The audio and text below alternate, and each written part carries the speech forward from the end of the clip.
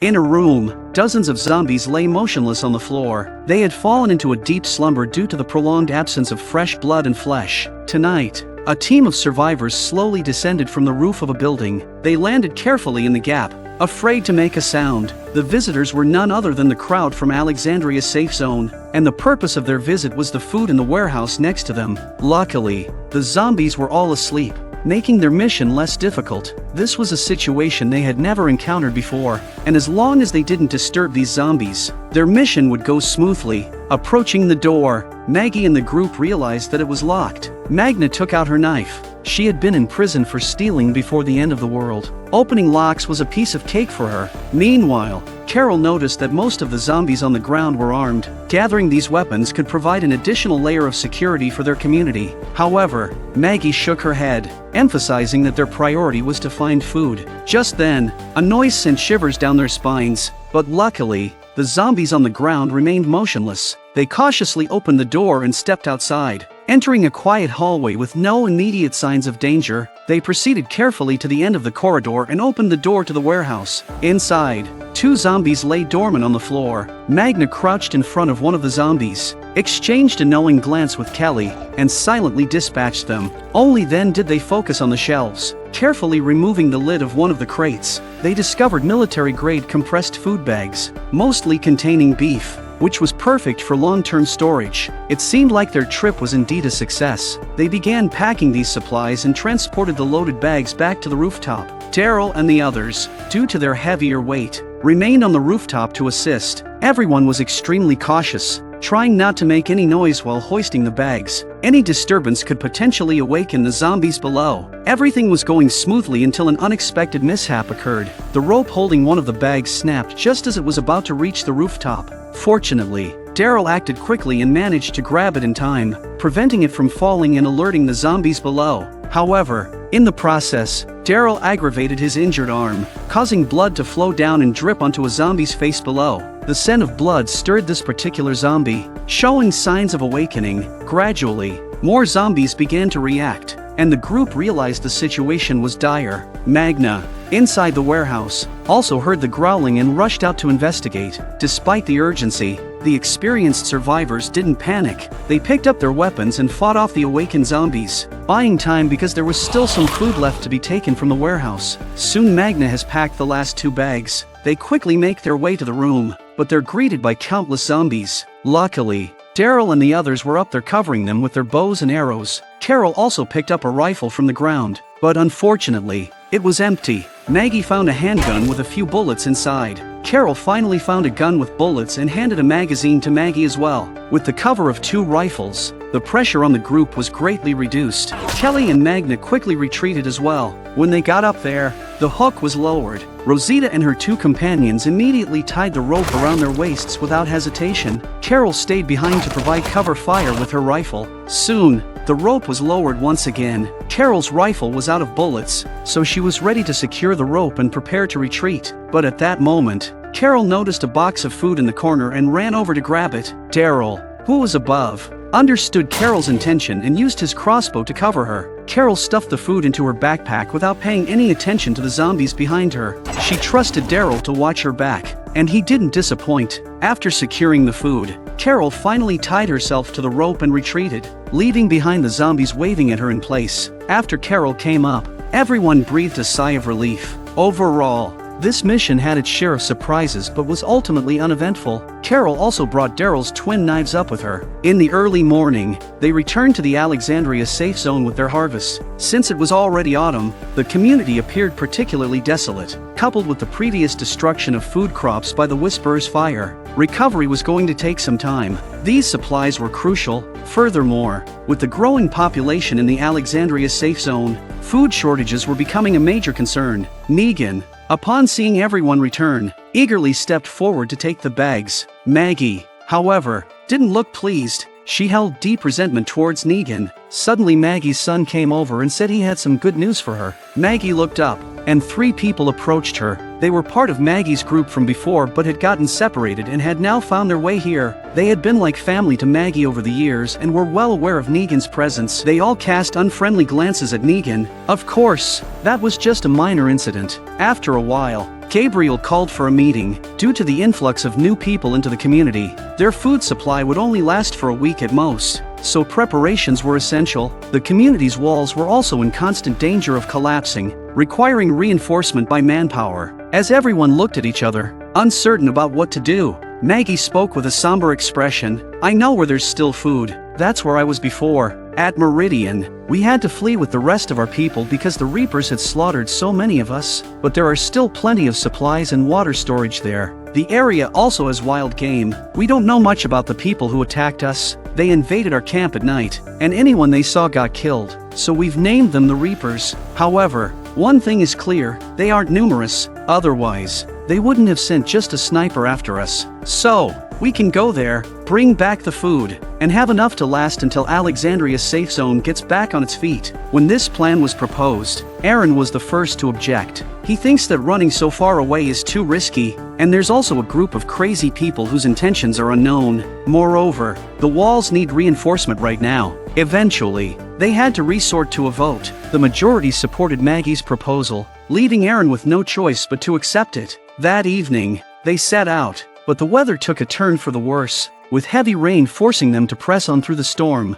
Negan was also required to participate in the mission because he was familiar with the route. He initially wanted to suggest waiting until the storm passed, but all he received in response were insults. No one was nice to Negan because of Maggie. As they continued, they spotted a subway station ahead and decided to enter, realizing that taking the tunnel route would provide shelter from the rain. Negan again suggests waiting until the storm stops. The tunnels could be dangerous. Negan had no choice but to say that we could just go north through the tunnel and change to another route at the airport station. Maggie doesn't dawdle and leads the group forward. Negan called out to Daryl to persuade Maggie. It's a bit of a tragedy for Negan, who's basically been ostracized from the group. There was nothing he could do. These people just wouldn't listen to his advice. So, the group proceeded along the tunnel, encountering some eerie situations along the way. However, every time Negan spoke up, suggesting they turn back, he was met with a barrage of mocking remarks, as if everyone had taken Maggie's side. Half an hour later, Daryl's dog suddenly stopped in its tracks, sensing something ominous ahead. The group also caught a whiff of a foul, rotting odor. As they approached, they saw body bags strewn across the corridor, extending as far as the eye could see.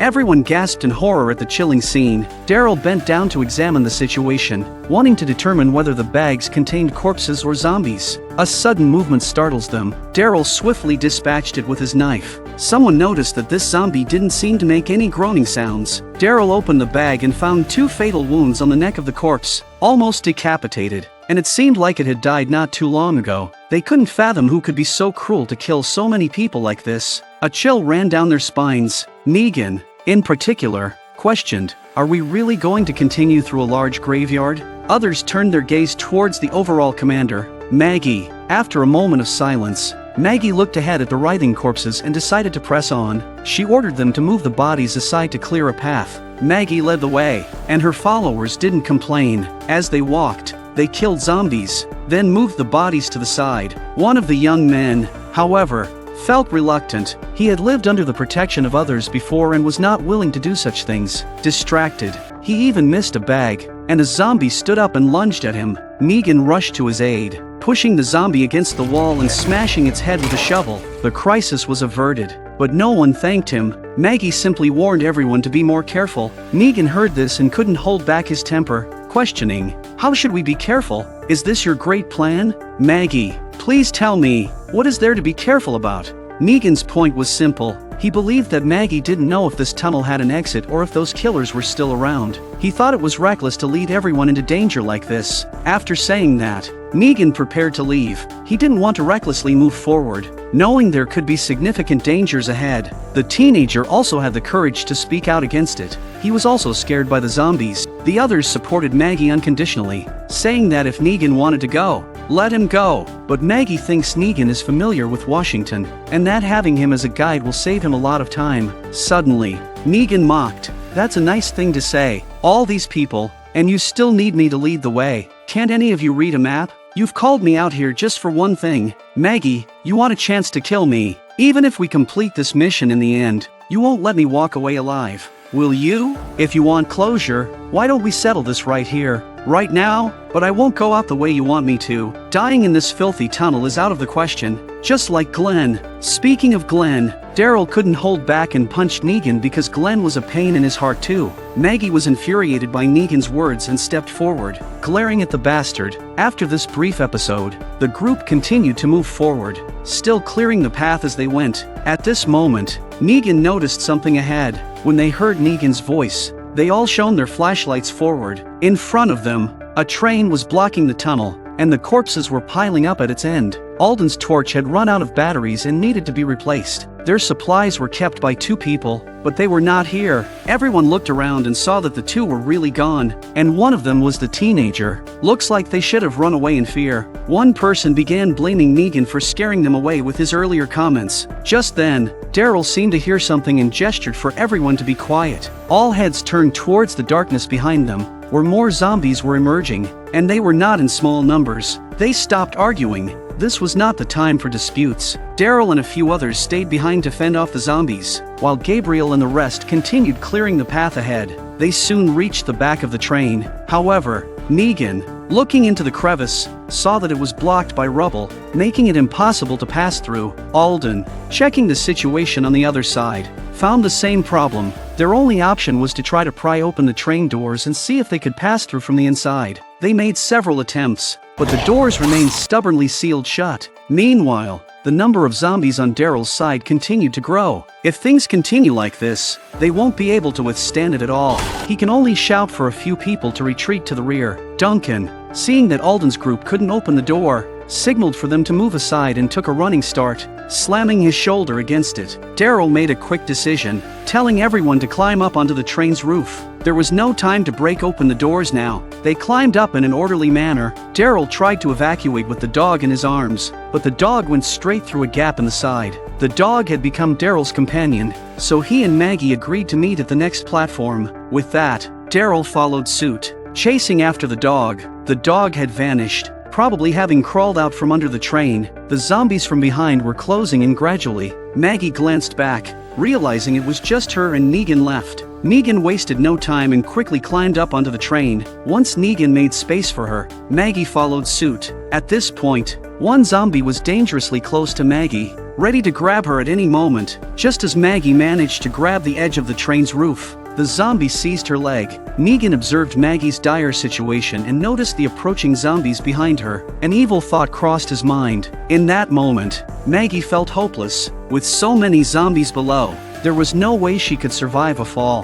Fortunately, Maggie didn't tumble down but landed steadily on the ground. However, as she tried to climb back up, another zombie beneath the train pulled her down. The zombies from behind were getting closer. Maggie could only use her pistol to kill them, and after firing 3 shots in a row, the pistol finally ran out of bullets. Maggie was overwhelmed by the horde of undead in the tunnel. Meanwhile, the rest of the group had climbed to the top of a train car. The lid here was conveniently removable, and Gabriel led the way. Jumping inside, there were only 3 zombies, all of which Gabriel dispatched. 3 minutes later, everyone had jumped down from the train car. They attempted to open the door between the train cars, but the handle had rusted shut and was impossible to open. It was only at this moment that Alden noticed there was no one on the train roof. He asked if anyone had seen Maggie. Negan's expression looked a bit unnatural as he pretended to look back and spoke. The others also looked around but didn't seem to doubt Negan's words. Alden considered going back to search for Maggie, but the others discouraged him.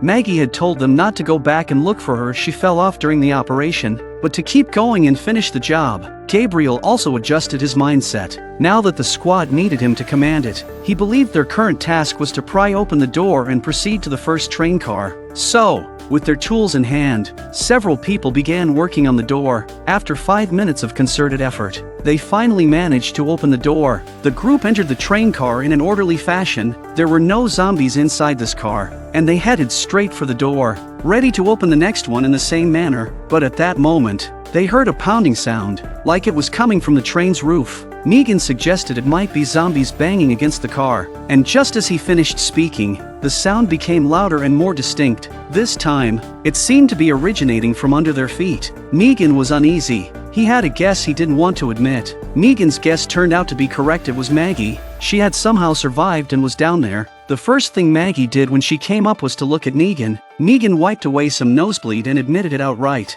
Faced with the accusations, Negan said, "I didn't actively try to kill her. She was in trouble, and I didn't go to help." There's a big difference. Negan's behavior may not have been immoral, but what he said made sense. The crowd couldn't refute it for a moment. At that moment, they heard a cry for help from the other side of the train car. They grabbed their weapons and rushed to the door, but when they saw what was inside, they froze. Trapped inside was the young man who had taken their supplies. He explained that they had opened a door in the tunnel, and many zombies had poured out, chasing them. It turns out the sudden influx of zombies in the tunnel was due to the actions of these two individuals who had fled. Negan wanted to go and help open the door, but Maggie stopped him. Opening the door now would mean facing a horde of zombies unprepared. Maggie's intention was to abandon the young man. With no other choice, Maggie sent Duncan to stop him. Alden was extremely displeased with Maggie's decision not to save him. He went up to help. Help! Gage? Alden? Maggie! Open the door! The boy was trapped in the carriage and the zombies were getting closer behind him. Gage is in a panic. He now realizes that he made a mistake and should not have run off with everyone's supplies. Desperately, Gage pleaded with Maggie to give him a chance to redeem himself. Maggie shook her head, refusing, stating that there simply wasn't enough ammunition to deal with the zombies. Maggie, listen to me. We have time. We can get that door open. Alden wants to save Gage. He doesn't want to watch a life fade away. However, this time, even Gabriel stepped in to prevent Alden from interfering. In truth, Gage had brought this fate upon himself. Sorry. I can't. Maggie's words felt like a death sentence to Gage. His eyes grew resentful, and as the zombies closed in from behind, Gage drew the knife he always carried with him. Everyone thought he was going to make a desperate last stand, but to their surprise, Gage took a deep breath and plunged the knife into his own chest. In fact, none of them could bear to do so, but not because of a deserter to bring all of us into danger. In the end, Gage was swarmed by the zombies, and he didn't cry out in pain but simply gazed silently at Maggie. The reason Gage had taken his own life was to leave Maggie burdened with guilt. After a while, Duncan tries to open the door on the other side of the carriage, but it's really rusty and his efforts don't help. Meanwhile, Gabriel and the others sat in their seats, trying to rest. It was at this moment that Gage rose again, but he had become one of the zombies. They glanced at him and then averted their eyes, all feeling a sense of guilt. You guys don't want to look at him. Why? Why won't you look at him? All that is the shell of a man who died a coward. It's a hot take, Father. Who's scared? They didn't deserve to die like that. In the worst way imaginable. Maggie approached. Understanding that Alden blamed her for being too heartless, she explained, "This way of dying isn't that bad. I've faced far worse challenges in the years I've been away. The world outside is 1,000 times crueler. So, I won't feel guilty about this, and I don't believe I've done wrong." Maggie had indeed changed a lot. The Maggie of old would never have turned her back on someone in need, but this was the apocalypse, and people grew in the face of one perilous situation after another. Indecisive people don't make it to the end. At a certain point in the tunnel, the wall had been chiseled open, and a man and a dog emerged. It's Daryl, who's been separated from the group to look for the dog. Daryl had no idea of his current location and was even more uncertain about the whereabouts of his companions. The tunnel was cluttered with various household items, indicating that survivors had once lived here. At that moment, the dog stopped at the corner of the wall. There seems to be something inside. Daryl got closer to see what turned out to be zombies, presumably the people who had lived here before, either frozen alive or starved to death. Just as Daryl was about to give this stranger a final farewell, distant screams echoed through the tunnel. The dog immediately began barking furiously and darted into a nearby corridor. With no other option, Daryl followed, crawling through the pipes for about 10 minutes until he reached the end. As soon as Daryl landed on the ground, 2 zombies surrounded him, and he took them out with a few swipes of his meteor hammer. Daryl proceeded forward, following the source of the screams he had heard earlier. There were blood stains on the ground, and he couldn't discern whether they belonged to his comrades or the zombies. Suddenly, he heard the dog barking in the darkness. Daryl called out softly, but a trembling figure emerged. At first, Daryl thought it was a zombie and prepared to defend himself. However, As he got a clearer view, he realized it was one of the teammates who had fled with Gage. The person, Roy, was covered in blood and appeared to be severely wounded. Zombies were still in pursuit. Daryl couldn't stand by and watch. He immediately assisted the dog in eliminating the pursuing zombies. Afterward, Daryl quickly set down his backpack and examined Roy's injuries. Despite Roy's severe appearance, the wounds weren't caused by zombies and could be managed with proper first aid. Roy admits that they initially tried to sneak back to the surface, but they unexpectedly encountered a zombie horde, which led to his separation from Gage. Daryl inquired about the supplies they had with them, especially the ammunition. Roy looked guilty as he confessed that the backpack had been lost during their escape. Daryl didn't press further and began using cotton to help stop Roy's bleeding. Stop, but don't waste that on me. Feeling guilty about his earlier escape, Roy handed Daryl the only remaining grenade and a pistol. Tell my kids I didn't die a coward. Inside the carriage, Duncan and the others were still struggling to open the door. After their efforts, the door finally opened, which was good news. Everyone's eyes turned toward it, but there was another door inside. A man stepped forward to try and open it, but after a few attempts, he noticed that it was blocked from the inside with a chair. It's too difficult to open. They exchanged helpless glances. Then, their gazes turned to Maggie, expecting her to make a decision on what to do next. It was at this moment that they noticed the other door on the opposite side of the carriage was starting to loosen, likely from the continuous pounding of the zombies. They readied their weapons, prepared for a fight because they had no other option. Duncan grew increasingly anxious, vigorously trying to break open the door at the rear. If there's too many zombies coming in, they won't be able to clear it. Gabriel, holding a shotgun, stood at the forefront, and the others were ready, waiting for the zombies to breach. Soon, the carriage door could no longer hold, and it collapsed under the pressure. Gunshots rang out, and Daryl, in the tunnel, heard them distinctly. His comrades were undoubtedly in trouble. He hurriedly rushed forward with the dog. Gabriel's shotgun had devastating power, taking down 2 or 3 zombies with each shot. When he ran out of shotgun shells, he switched to an AK rifle, exhibiting a one-against-many attitude.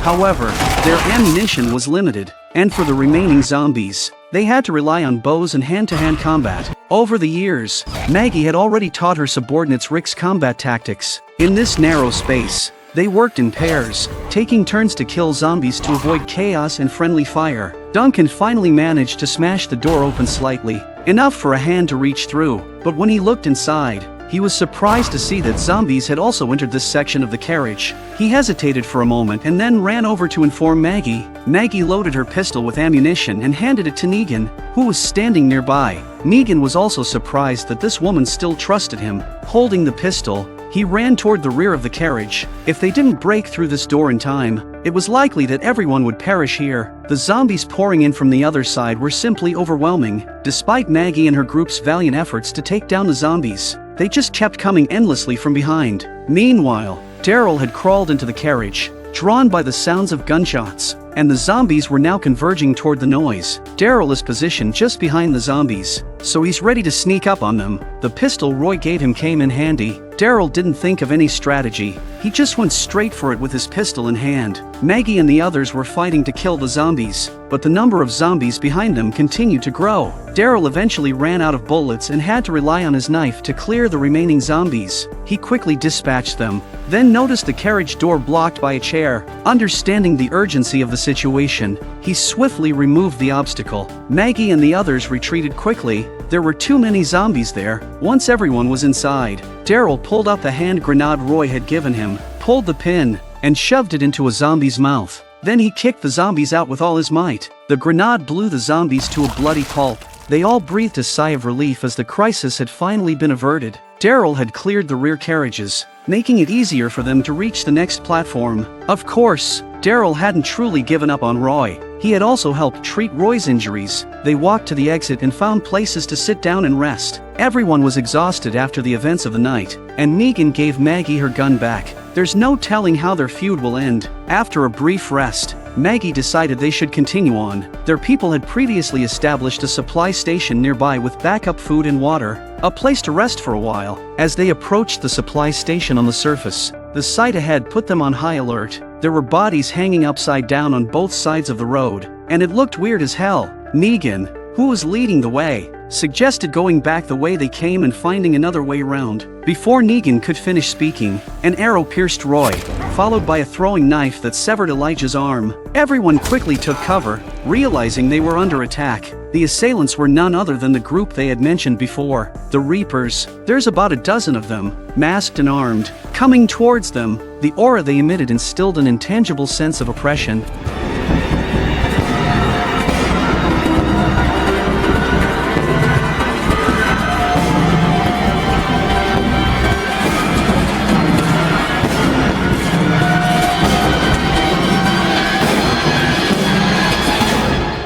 The survivor squad arrived at a crossroads, and the scene before them left them utterly shocked. They saw lifeless bodies hanging upside down on both sides, as if the end of this road was a gateway to hell. Negan had intended to suggest going around this place, but before he could finish his sentence, Roy was struck by an arrow through the head. Elijah's hand was severed by a flying dagger, and there were arrows coming at them from the air. They had no choice but to seek cover and hide. Daryl cautiously peeked out and saw a dozen masked figures armed and approaching them. They were the Reapers, the very ones Maggie had warned them about. And these people moved through the woods like ghosts. Alden hadn't even spotted the enemy when a throwing knife found its mark in his shoulder. Elijah, who had lost his hand, was slow to run, and one of the Reapers wiped his neck from behind. Duncan, who was sprinting, couldn't escape his fate either, as several throwing knives embedded themselves in his body. These Reapers didn't engage in direct combat. They moved like specters, waiting for the perfect moment to deliver a deadly blow. Daryl saw one of the Reapers disappear into the woods and immediately called his dog to chase after them,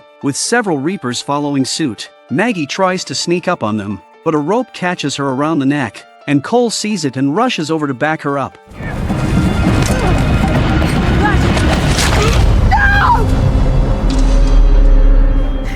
When Maggie managed to break free and stand up, the surroundings had fallen eerily silent. Maggie picked up Cole's scythe, sensing someone watching her from behind. The Reaper seemed surprised, but by the time he turned to look, Maggie had disappeared. The following morning, Maggie followed the trail of blood on the ground. Most of the group had scattered. They were being hunted by the Reapers. Maggie was seething with anger. This organization had previously destroyed their home, and now they were mercilessly slaughtering her group once again. She refused to believe that all her friends had been killed. Finding them was her top priority now. Maggie kept a vigilant eye on her surroundings, confident that she had shaken off the Reaper who had been tailing her. After a while, Maggie arrived at the side of a building. She had intended to open the door and take shelter for a while before searching for the others. But just as Maggie was about to open the door, the Reapers caught up to her. Maggie quickly ran behind an obstacle and hid, but she didn't see her attackers. Luckily, the door wasn't locked, and Maggie easily slipped inside. This seemed to be a staircase leading to the basement. At the very bottom, there was a door that Maggie opened and stepped inside. She then placed a glass bottle behind the door, a precaution in case the Reapers were to follow, giving her an early warning. After these actions, Maggie fumbled her way into the basement. The place appeared deserted and hadn't seen human activity in quite some time, she guessed. Following the signs on the wall, Maggie made her way to the stairs on the other side. This building had multiple floors, and she was determined to reach the top for better visibility of her surroundings. 5 minutes later, Maggie had lost count of how many floors she had climbed. Maggie was looking down with her torch when suddenly a zombie jumped at her from behind. Fortunately, her quick reflexes prevented her from getting bitten, and after a struggle, she dispatched the zombie with a knife to its head. Unfortunately, her flashlight had fallen as well, probably due to the severely decayed railing. Now, Maggie had no choice but to ascend the remaining stairs in darkness. 15 years in the post-apocalyptic world had made Maggie remarkably resilient. Upon reaching the top floor, Maggie prepared to use her lighter for illumination. Unaware that a figure was lurking behind her, Maggie kicked the Reapers straight down. Maggie breathed a sigh of relief, realizing she might have died if she hadn't heard the noise from inside. But at that moment, footsteps echoed in the darkness once more. Maggie had no choice but to rush into the room ahead. This floor appeared spacious. In the pre-apocalyptic days, it might have been under construction for a shopping center or something similar. Maggie cautiously explored the room, as the noise had emanated from here earlier. Suddenly, Maggie noticed movement behind the wall. Maggie used all her strength to hold onto the scythe. If she couldn't hold on, she would die. She wanted to get the bottle next to her to fight back. so she used her foot to support the man's arm, and then freed one hand to get the bottle. That's when Negan appeared behind the man and he slammed his stick down. They exchanged a quick glance but didn't have time to speak. Maggie picked up a knife from the floor and thrust it into the Reaper's back. However, the man managed to retrieve 2 items from his waist and tossed them in their direction.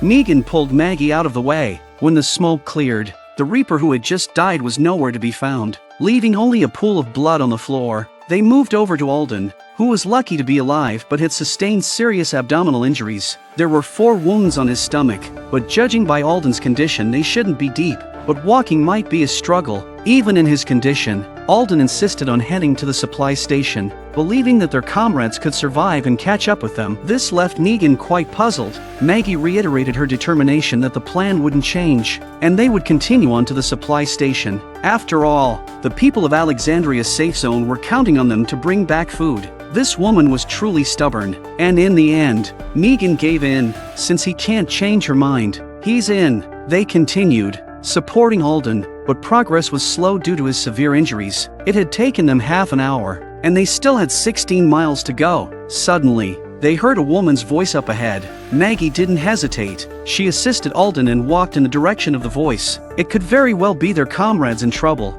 Facing the Reapers, following the sound, they arrived at a house where a woman was fighting off zombies. It was their companion, Agatha. Upon seeing Maggie approach, Agatha's voice trembled as she said, "Duncan is in bad shape." Maggie followed Agatha inside and saw Duncan leaning against the wall. Duncan had been struck by several throwing knives the previous night, and now he was close to the end. Maggie found it hard to accept. Over the past few years, Duncan had become like family to her. He had not only supported her unconditionally but had also been exceptionally kind to Herschel.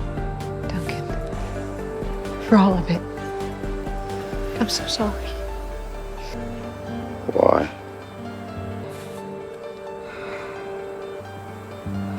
We were lucky. We were good. For a little while. Promise. Make sure she gets home. With a heavy heart, Maggie bid Duncan a final farewell, and they resumed their journey. Only they were followed by zombies, and not a few of them. As they walked, Alden and Maggie began to chat, reminiscing about everything that had happened at the hilltop, and he was convinced that Maggie had the power to keep everyone alive. As they continued, Alden was about to suggest that they leave him behind if the zombies got too close, realizing that his injuries were slowing them down significantly. But before he could voice his thoughts, Maggie interrupted him. She reassured Alden not to entertain such thoughts, as they would never abandon him. After a while, they noticed a body hanging from a tree up ahead, seemingly burned alive by someone. A sign above read "Hell," likely some kind of warning. As they paused in bewilderment, a large group of zombies began to surround them. Maggie yells at everyone to get out of there. Negan and Agatha covered them with their weapons. Just a few meters out, Alden accidentally fell to the ground and Negan quickly ran up to take over from Maggie. Negan instructed Maggie to cover from the side. Agatha had just killed a zombie but had her hand grabbed by another. Maggie was very anxious. She fought to kill the zombies and tried to pull Agatha out. Negan rushed up and hugged Maggie, telling her not to do anything rash. Agatha can't be saved. Maggie, in a fit of hysteria, demanded that Negan let go. She had just promised Duncan that she would bring Agatha back home, but now it had come to this. An hour passed, and Maggie finally regained her composure. This time, they were walking on a road, which was faster. After a while, a house appeared in front of them. Maggie decided to go inside and take a rest. While she and Negan could endure, Alden's injuries were severe. Inside, they were surprised to find an abandoned church. They sat on pews to catch their breath. Alden turned to Maggie and said, "You should leave me behind. At this rate, when will we ever reach the supply station? I'm just a burden now, and you both know it." Seeing that Maggie remained unmoved, Alden continued, "Do you know why I left Negan to join you? Because you always do the right thing, leading everyone to survive. So now, you have to do the same. Food is our mission. The children at Alexandria's safe zone are waiting for you, including my son, Adam. If this plan fails, everything we've done, and our future, will be meaningless. Everyone will starve." In the end, Maggie was swayed, and they decided to leave Alden behind temporarily, promising to return for him after completing the mission. They could only hope that the Reapers wouldn't find him in the meantime. And so, Maggie and Negan continued their journey together. It remained uncertain whether this arch-rival pair would be able to harmoniously complete their mission.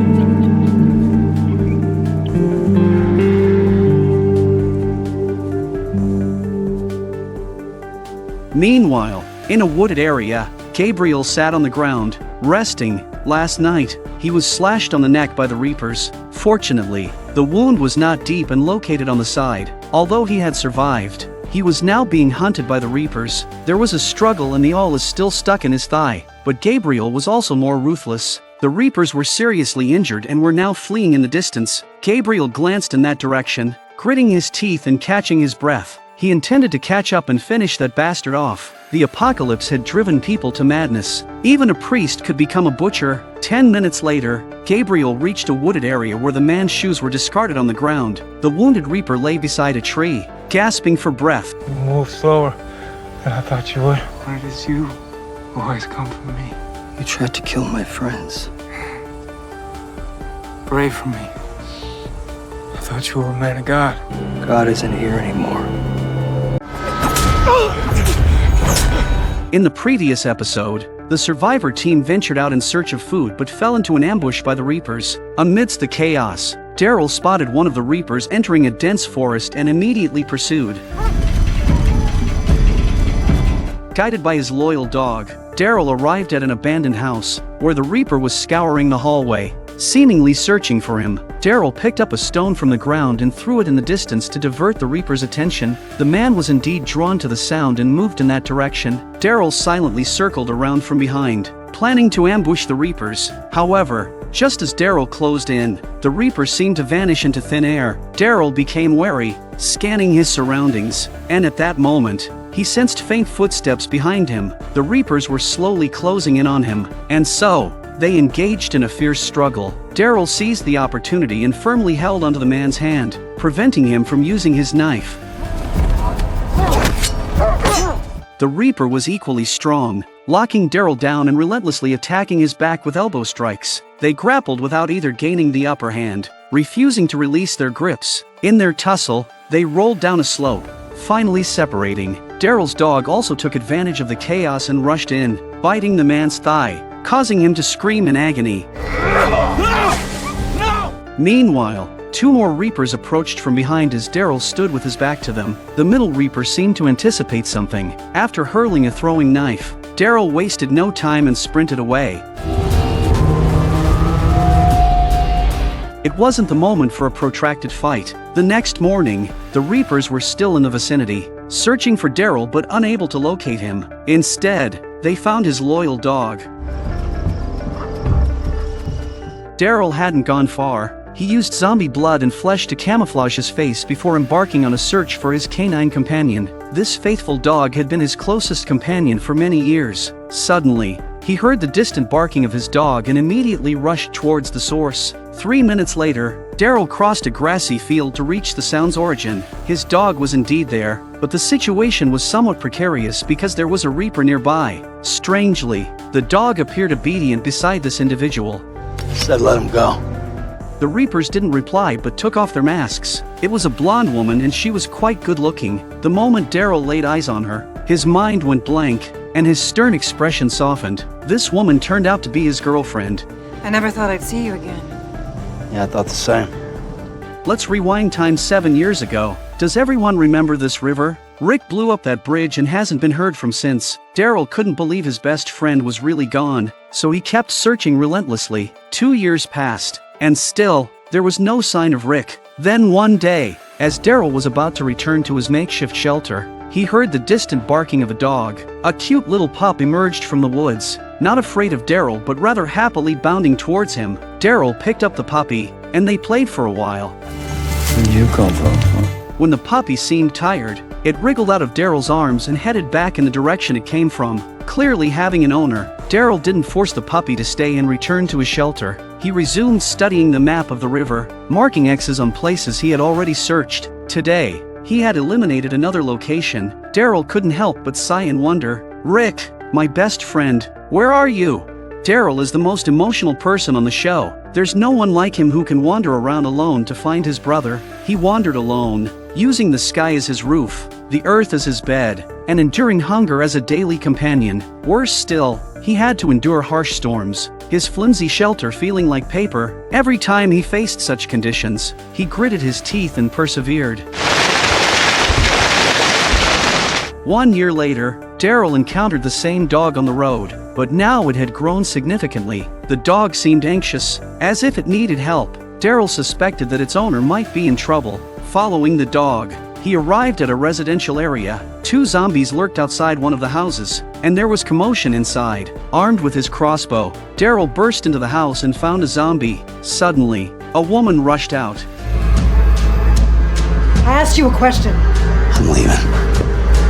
By nightfall, Daryl found himself bound to a chair. The woman tossed the zombie's body outside and continued to interrogate Daryl about why he had come here. Daryl reluctantly says, "Your dog found me. I just wanted to come and help." The woman, however, sneered, "You're tied up here now. Your life is in my hands. Do you really think I need your help?" Daryl fell silent, not wanting to explain further, but women are so strange. She puts the gun down when she sees Daryl's indifference. Then she cut the rope with a knife and told him to get out of there. 6 months later, Daryl still hadn't found Rick, and a scar adorned his face. The dog would occasionally seek him out, like an old friend reuniting after a long absence. Each time, Daryl would escort the dog back home. As a result, he became increasingly familiar with the woman. Another 8 months passed, and Daryl was still without any sign of Rick. At times, when he caught fish, he would secretly leave them at the woman's doorstep. Upon discovering this, she came to his temporary shelter to express her gratitude and noticed Daryl's frostbitten hands. With winter approaching and temperatures dropping, she extended an invitation for Daryl to spend the night at her house. It was on this evening that the woman finally let her guard down and shared her past. Her name was Leah, and she had secluded herself here for a year, devastated by the loss of her son. Daryl's arrival had disrupted the tranquility of her life. As the days passed, their relationship became extraordinary. They fished together and lay on rocks, studying maps together. The hearts of 2 wanderers gradually came together, and they even took the final step. However, 10 months later, Daryl expressed his desire to venture farther in search of Rick. He assured Leah that he would return in a few days, but Leah was very upset. It's not that she's preventing Daryl from going out, but rather that this man's heart seems to have no place for her. His mind is consumed with thoughts of finding his brother, whom Leah believes is already dead. She wonders where she stands in all of this. In the end, Leah left the decision to Daryl. Ultimately, Daryl set out on his mission to find Rick, as it had become his unwavering duty. After 5 days of looking outside, Daryl still hadn't found any sign of Rick. However, when he returned to the cabin, he found it in disarray, and there was no sign of Leah. The framed photograph of Leah and her son had been taken. Daryl couldn't help but understand that Leah had likely left. At that moment, the dog emerged, indicating that Leah hadn't taken it with her. Intending it to be a companion for Daryl, Daryl suddenly felt a sense of emptiness in his heart, uncertain whether Leah would ever return. So, in a place known only to the 2 of them, he hid some food and left a note with a map leading to the Alexandria safe zone. The message read, "You are my ultimate destination. If you come back, come find me." After that, Daryl took the dog and left. People are indeed strange. Often, it's only after losing something that they truly appreciate its value. Daryl never saw Leah again. Little boy, we won't get her back. Then it was Carol who found him and asked Daryl to look after Henry as he studied medicine at the hilltop, only to run into the Whisperers.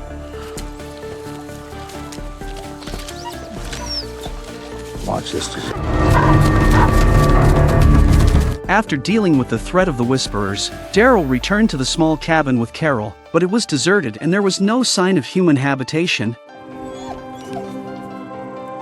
The dog seemed to catch a scent, becoming visibly agitated as it focused on a wooden board. Carol had to pry the boards open, and this was where Daryl had put the note.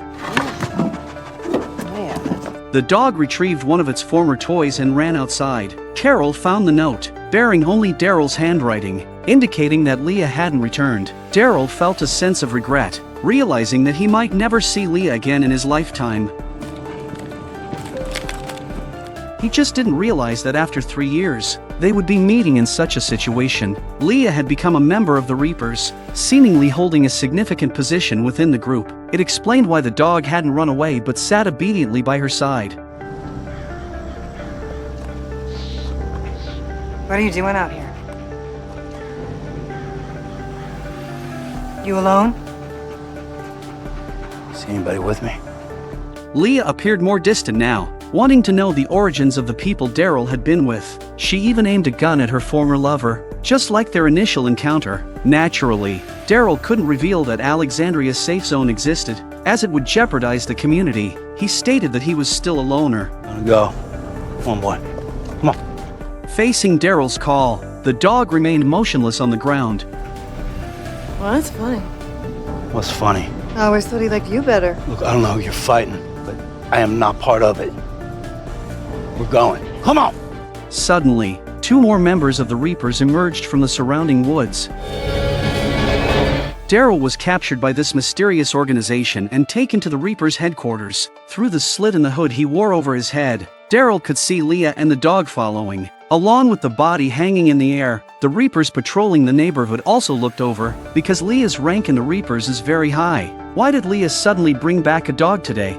In the end, Daryl was brought to a shipping container and tied to a chair, seemingly prepared for a harsh interrogation. In the last episode, the Reapers captured Daryl and brought him back to base camp. They were trying to get information out of him about where Maggie and the others came from. Leah walked up to Daryl and removed the hood, and they shared an awkward glance. Considering they had been a loving couple 3 years ago, Daryl apologized, saying, "I went back to find you, but you were gone. I'm sorry to have let you get mixed up with these people." However, Leah retorted, "There's no need to apologize. These people found and accepted me. They're my family now." Hearing this, Daryl understood that they could never go back to how things were. Leah still held some affection for their past, which is why she wanted to talk to Daryl alone, hoping to gather information in a gentler way. But there was no way Daryl would betray Alexandria's safe zone, so he lied and said, "The family I told you about fought a war against a group called the Whisperers a long time ago, and they were all wiped out. I'm just wandering around on my own now." Leah was quiet about the answer and wondered if she believed it.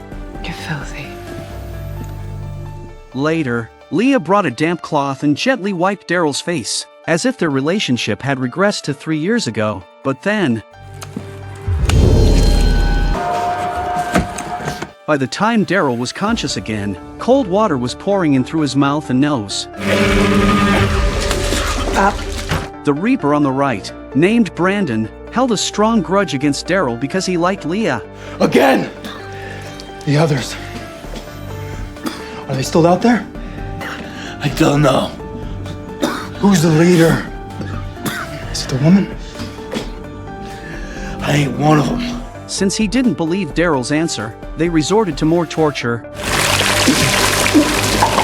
This time, the torture lasted a long while, and Leah began to feel uneasy. I said stop. I'll handle it. I said up. Brandon was not convinced, but he did what he was told. After all, Leah was second only to the boss. Leah removed the hood from Daryl's head and said sternly, "I need you to cooperate and tell us everything you know. Our leader won't be as lenient." Leah's words carried a threat, but it was also an attempt to get Daryl to cooperate and suffer less. After some contemplation, Daryl responded, "I encountered those people on the road, made a trade with them for some food and supplies. I've known them for less than a week." Leah shook her head, clearly not buying into the story at all. Go ahead, kill me if you want. I got nothing else to say.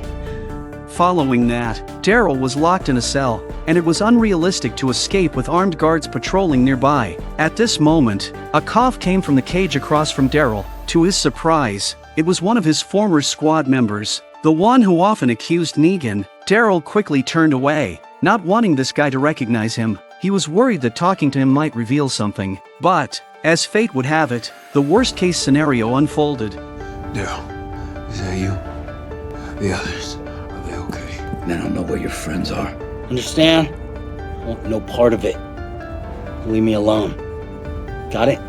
The man first appeared confused but then understood Daryl's intentions. There must be someone outside listening to their conversation. He nodded his head in cooperation. However, just as they finished their conversation, two members of the Reapers entered, intending to take the man from the opposite cage away. 5 minutes later, Leah arrived at the cell door. She criticized Daryl for being as stubborn as ever and not willing to tell the truth. But Daryl replied, I've never lied to you. Never, Leah. The look on his face is as sincere as it gets. It's true that men are all born liars. Upon hearing that, Leah was also somewhat moved. Nonetheless, she persisted and asked again, how much do you really know about those people? Daryl remained steadfast, claiming he knew nothing. He added, if I can help you in any way, I'm willing to do it. You know me. Give me the dog and let me leave this place. I promise you won't see me again. While they were conversing, the two Reapers returned with the man they had taken away, indicating that they hadn't had a chance to interrogate him. Leah expressed her confusion and asked what had happened. Found Bossy. And Turner? They proceeded to the leader's room, and upon entering, they heard cries of grief. They went straight to the house. Leah pulled back the curtain and there stood their leader, while seated was their returning comrade in arms, Bossy. Bossy was the Reaper who had been hit by Maggie's throwing knife. Inside the room, a priest was praying for the deceased. The dead man was also killed by Maggie and Negan, and his body was carried back by Bossy. This Reaper organization not only possessed formidable combat skills but also shared a deep bond of friendship among its members. Leah looked at her dead family with a look of sadness on her face. At that moment a slim figure stepped out, with his elegant demeanor and gold glasses. Who would have thought he was the boss of the Reapers? His subordinates referred to him as Pope. Pope was furious. The pursuit of Maggie's team had resulted in heavy losses this time, except for Bossy, who brought back the body of one of his mates. There's still one unaccounted for, the one Gabriel killed. So Pope is furious, and he's going to make these people pay, especially Maggie. Meanwhile, in the cell, Daryl was attempting to break free from his bindings. Just then, Leah returned to the cell, and Daryl quickly noticed that she seemed sad. He couldn't help but inquire about what had happened. Leah, with sadness in her voice, replied, one of our brothers has died. She then began to talk about the pre-apocalyptic times. These Reapers had once been Special Forces soldiers, but after retiring, they became mercenaries. They had fought in various parts of the world and had formed deep bonds of brotherhood among themselves. A few years ago, Pope had found them and established the current organization. Talking and talking, they brought up the time when they were in love, which was a good memory. Leah adjusted her emotions and continued, I can help you because no matter what, I still care about you. I don't want anything bad to happen to you, but you need to tell me some information. Anything you can. I can try to convince Pope to let you join us. Otherwise, death awaits you. After some contemplation, Daryl decided to reveal some information. He said, the woman you mentioned is the leader because I'm an outsider. They usually communicate using codes. In the team, there's a tall, skinny guy who never stops talking, and there's also a priest carrying a shotgun. These three are the leadership. Their purpose on this mission is to rendezvous with a larger force, probably consisting of over 30 warriors. More than your people, that's all I know. Armed with this information, Leah stood up, preparing to go to Pope and secure Daryl's release. Later, she went to Pope's room and discussed the idea of bringing Daryl on board. The reasoning is that they need more men now, and Daryl fits perfectly with the idea of the Reapers who never shies away from danger and isn't afraid to die. Initially, Pope was hesitant, but Leah and Pope shared a unique bond, sometimes resembling that of a father and daughter. Furthermore, Leah assured Pope that Daryl would not disappoint. Pope finally relented but insisted on meeting Daryl in person. A while later, Daryl was once again brought to a container, waiting for Pope to arrive. Leah instructed the others to leave and then proceeded to untie Daryl. Suddenly, they heard a loud noise at the door. Leah sensed that something was amiss and tried to open the door, but it had been locked from the outside. As Leah struggled to understand the situation, liquid began to seep in under the door, and the scent in the air suggested it was gasoline. The lights inside the room went out, and a trail of fire started spreading from the doorway. Pope was attempting to burn them alive. Daryl sprang into action, trying to remove the wooden boards from the window, but they were securely nailed in place and proved difficult to remove. Leah, on the other hand, tried smashing the window with a chair, but her efforts were in vain, and the thick smoke began to affect her ability to move. Daryl decided to dismantle the metal pipe support near the wall to use as a tool. However, the pipe was scalding hot from the fire. Leah pointed out that the pipe support had iron bars, which could be used as a tool. With this newfound tool, they managed to break open the window quickly. Daryl smashed the glass with his hand and then pulled Leah out through the window before leaping out himself. They gasped for fresh air, narrowly escaping the life-threatening blaze. Leah lifted her head and realized that their fellow Reapers were watching them. She couldn't help but understand that Pope had put Daryl to the test with her life. Leah wasn't angry. Instead, she walked over to join her comrades. Daryl faced them without fear, as he had never been one to back down. Forged by fire. Ordained by God. Welcome him! In this way, Daryl successfully passed the test and was accepted into the Reapers. Daryl was then called into a room alone by Pope to ask questions. Pope may have had a friendly appearance, but he saw himself as a godlike figure, and judging by the fact that he's prepared to sacrifice Leah to the test, there's just something sinister and scary about this guy. During the questioning, Daryl didn't adopt a submissive attitude. Instead, he remained defiant, not hiding his rebellious nature. Daryl understood that if he simply flattered Pope, he would meet a quick demise. Once the questioning was over, Pope invited Daryl to dine with him. After the test and conversation, Pope felt that Daryl was a good fit for the Reapers. He instructed his followers to treat Daryl as one of their own. Pope went on to introduce Daryl to Bossy. Speaking highly of him, Pope mentioned how Bossy had walked 16 kilometers back home, carrying a fallen comrade while injured. Pope admired him for this and expressed his gratitude. Bossy modestly downplayed his actions, saying he had only done what anyone else would have done. Pope nodded and then signaled for Bossy to turn around, asking if his back wound still hurt. You made anything? I just have one question. Sure. Something's been bothering me. Where were you when Turner was being attacked? I was right there, just like I told you. Uh-huh. Facing the enemy. Yeah. He's been through enough. The implication behind Pope's question was clear. He didn't trust his men's words and believed that Bossy had abandoned his comrades during the battle, as fleeing was a natural human instinct. Bossy is freaking out. This sudden turn of events startled everyone, and Bossy was pinned down in the fire pit, burning alive.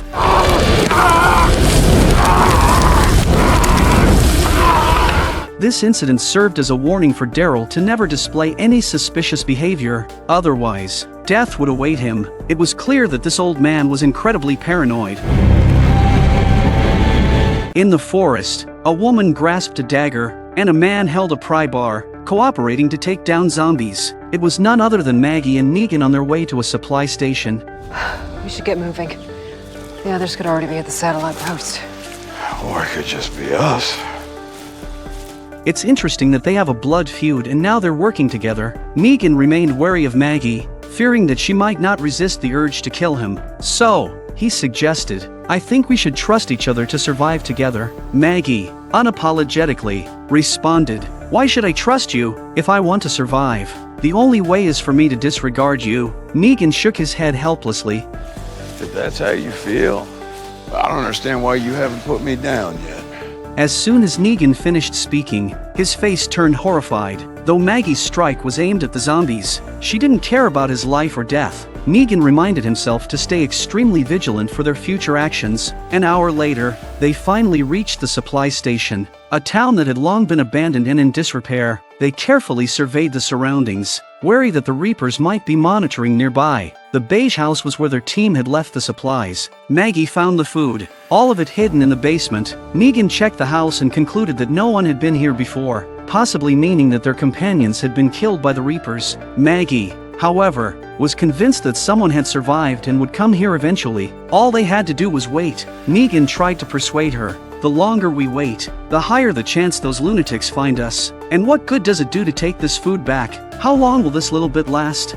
He advised waiting until sunset. If no one came by then, it would mean that the others were most likely dead. Maggie wanted to argue, but Negan was stating the uncomfortable truth she didn't want to accept. So, they waited until the sun went down, and still, no one came. Negan stood up to pack the supplies. He was leaving to take the food back to the Alexandria safe zone. He told Maggie that this mission was over, and the others wouldn't be coming. Negan didn't want to clash with Maggie. He simply believed that they needed to keep a clear head and not let sibling bonds cloud their judgment. It was at this moment that they heard footsteps outside, followed by the door opening. They immediately went on guard. It was Gabriel and Cole. Thank the heavens they were still alive. Though Gabriel had sustained a leg injury, Cole helped Gabriel sit against the wall as they reunited in the forest. They had assumed that if Maggie was alive, she would come here. Then Gabriel asked how the others were doing. Maggie, with a heavy heart, replied, "Duncan and Agatha, they're both gone. Alden got hurt,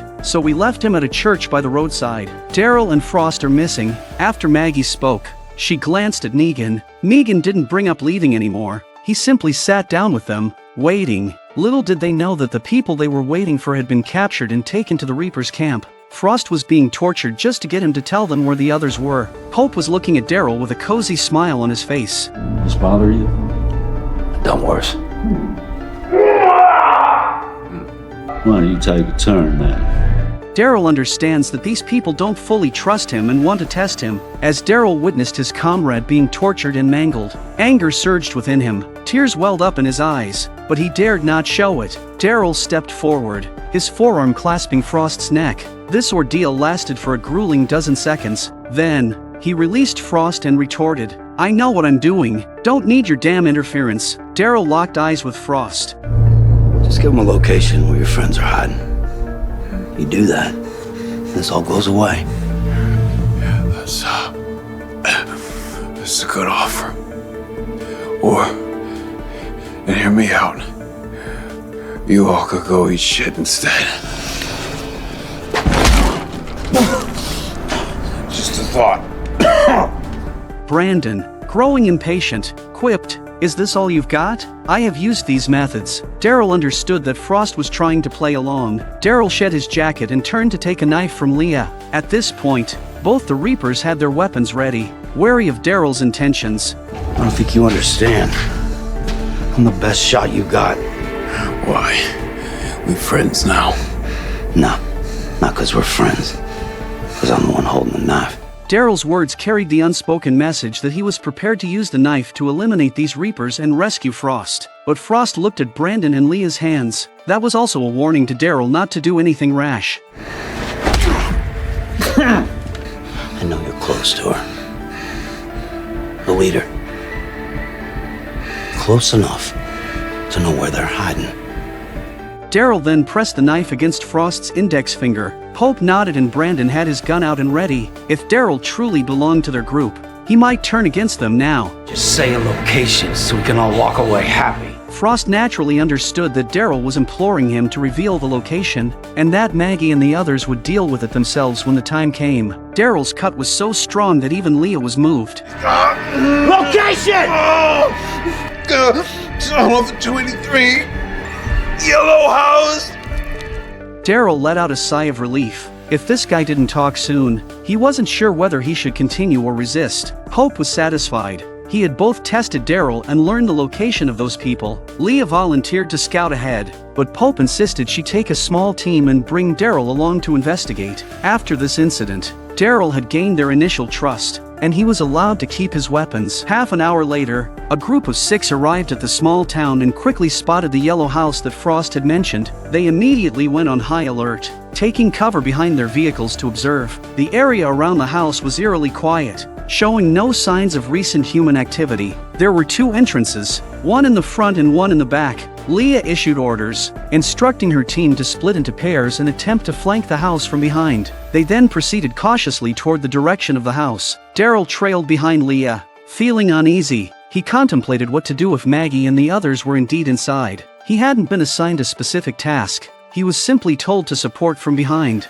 Soon the Reapers were approaching the house. They were all special forces before the end of the world, and they were very good at these things. Daryl was in a hurry, and instead of following first, he looked at the wires on the roof of the car and shook it vigorously. He hoped that if there were people inside, they could see what was going on outside and take precautions in time. Fortunately, Maggie did indeed notice through a crack in the door. The wires couldn't shake on their own. Someone had to be out there. 3 minutes later, Brandon broke down the door and they rushed in to check, but it was empty. Daryl also breathed a sigh of relief. Maggie and the others weren't inside. Leah, on the other hand, noticed bloodstains on a bandage on the table that were still fresh, suggesting that those people had been here not long ago. Daryl paid no attention to them and proceeded upstairs to search. 3 minutes later, they had scoured the entire house and found no one. However, as Daryl descended the stairs, he noticed that the carpet had been shifted, and the patterns on the floor were different, indicating a hidden compartment below. Daryl's heart raced.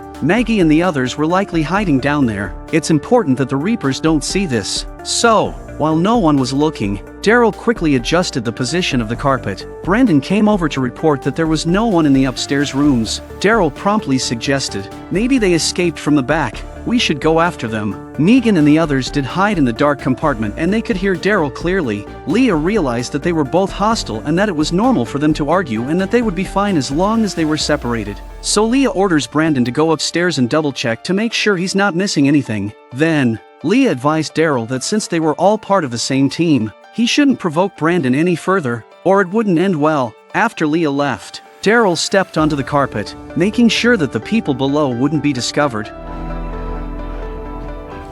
They ran. They ain't coming back here. I didn't think about it. You hit them hard. Even if they got more people, they wouldn't come back here. It's a bad move. You'd see them coming from a mile away. Trust me, they ran.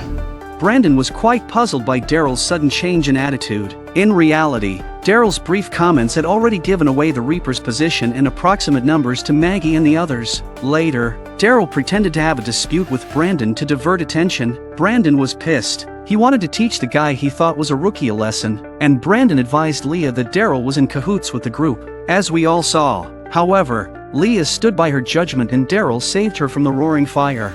If you think this guy is ever gonna give a shit about any of us, you're gonna fail. No, he's right. I don't give a shit about any of you. Except you. I'm here for you. It's no secret I made mistakes. But I'm here right now. Maybe I'd be better at it this time, if you'd let me. Daryl's words moved Leah once again. Leah decided not to dwell on the conflict and instructed them to search immediately, realizing that they had already wasted too much time. Brandon wanted to say more but was interrupted by Leah, who directed them to focus on the task at hand. That's when Brandon noticed the mat on the floor. Daryl had his knife drawn and was ready to strike. But to Brandon's dismay, there was no one down there. In reality, while Daryl and Brandon argued, Maggie had already led her group out through the hidden door. That night, Leah and her team returned to their base, where Pope approached. Ready to hear their report, Brandon apologized, saying, "When we got there, everyone had already left. This operation was a failure." Upon hearing this news, Pope didn't react with anger as he usually did. Instead, he chuckled and informed them, "While you were away, I had a nice little chat with our guest. He may not have said much, but I got everything I needed." He looked at Daryl with a smile, sending a chill down Daryl's spine. Could it be that Frost had spilled everything? Pope continued to smile and then turned to gaze at the distant trees. Frost had already turned into a zombie. Daryl stood there, expressionless, overwhelmed with sorrow and anger, but from the looks of it, Pope shouldn't have known he was undercover, otherwise he would have been arrested as soon as they met. In the previous episode, with Daryl's assistance, Maggie and her group cleverly escaped from the pursuing Reapers. Instead of returning home after leaving the small town, they decided to head towards the Reapers' stronghold. Maggie believed that it was better to deal with these fanatics now that they knew the location of the Reapers' base and their strength. This way, they could seek revenge and acquire their resources. Negan was the first to oppose this plan, as he didn't agree with risking their lives for a few supplies. He even asked Gabriel to try and reason with Maggie, but Gabriel echoed Maggie's sentiments. Negan sighed in exasperation, finding these people single-minded. Maggie told Negan, "You're only concerned about saving yourself, not defending our fellow survivors. If you want to leave, go ahead." After some contemplation, Negan eventually compromised, but he had one condition. He wanted Maggie to make a promise that once this was over, they would put their past grievances behind them. Negan held out his hand and Maggie shook it with her own, signaling her agreement. Negan finally smiled,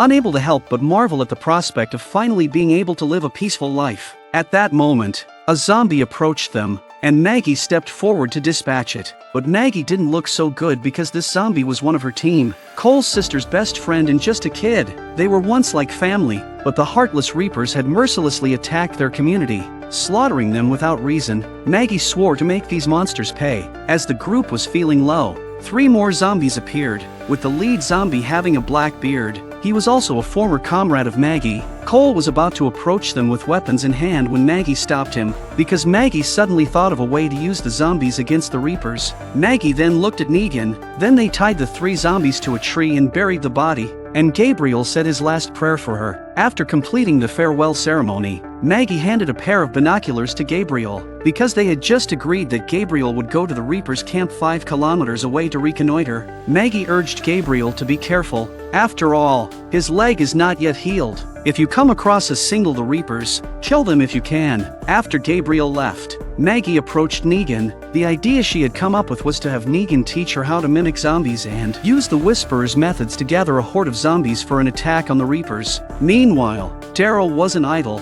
He was familiarizing himself with the camp's layout. He stumbled upon the storage area for food, and it was filled with valuable supplies. To build rapport, Daryl took out a cigarette and offered it to a man nearby, hoping to gradually lower his guard. But before he could even take a couple of puffs, they heard commotion from the direction of the main gate. As if something significant had happened, it turned out to be a patrol team returning, sent out to track down Maggie's group. Unfortunately, after searching 3 different routes, they hadn't found any traces of them. Unbeknownst to them, Maggie and her group were hiding nearby in the woods, making no attempt to escape. Pope was furious upon hearing that they had found nothing during their search. He launched into a barrage of curses, a display of his typical temper. Only Leah would step up to defend her brothers. She genuinely considered these people as family, but Pope's temper was just like that. He was like a strict father. Half an hour later, Gabriel arrived near the camp. Daryl had mentioned that sentinels could observe activity within a 1-kilometer radius, so Gabriel deliberately hid in the trees.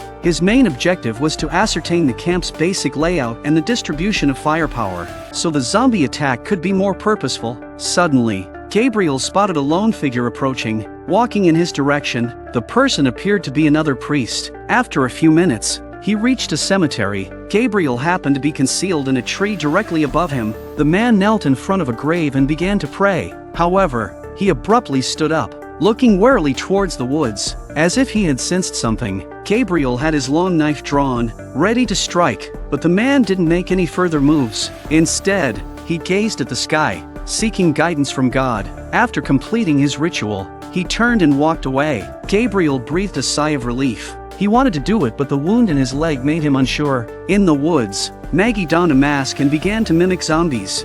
Following Negan's instructions, she initially faced some difficulties, but gradually mastered the technique and blended in with the zombies. Now, she could move among them without being recognized. Soon Gabriel returned and gave a general description of the camp. Now they can take action. Maggie charted a course of attack based on the camp's terrain. Their immediate goal was to gather more zombies. Wearing masks, they mingled with the zombies, gradually increasing the size of the zombie horde. This survival of the Whisperers is really unique. The house they came to is the one Gabriel came across on the road, and it's full of zombies. Negan and Maggie quickly arrived at the front door and began to remove the boards that secured it. As soon as the door was opened, they mimicked the zombies and led them out to meet up with the zombies. 2 hours later, the zombie horde had grown to a significant size, which surprised Maggie. Maggie had never seen the Whisperers. Cole, who was walking in the front, turned his head and saw a familiar face, which was his lost sister, who had turned into a zombie. Cole's emotions began to spiral out of control.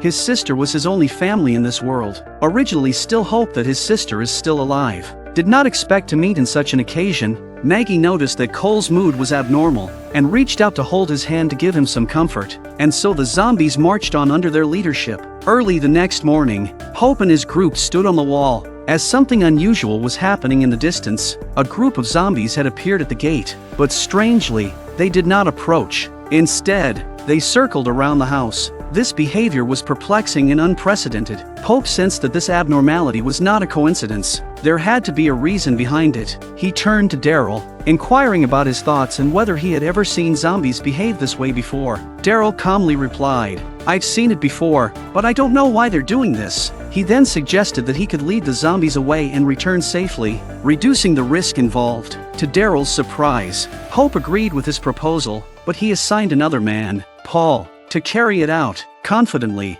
Paul declared that he could handle such a simple task without any worries. How could Daryl not see that this was the site of the Whisperers controlling the zombies? It had to be Maggie and the gang. Paul ran to the open space near the gate to lure the zombies away. thinking it was an easy mission. Little did they know that this played right into Maggie's scheme. The Reapers, with their larger numbers, are well equipped to eliminate those who operate alone. Leah kept in touch with Paul on the walkie-talkie, telling him to be careful and not to get careless. Paul said flirtatiously, "Don't worry, it's just a simple mission. I'm a delicacy in the eyes of the zombies." Paul didn't listen to his teammates' advice. Just as Paul was getting complacent, another group of zombies appeared behind him. This guy turned his head and his face finally changed. Dozens of zombies were closing in on Paul from all directions. We have a situation here. After speaking, Paul began to eliminate the approaching zombies. After all, Paul, with his special forces background, had unquestionable combat skills. In no time, several bodies were lying on the ground. Just when Paul was on the verge of killing, Paul was blinded by how the zombies could dodge the attack and still use the dagger. Paul was hit by 2 daggers in a row. The combat power was greatly reduced and soon surrounded by zombies, and finally was pounced on the ground. What awaited Paul was watching his own body torn apart. And so, under Negan's guidance, Maggie had mastered the Whisperer's techniques perfectly. At night, the Reapers gathered together. Leah was very anxious. She had been constantly calling out to Paul, but there was no response from the radio. Immediately, Leah thought about going out to search for him, but Pope spoke up to stop her. Leah, with a shocked expression on her face, looked at her respected leader, then in disbelief, asked, "Did you suspect during the day that those zombies were the enemy's doing? Then you sent Paul out. Did you use him as bait?" Pope looked calm and didn't feel guilty about his behavior, but said it was God's will. Pope was a little annoyed by Leah's questioning. Leah had contradicted him more than once in the past few days, and if she hadn't been the one he valued, she'd be dead already. After a while, one of his subordinates came to report that the zombies had returned. They had come back to the walls once more. Sure enough, the zombies didn't hover in the distance this time, but came straight towards the camp. Pope couldn't help but marvel at how that woman had managed to command the zombies. Something unheard of since the apocalypse began. It was truly impressive. Daryl pretended to inquire if the walls could hold up against the zombies. Pope assured him that there was no need to worry. On one hand, the walls were very sturdy, and on the other hand, it wasn't easy for the zombie horde to approach this place. As soon as he finished speaking, explosions could be heard in the distance. Daryl was somewhat concerned. He hadn't expected this old man to have planted landmines outside. Explosions continued to occur within the zombie horde, each one shattering several zombies. Daryl seemed to have noticed something as he looked through binoculars into the distance. Maggie and Gabriel were in the middle of it. They were slowly getting away from the zombies and heading towards the other side of the fence. Daryl looked at the people around him, relieved that they hadn't noticed anything unusual. Then again, these people had no dealings with the Whisperers, so naturally they wouldn't know that there were living people mixed in with the zombie horde. Maggie and Gabriel stumbled their way to an unguarded section of the perimeter fence and removed their headgear. They were looking for a gap to sneak in unnoticed. However, as they glanced up, they spotted another person on patrol. This caught them off guard. It was something they hadn't anticipated. Just when they were wondering what to do next, a familiar voice echoed in the distance. Daryl sauntered over casually, explaining that Pope had ordered him to patrol the area and check for any irregularities. The man didn't think much of it, considering they had been smoking together earlier in the day. Daryl took out another cigarette and handed it over to the man, who accepted it with satisfaction. Daryl then took out a matchstick to light the cigarette, but he pretended to burn his fingers. The man bent over to pick up the dropped matchstick, but in that moment, Maggie and Gabriel heard Daryl's voice, followed by a body dropping from above. It was clear that this wasn't the time for conversation. They quickly moved the body to the edge of the fence to avoid being seen by others. He motioned for Maggie to head to the unguarded area he had scouted earlier. Next, Daryl made his way to the food storage room. Daryl tried to get the door open early, and after picking the lock he quickly turned around and left. Meanwhile, explosions rang out at the main gate. Negan and Cole were guiding the zombies inside, but now there are mines everywhere, so they have to follow the zombies. Suddenly,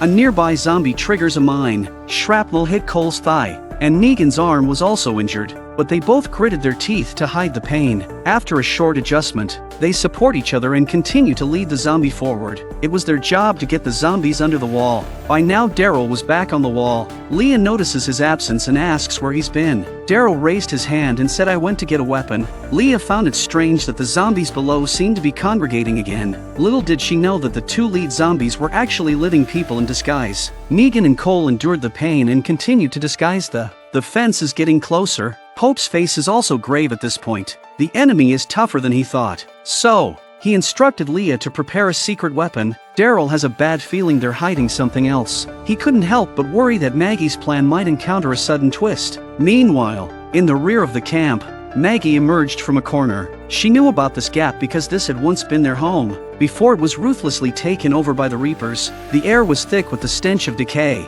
likely a dumping ground for the Reapers, which meant no one was guarding this area. They were ready to split up for their respective tasks. Maggie was in charge of heading to the storage room, with their primary objective today being food. Gabriel was going to sneak into the building to get a goodie that Maggie had hidden in there. Once he had it, he was to wait on the rooftop for further instructions. Maggie instructed him to follow the hallway until it ended, then take a right, and the item would be hidden in the innermost room. Gabriel surveyed his surroundings and spotted the drainage well Maggie had mentioned. He removed the surface cover and reached inside. After a brief search, a smile crept onto his face. The item was still there. At the main gate, the zombies were closing in on the perimeter fence. Daryl followed Leah to the roof of the building. Wrapped in canvas was what they called their secret weapon. If the fire is launched, the zombies will be wiped out in no time. But Daryl was more concerned about their comrades hidden among the zombies. He thought quickly about the countermeasure to stop the Reaper Scythicar from firing. Then Daryl walked up to Leah and tried to find a way out of her. Then Daryl started talking about the past, about what had happened at the cabin. Leah, too, was drawn into the memories. She even asked Daryl, if you had chosen me, would we have lived happily ever after there? Before Leah could finish speaking, Pope's voice came over the intercom asking Leah how ready the Reaper Scythicar was. Watch Daryl's expression closely. He hesitated to decide whether to act and eliminate Leah. Before Leah could answer, Pope made his way to the roof. He was impatient to eliminate the horde of zombies below. Daryl's mind was filled with complex thoughts. On one hand, he contemplated how to eliminate Pope, and on the other, he worried that Leah might betray him. Fortunately, Leah chose to hide it. Pope approached Daryl and said, I hope that after all of this is over, you can help me find that woman and bring her to me. After speaking, Pope moved to the edge to assess the situation below. Daryl was itching to act. Now was the perfect time. However, just as they were conversing, Maggie quietly made her way towards the food storage room. To her surprise, she found a car parked there and quickly hopped into it. Hoping to see if she could start it and possibly use the vehicle to ram the gate open, she searched for keys inside the car but couldn't find any. Maggie pried open the keyhole to reveal the wires inside, and then cut the wires with a knife, hoping to start the fire by bumping the two wires together. At that moment, there was the sound of a walkie-talkie from outside. A man rushed over, as it seemed they had discovered that the lock on the storage room had been tampered with. Maggie quickly lowered her head but continued her work. His attention was on the door. It was precisely at that moment that the car finally started. Maggie shook off the man and took control of the vehicle, slamming the accelerator to the floor as she charged toward the entrance. Maggie saw that the distance is almost ready, directly opened the door and jumped down. The impact and subsequent roll left her with several bruises, but her eyes remained fixed on the car. Fortunately, the gate had been rammed open. The noise of the collision attracted the attention of the nearby zombie horde. The Reapers on the roof were also taken aback and wondered what had happened. Maggie, having achieved her objective, limped her way into the building. Slowly, more and more zombies are arriving. The Reapers may be strong, but they're too few to stop the zombies. Pope immediately instructed his men to fire up the Reaper Scythicar. The man hesitated, realizing that launching it now would result in casualties among their own ranks. The man can't bear to do it, but he doesn't want to piss off the boss, so he has no choice but to light the fuse. Daryl had no choice but to act now, otherwise, it would be too late.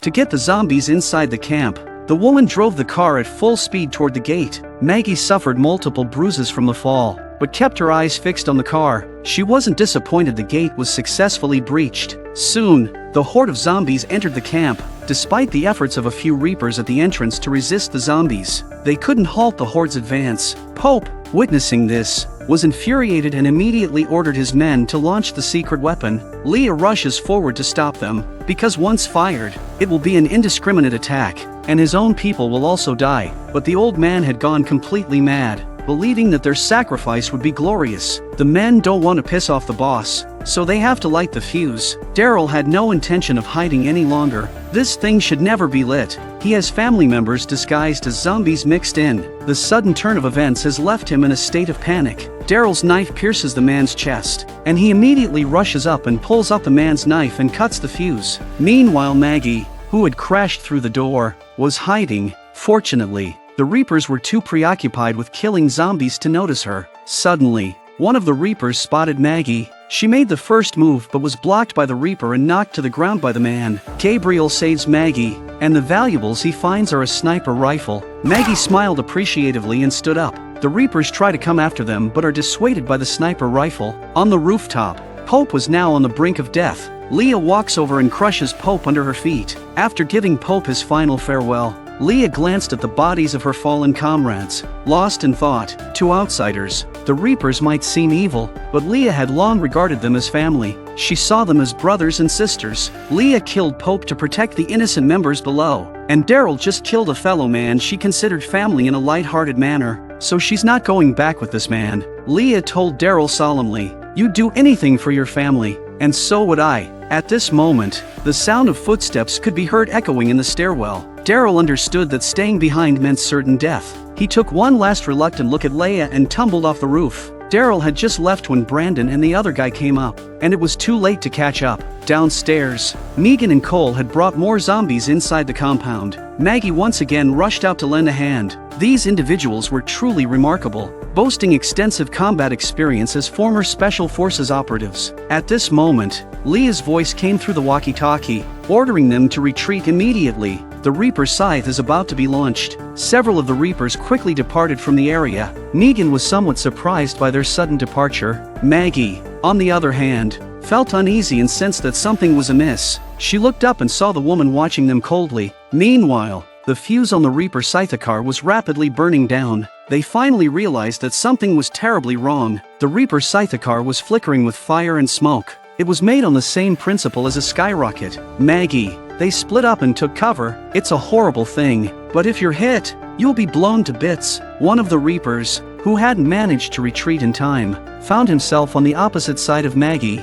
The enemies were extraordinarily angry at each other and a fierce fight immediately ensued. The man's strength was overwhelming. He effortlessly lifted Maggie with one hand and slammed her against the wall several times. Then, he pushed Maggie outside. Maggie fought desperately to break free. If this continued, she would be hit by the flames. She then focused her attacks on the man's weak points and gained the upper hand, ultimately pushing the Reaper outside. Immediately after, risking being hit by the flames, Maggie ran toward the direction of the main building because someone was chasing her. Once she reached the second floor, Maggie looked down and realized that the pursuer hadn't followed. She breathed a sigh of relief and gently closed the door, but then the sound of footsteps came from the corridor. Maggie was immediately on guard and ready to fight to the death, but she didn't realize that Negan and Cole were also hiding here. Maggie also noticed that Cole had an injured leg, and they needed to find a place to tend to his wounds. Shortly after, Maggie led the two of them to a room, which turned out to be a medical bay equipped with supplies like alcohol swabs. Maggie grabbed some supplies and then led them into a secret passage. This was all designed by them before. Even the Reapers didn't know about it. After securing the door, Negan inquired about their next steps. Just then, Brandon, who had been tracking Maggie, also arrived at their location. Carver, report. In the infirmary. The leader slipped me, but I'll get her. Just find her. Not one of them's getting out of here alive. Copy that.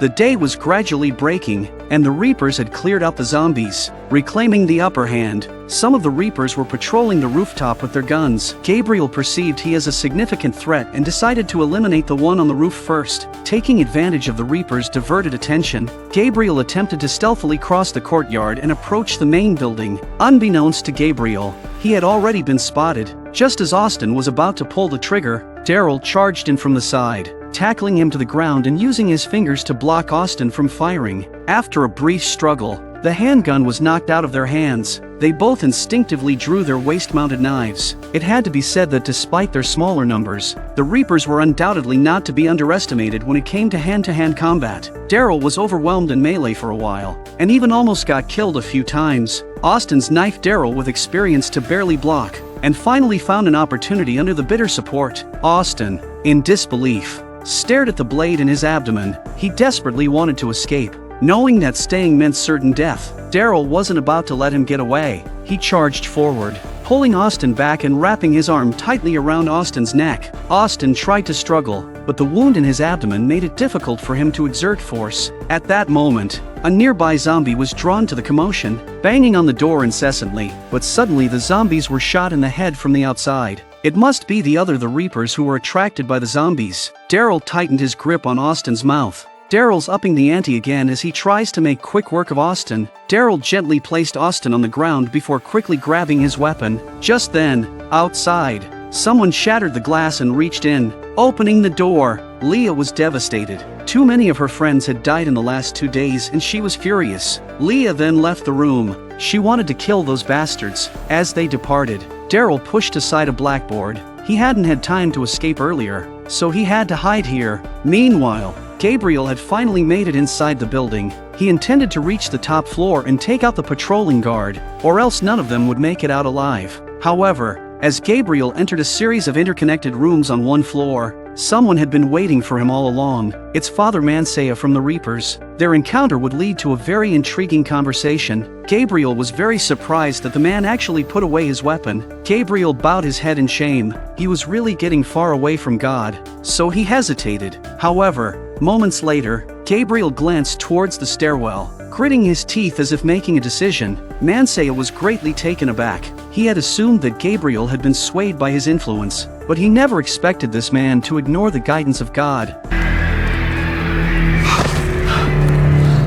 I don't believe that. On the other side, Maggie was fleeing frantically down the corridor with Brandon in hot pursuit. After running for a while, the corridor had come to an end, and to her despair, there was not a single door that could be opened. Brandon, wearing a smug expression, taunted her. "Took a wrong turn, didn't you? You've run out of places to escape." No sooner had Brandon finished speaking than the door inside opened and Cole stepped out. Much to Brandon's surprise, at the same time, Negan emerged from behind Brandon, wielding a steel pipe as a weapon. It turns out that Maggie was intentionally discovered by Brandon, in order to lure him here and prepare to behead him here. But Brandon didn't panic at all. He even said, "It's good that I don't have to look for them one by one." Negan couldn't stand his arrogance and took the initiative to attack, swinging the pipe at Brandon, but to their surprise, Brandon easily tossed Negan aside with just a few moves. Cole also confronted Brandon, but he was quickly knocked to the ground in just 3 moves. Maggie even got a kick in the gut from Brandon.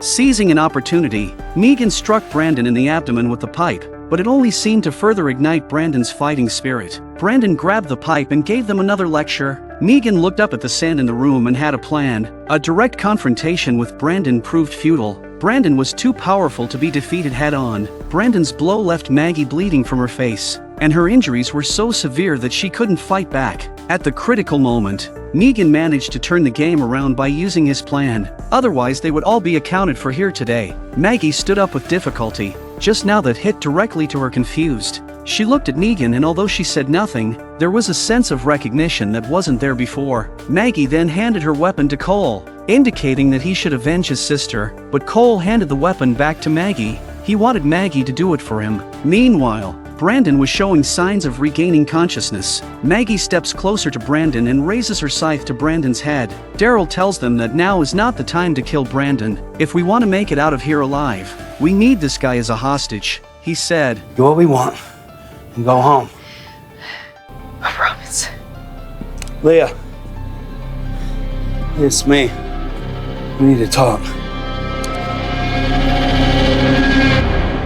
Last episode, Maggie and the 3 of them used a ruse to surround Brandon. However, they underestimated Brandon's incredible strength, leaving them powerless against him. In a critical moment, Negan used his cunning to finally incapacitate Brandon. Well, ding ding. But Brandon quickly showed signs of recovery. With a sickle in hand, Maggie slowly approached to avenge their fallen comrade. Stop! Daryl's reason for preventing them was because the Reapers now controlled their camp. To ensure their safe exit, they had to use Brandon as a hostage. Cole was reluctant, as this jerk was the one who had killed his sister. However, he had to consider the bigger picture, so Daryl picks up Brandon's walkie-talkie. Leah.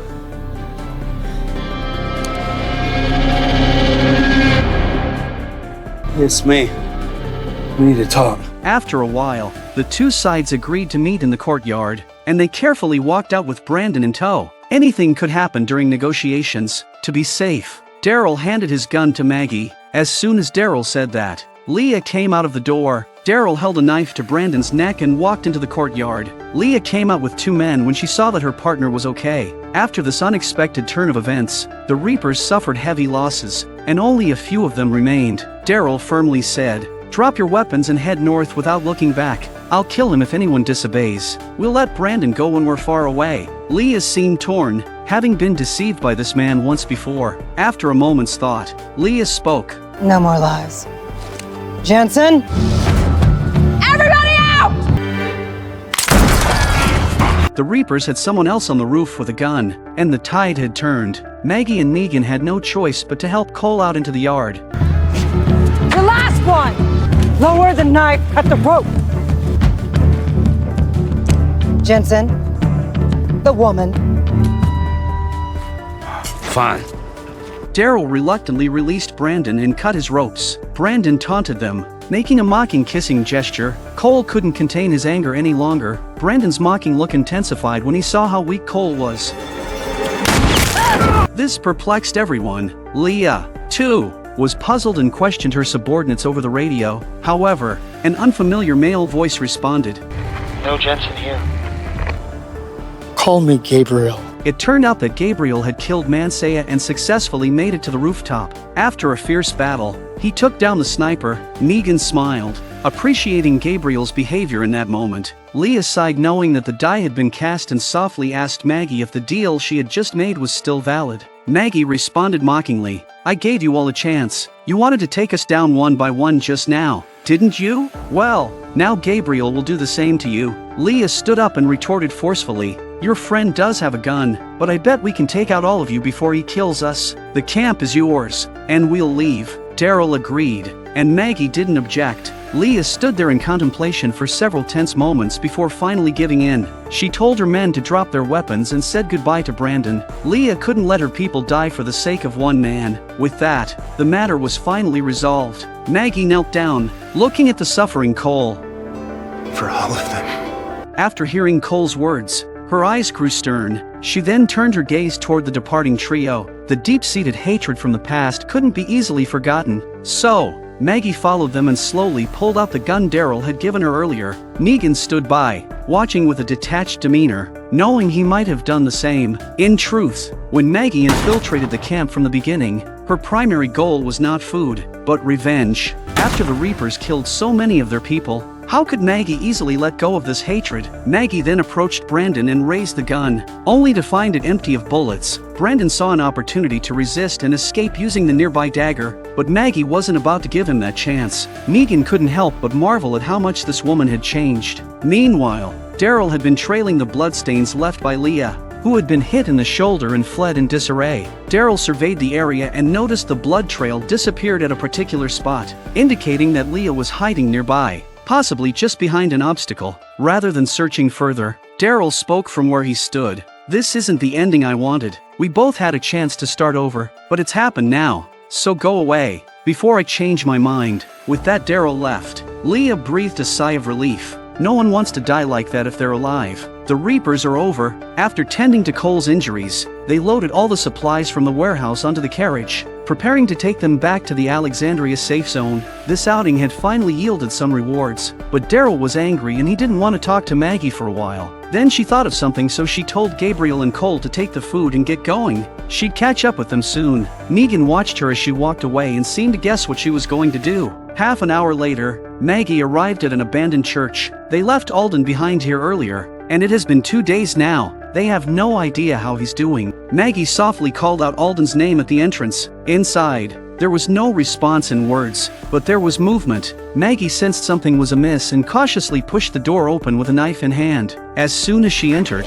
a zombie lunged at her. Clearly once a member of the Reapers, Maggie got a bad feeling in her heart and looked deeper into the church. However, when she reached a pillar, she fell silent. Alden had turned into a zombie, crawling on the ground. This result was hard for Maggie to accept. She could imagine what had transpired. Undoubtedly, the Reapers had tracked them here after they had left. Despite his grievous injuries, Alden had managed to eliminate the threat but paid with his own life. Maggie crouched down, gazing at her old friend. In her mind, she recalled their first encounter at the hilltop. Back then, as a prisoner of the Saviors, Alden had stood out from the others. He genuinely wanted to join the hilltop, and through months of interaction, Maggie had gradually come to trust him. During her absence, Alden had made significant contributions to the community. The most challenging aspect of the apocalypse was watching old friends, with whom you had endured countless hardships, succumb one by one before your eyes. Maybe one day all the familiar people are gone and you're left alone in the world. How sad would that be?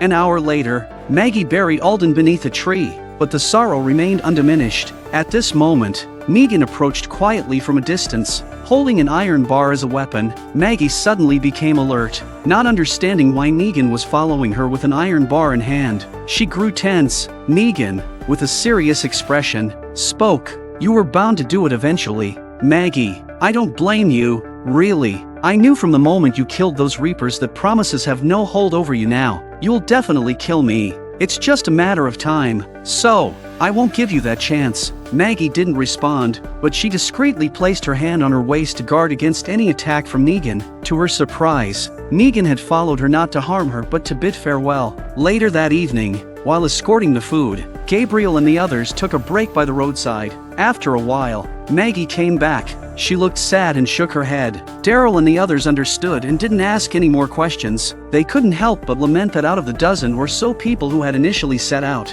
only a few of them were returning. Meanwhile, during their absence, many events had unfolded in the Alexandria safe zone. Initially, things had been going well as everyone collaborated to repair the walls to prevent zombies from sneaking in at night. However, over time, the food supply on the shelves dwindled, and there was uncertainty about whether Maggie's group would return with enough food. Carol came up with a solution. She planned to search for the missing horses because when the Whisperers had attacked, all the horses in the community had fled. So Carol took some of the men and tracked them through the woods, but all they found was a sea of broken limbs, and they're all a little disappointed, and they don't know what to do next. With so many people in the community, how would they feed everyone? Just as they were regaining their composure and preparing to search elsewhere for food, they witnessed an unexpected sight that lifted their spirits. The previous gloom was instantly replaced by renewed vigor. In the evening, they returned to the community with the 4 horses, drawing smiles from the people around, because they see hope. After settling the horses, they left, leaving only Carol with the one she had ridden. Later, Carol came to the stable to comfort the horse and coax him to lie down. Carol felt somewhat reluctant, but there was no choice. The people in the community were relying on this to survive, so she had to be cruel. And so, the people ate horse meat, which would be enough to sustain them for 2 days. Carol didn't want to do this because the horses were their companions, but she couldn't let the children starve. The next morning, Jerry had just woken up and rushed through the living room, desperate to relieve himself. When he reached the bathroom and began to enjoy the relief, Jerry suddenly turned his head and was shocked to see a zombie wandering inside the community. His face immediately turned pale. Dude! Preach! They're inside the wall! Hey, Gracie. Daddy? And don't let anyone in, okay? Just like we practiced earlier. Go now.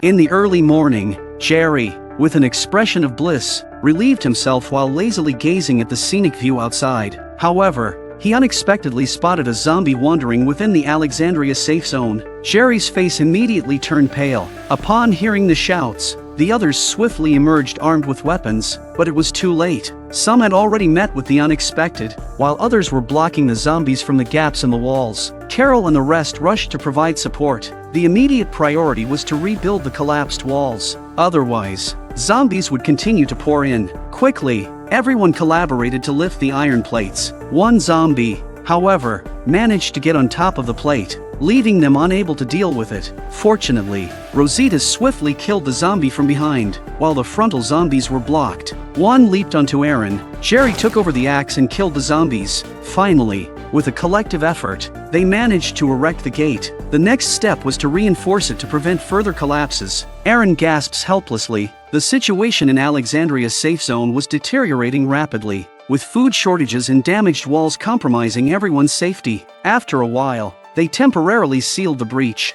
Residents banged on various walls to disperse the zombies, preventing concentration at one point and potential collapses. However, they knew this method was only a temporary solution. If things continued this way, it was just a matter of time before the zombies breached. They gathered together and discussed. To fully repair the walls, they needed to replace all the problematic iron plates. Unfortunately, Alexandria's safe zone lacked the necessary tools. Carol suggested checking the hilltop, hoping that Earl's tools might still be there. If there was nothing else to do, then they'd have to abandon the Alexandria safe zone. 3 hours later, they arrived at the familiar hilltop. Only it wasn't what it used to be. The vibrant hilltop was now in ruins, and everyone was feeling a little sad. A few of the zombies were still people they knew well, wearing the armor of the kingdom of old. Though saddened, they didn't forget their purpose: find Earl's tools. First, they had to deal with these bothersome zombies before proceeding. 3 minutes later, they dealt with the zombies and began searching in the area where iron was previously forged. However,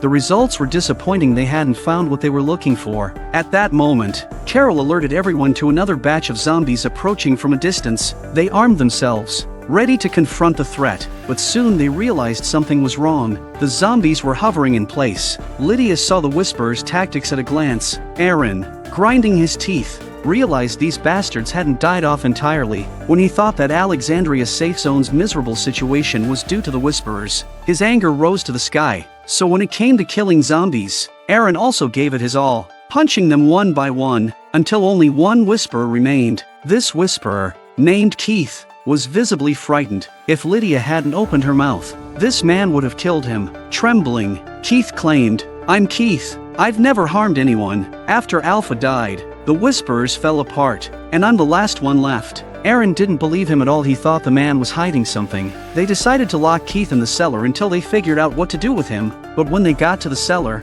Jerry was shocked. It turned out that there were several other people down there, both men and women, and they looked a little scared. It was evident that Keith had deceived them. Aaron looked in the corner and found a human skin mask. There's no doubt that the people hiding here are the Whisperers. Lydia tried to advocate for these people, stating that not all of the Whisperers were inherently evil. Most were just trying to survive. As they debated, Jerry noticed a scarf on the wall, belonging to his wife, originally from Alexandria's safe zone. It now appeared here. It indicated that these few Whisperers had been with Beta when they attacked Alexandria's safe zone, trampling crops, setting fires, and leaving the community in a dire state. These individuals were not deserving of forgiveness. Crouching on the ground, Keith saw them thinking and grabbed his dagger. At that moment, the 2 men and 2 women who had been hiding swiftly fled. Seeing that his mate was safe, Keith wasn't going to fight back. Aaron, infuriated, hung Keith from the rafters and used zombies to force him to reveal how many Whisperers were left. Aaron gets angry and bites Keith's hand with the zombies. Some hesitated,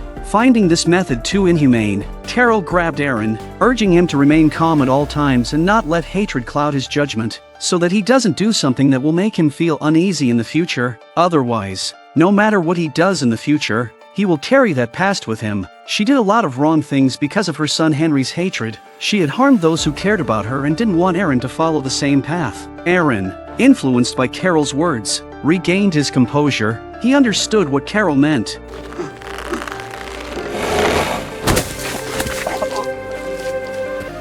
I can cut your hand off, you can do it yourself.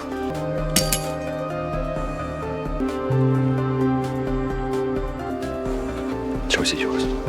Consequently, he released Keith. Half an hour later, they loaded some tools they found onto a horse-drawn carriage. Aaron, in reality, knew that the Whisperers no longer posed a threat, and Keith hadn't lied. It was just the inner hatred that made him want to eliminate the Whisperers entirely. It's a good thing Carol woke him up in time, and Keith didn't turn into a zombie. He cut off his own hand to save his life. Carol left some food for Keith as a parting gesture. We weren't all like her. Some of us just wanted to survive. Thank you for this and for what you said. After brief goodbyes, they prepared to leave. The walls of Alexandria's safe zone awaited their repairs. That's when Keith stopped them. He thought he had a piece of information that might be useful to these people. And then Keith said that you guys broke into the Alpha Preservation Zombies cave. Although most had escaped, 2 girls were left inside. Eventually, only one remained. Carol froze. Keith was talking about Connie. Keith continued, mentioning that the girl seemed injured but alive. The last time he saw her was near the cave entrance. This was good news. Connie might still be alive. It seemed sparing Keith might indeed be a blessing. Carol, grabbing her backpack, was about to set off to find Connie. Her guilt over Connie's disappearance weighed on her. However, Aaron advised her to return and discuss a plan with the others before venturing out. Carol nodded and stopped being stubborn. The first order of business was to get back to the Alexandria safe zone and bring the news back. The next day, upon learning her sister was alive, Kelly rode out alone to search. She arrived at the location mentioned by the Whisperers, discovering a makeshift camp with a horse partially consumed by zombies. Kelly went inside to look for clues, in case her sister had been here. After searching for a while, Connie found a familiar satchel, the one Connie had been carrying. Opening it, Kelly searched through its contents. Everything familiar to her, particularly the slingshot inside, an item both sisters owned. Flipping through the notebook, as her sister was deaf, she often wrote things down. One page caught her attention. It seemed to be written when they were trapped in the cave, but seeing the next page, Kelly cried. It seemed her sister was indeed alive, and she had encountered someone Michonne knew. Kelly adjusted her emotions and continued flipping through the notebook. On the next page, there was another written dialogue. After reading it, Kelly couldn't help but feel worried. From what was written on the page, her sister and the others must have been in danger, so they fled before they had time to pack their things. Growing more anxious, Kelly followed the trail, but the horse seemed unwilling to move any further. As if exhausted, Kelly tugged twice and fell in the mud. At this moment, Carol, Magna, and Rosita also arrived. They're also worried about Connie and don't feel comfortable letting Kelly go looking for Connie alone. Kelly got up and showed them the notebook, expressing her concerns. Connie might be in danger, and they needed to find her quickly. In reality, Connie was alive. When she and Magna were trapped in the cave during Beta's attack on Alexandria's safe zone, Connie managed to escape. However, she sustained minor injuries, and it had been 2 days since she last ate. Stumbling her way toward the hilltop, she collapsed weakly after a few steps. 10 minutes later, a horse approached Connie. Weakened, she turned to see a stranger, Virgil, the man who had taken Michonne to the island.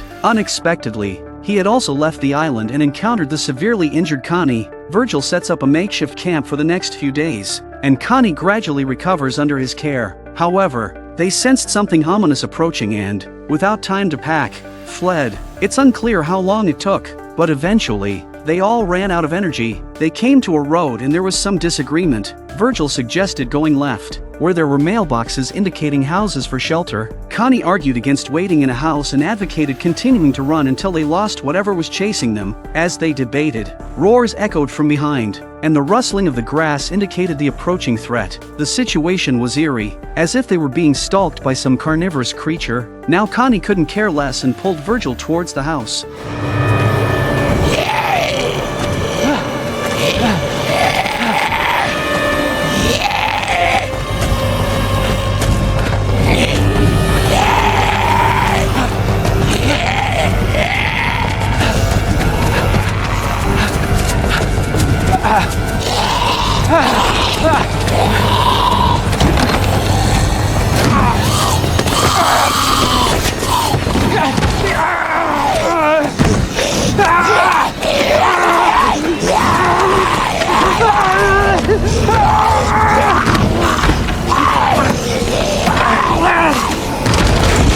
Late at night, a man and a woman run anxiously. They can't even care about the zombies in front of them because there are worse things chasing them behind. They were none other than Connie and Virgil, who had been fleeing together. They tried to get into the house to hide. Connie tried to open the door, but it seemed the lock had rusted. Suddenly, a zombie lurched toward Connie from behind, but Virgil swiftly pulled it away. However, the zombie redirected its attack toward Virgil. It was too close for Virgil to pull out his dagger, and he had to hold on for dear life to keep the zombies from biting him. Just when Virgil couldn't hold on much longer, Connie finally slammed the door open. Due to inertia, they both fell to the ground, rather than immediately assisting her companion. Connie rushed to close the door because once the zombies outside entered, no one would survive.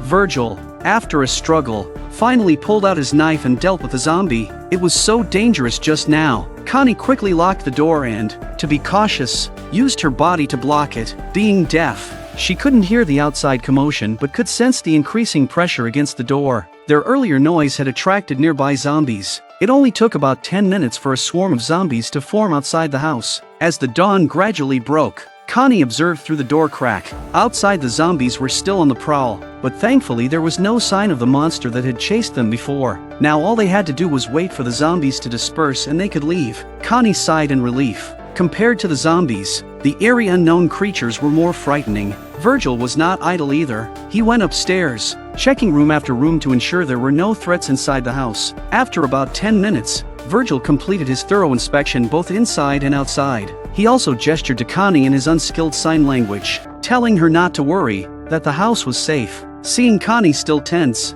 Virgil picked up a notebook and wrote, "You need to rest. We've been on the run for days, and you haven't slept. I'll keep watch." But Connie still shook her head. She also wrote a line in the notebook. Virgil sighed, realizing Connie was perhaps overly sensitive, but he abandoned the idea of convincing her to rest. Connie wasn't mistrusting Virgil. Being deaf, she possessed a unique perception of danger. She always felt like there were eyes watching them in the house. To be on the safe side, Connie decided to check the house again. Immediately after, Connie arrived on the second floor. The corridor was eerily quiet, adorned with several paintings on the walls. Strangely, the eyes of the figures in the paintings had been slashed with a knife. They had no idea what the previous owners had gone through in this place. Connie, cautious and alert, thoroughly checked the corridor. Thankfully, apart from the eerie paintings, there didn't seem to be any immediate danger. Finally, she entered the bathroom, finding it empty except for some fungi on the floor, indicating long neglect. Connie looked at herself in the mirror.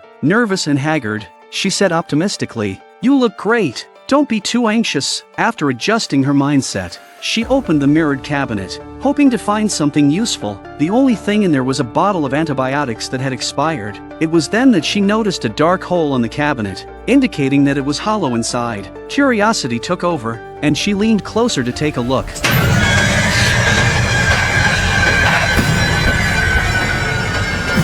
Connie's heart nearly jumped out of her chest. She quickly ran downstairs and woke up Virgil, gesturing to him that there was someone else in the house. Virgil was so confused he couldn't read the sign language. Connie had no choice but to write down what she had seen. However, in her panicked state, she inadvertently broke the pencil with excessive force. She felt overwhelmed at this moment, especially with the communication barrier during such a critical time. After thinking for a moment, Connie pulled out the dagger from Virgil's waist and rushed to the wall. Virgil stared blankly at the words on the wall, which he had already checked. Virgil had no choice but to follow Connie to the bathroom. He also looked into the small hole and found nothing. Virgil believed that Connie was just exhausted, resulting in hallucinations. He tried to comfort her, saying that many houses have such compartments and advised her to rest and regain her energy. Connie was on the verge of losing her mind. Why does Virgil just not believe her? She had seen it with her own eyes. After speaking, Connie walked away in big strides. She didn't want to stay in this haunted place for another moment, but as a deaf person, she couldn't hear,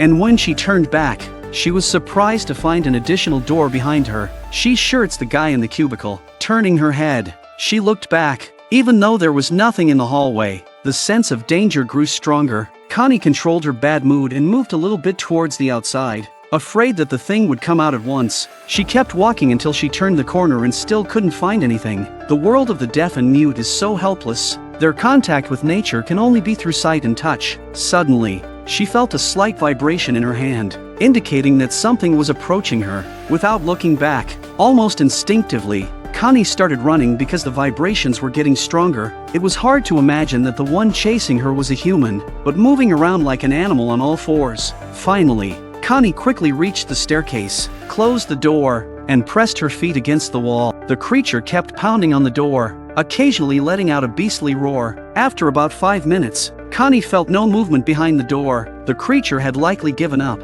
She felt on the verge of a breakdown, but now she had to rely on herself. She carefully descended the stairs, moving towards the lower floor. It was a small stairwell usually used for storage. As she entered the room, she noticed the floor was littered with bones. Connie felt like she couldn't breathe because these were human bones, along with backpacks and shoes, indicating that anyone who came here died, possibly even being eaten alive. Suddenly, the cabinet against the wall started shaking. Though she couldn't hear, Connie was certain that the creature had arrived. With no way out, she crawled into the ventilation duct. As Connie climbed up, she realized that the duct seemed to run through the entire house, but she had no idea if there was an exit on the other side. She felt utterly helpless because she couldn't hear. She had to move forward while constantly looking back, afraid that the creature would quietly approach. As she continued, she noticed a small hole in the wall on her right. She looked in and it turned out to be a bathroom. It seemed that the creature had been hiding in this duct. After calming herself down for a moment,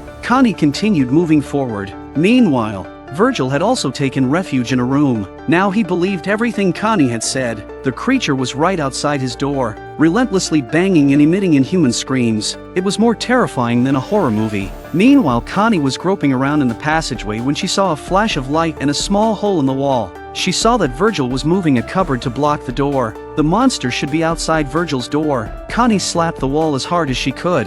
The sight of her companion made her feel less panicky. The sound also attracted Virgil's attention. He drew the dagger at his waist and walked towards the wall warily. He thought it was likely that the monster was hiding in there. Connie tapped rhythmically to alert Virgil that she was in there, but just then the creature appeared silently in the corner of the wall and approached Virgil a little closer. Virgil was completely unaware that the monster was approaching him. Outside the wall, Connie was frantically pounding on the wall, trying to alert Virgil to watch his back. However, Virgil, hearing the noise, nervously stared at the wall, thinking that something inside was about to emerge. Meanwhile, the monster had already crept up behind him and was slowly standing up. When Connie looked over, they were already wrestling. The more she watched, the more anxious she became and even wanted to break the wall with her hands and rush out to help.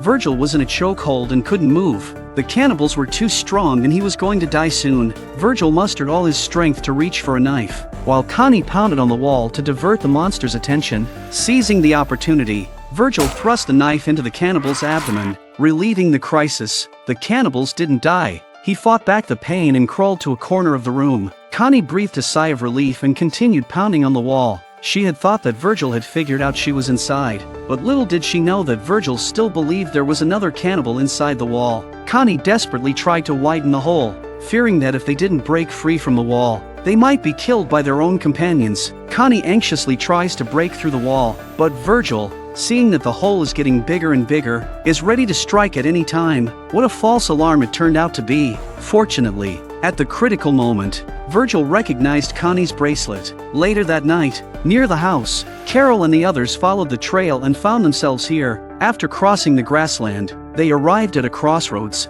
unsure which way to go. Eventually, they let Kelly decide based on her intuition. Kelly, after some thought, successfully chose the opposite path. However, something eerie occurred. When Connie and Virgil had arrived, there was clearly a mailbox along the road, but now it was hidden in the grass. Virgil and Connie sat together, analyzing that the creatures pursuing them were likely humans who had lost their humanity. The house they were in seemed to be an obvious bait. The mailbox along the road was intentionally placed to lure survivors to seek refuge. Much like driving prey into a trap, it was the calm before the storm. Virgil handed his knife to Connie, saying, "If those cannibals come again, don't worry about what happens to me. Just keep running and don't look back." Connie has a good heart. How could she leave her companion? She placed the knife on the ground and gestured, "If we go out together. I won't let you give up now." After that, she made a pact with Virgil to get out alive. Just as they reached an agreement, the hissing of the cannibals came from outside the house, and there were many of them.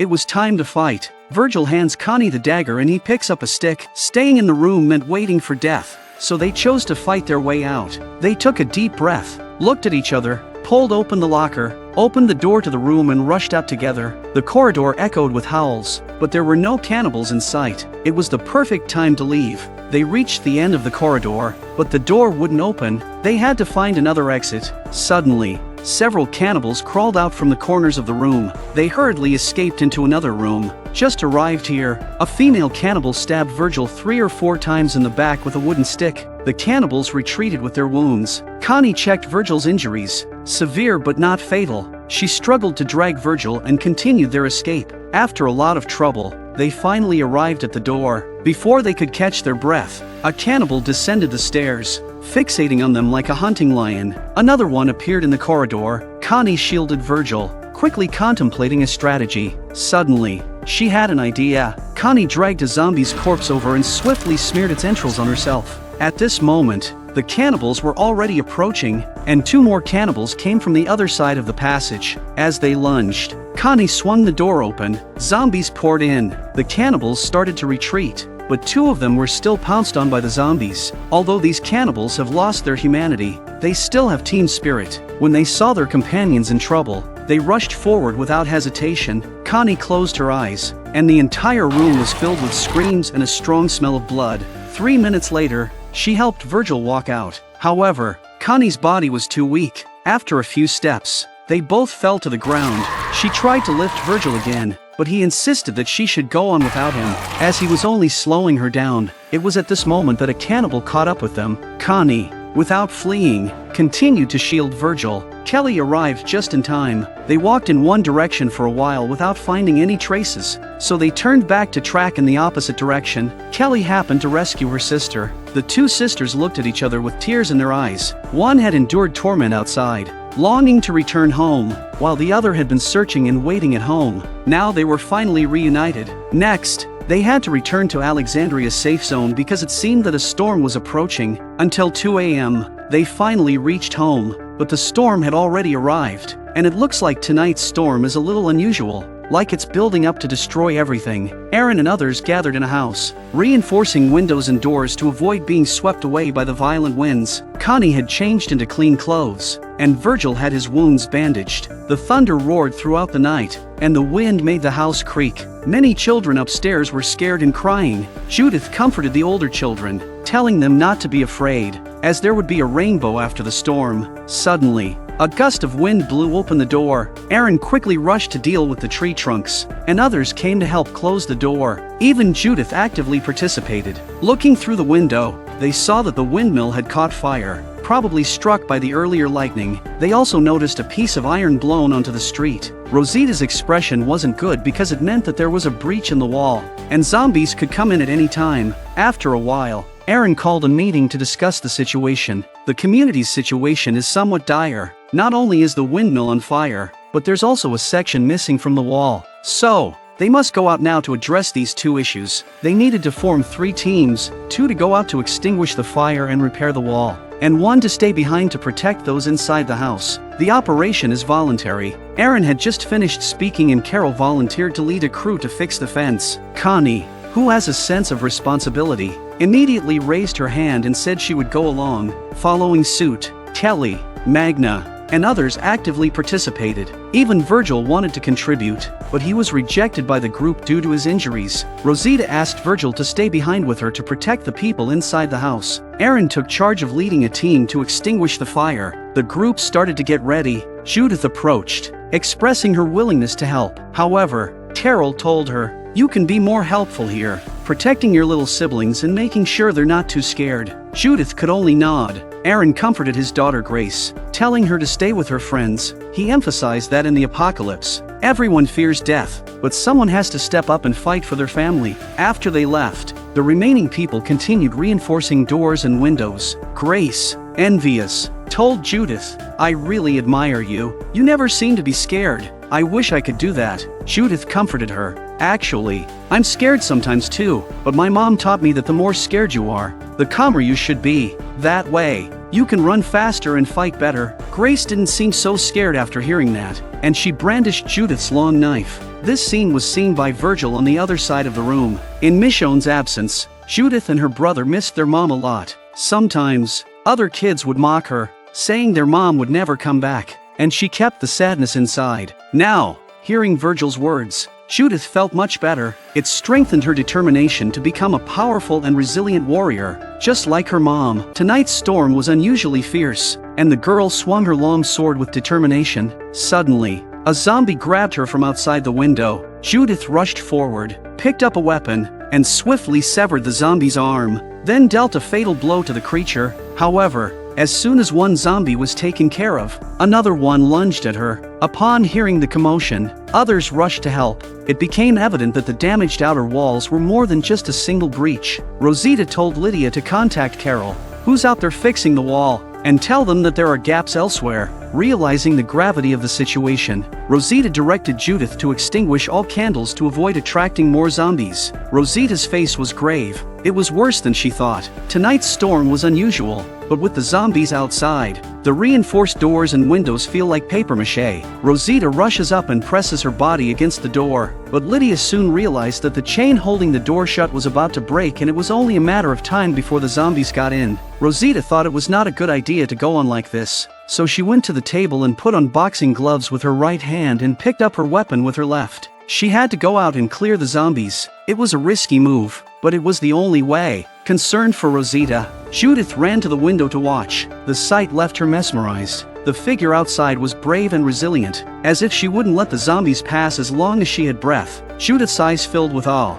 This was the person she aspired to become, someone who, with their own strength, protected everyone. The battle planted a seed in Judith's heart. A sense of responsibility passed down through generations. 20 minutes later, a knocking sound echoed. Lydia and others opened the door, and a bloodied Rosita walked in. However, the ordeal was far from over. Just half an hour later, a new wave of zombies arrived, even more numerous than before. The previous strategy was no longer viable. Going outside now was as good as seeking death. They felt the door on the verge of collapse. Rosita made a quick decision, urging everyone to retreat upstairs. If they held the staircase, they could survive. Judith, aware of the urgency, remained calm. Like an adult, she found her brother, instructing him to go upstairs with Maggie's son, Herschel. Then, Judith went to the living room, helping the injured Virgil. This kid is a real sweetheart. After attending to these matters, Judith suddenly realized that Grace, who had been with her earlier, was nowhere to be found.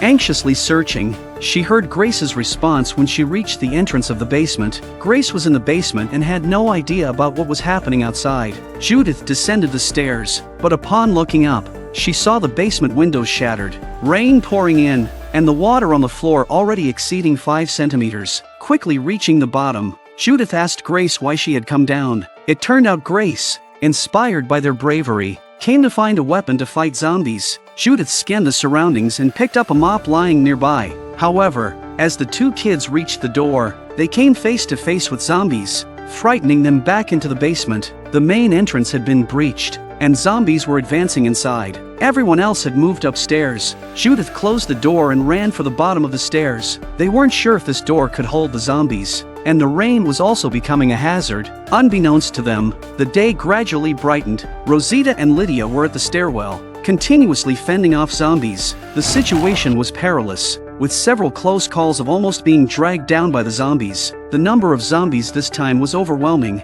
and the noise continually attracted more from outside. After a while, the water in the basement reached nearly 1 meter deep, and rainwater continued to pour in. Despite using sticks to wedge the doorframe, they felt the door wouldn't hold for much longer. So, they fetched shovels to reinforce it further. They stepped cautiously to the door, just as Grace reached it.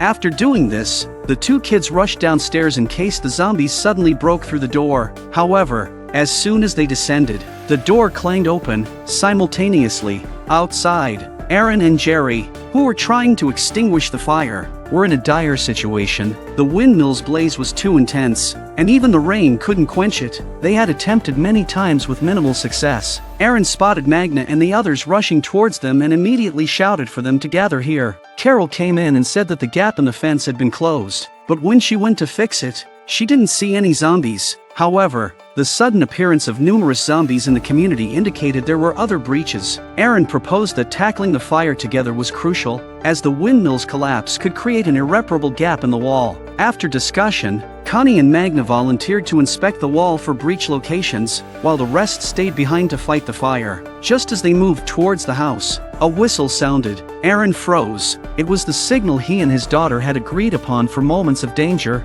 Aaron didn't care about the windmill. He rushed towards the house, leaving Carol and the remaining two to fight the fire. The water level in the basement had reached 1 meter in 2. The two kids had no choice but to stand on the locker. The zombies approached them little by little. Judith held her sword in both hands and solved the zombies with ease. But 3 or 4 more zombies came in behind them. They had thought of climbing onto the pipes, but their limited height made it impossible. Suddenly, a zombie grabbed Grace, and when Judith tried to strike it down, not only did she fail to sever the zombie's arm, but her sword fell into the water, weaponless. Judith resorted to kicking the zombies away. They're just catching their breath as 2 more zombies approach. The water level had risen so rapidly that it almost reached the zombies' chests. Witnessing his daughter in distress, Aaron, with eyes aflame, smashed the windows. The method effectively diverted the zombies towards the noise, but they were met with a father's fury. Aaron effortlessly dispatched the zombies with his meteor hammer. The 2 kids quickly jumped into the water and moved towards the window. However, a zombie got too close to Aaron, momentarily preventing him from dispatching it before being tackled into the water. He holds his breath and holds on as his hand increases in strength to crush the zombies' heads with one blow. Soon, more zombies entered the room. Aaron did not dawdle any longer and immediately lifted his daughter up and let her climb up the window. As the first zombie entered the water, time was of the essence. Just as Aaron finished speaking, he heard intense footsteps from the stairs. Several zombies rolled down, breaking through the fence. The situation had become urgent. If he couldn't beat them on land, he could run away. But here he was in a small space and the water level was so high. He roughly counted the number of zombies poking their heads out to be 8 or 9. The situation seemed dire. Upstairs, Rosita and the others were still battling zombies. The number of zombies is too many. It feels like they can't kill them all. They had heard the whistle from the basement, likely indicating that Judith and the others were trapped. Rosita instructed Lydia to climb out of the window to check if her 2 children were still inside. They won't know that the kids have escaped, but Aaron's in a bit of danger at the moment. Realizing that a direct confrontation with zombies would be a dead end, Aaron clung to the natural gas pipeline on the roof, attempting to inch his way towards the window. The pipe, somewhat slippery and too thick for Aaron's single-handed grip, presented a challenging feat. As Aaron progressed, the pipe suddenly broke,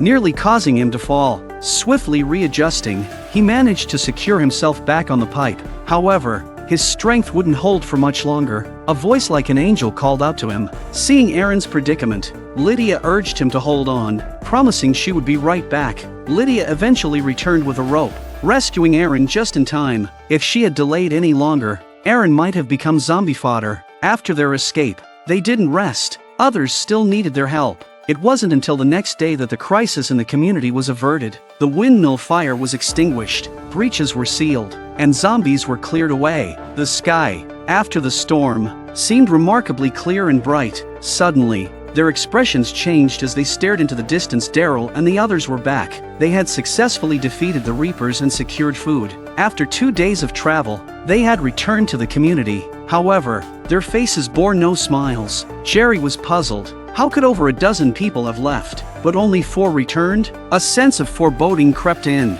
Upon their return, they witnessed the burned windmill and countless zombie corpses, understanding that the community had faced challenging days in their absence. Fortunately, there were no casualties. Children ran out, embracing their loved ones, though only separated for a few days. The fear of not seeing each other again was palpable. Daryl distributed apples he had brought back, urging everyone not to be disheartened. At this moment, Daryl couldn't believe his eyes as Connie, with a radiant smile, looked at him, disregarding the apples in his hands. He rushed forward to embrace her. With a car full of food, the community had enough to sustain them for a while. However, all of this had come at the cost of their comrades' lives. Jerry's expression changed again as a group of unwelcome guests appeared in the distance, looking far from friendly.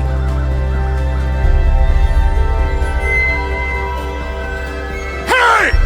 Got something coming! Everyone's faces shifted. grabbing weapons and preparing for a potential fight. Gabriel sighed in resignation. Why did hardships always seem to bring more troubles? Daryl, reaching the wall, saw a group in white armor approaching from a distance, all equipped with scarce rifles. Tension escalated immediately. Oh God, it was Eugene. In the next episode, let's revisit the aftermath of Eugene, Ezekiel, and Yumiko being taken away by mysterious figures. How did they return with a group of people to the community?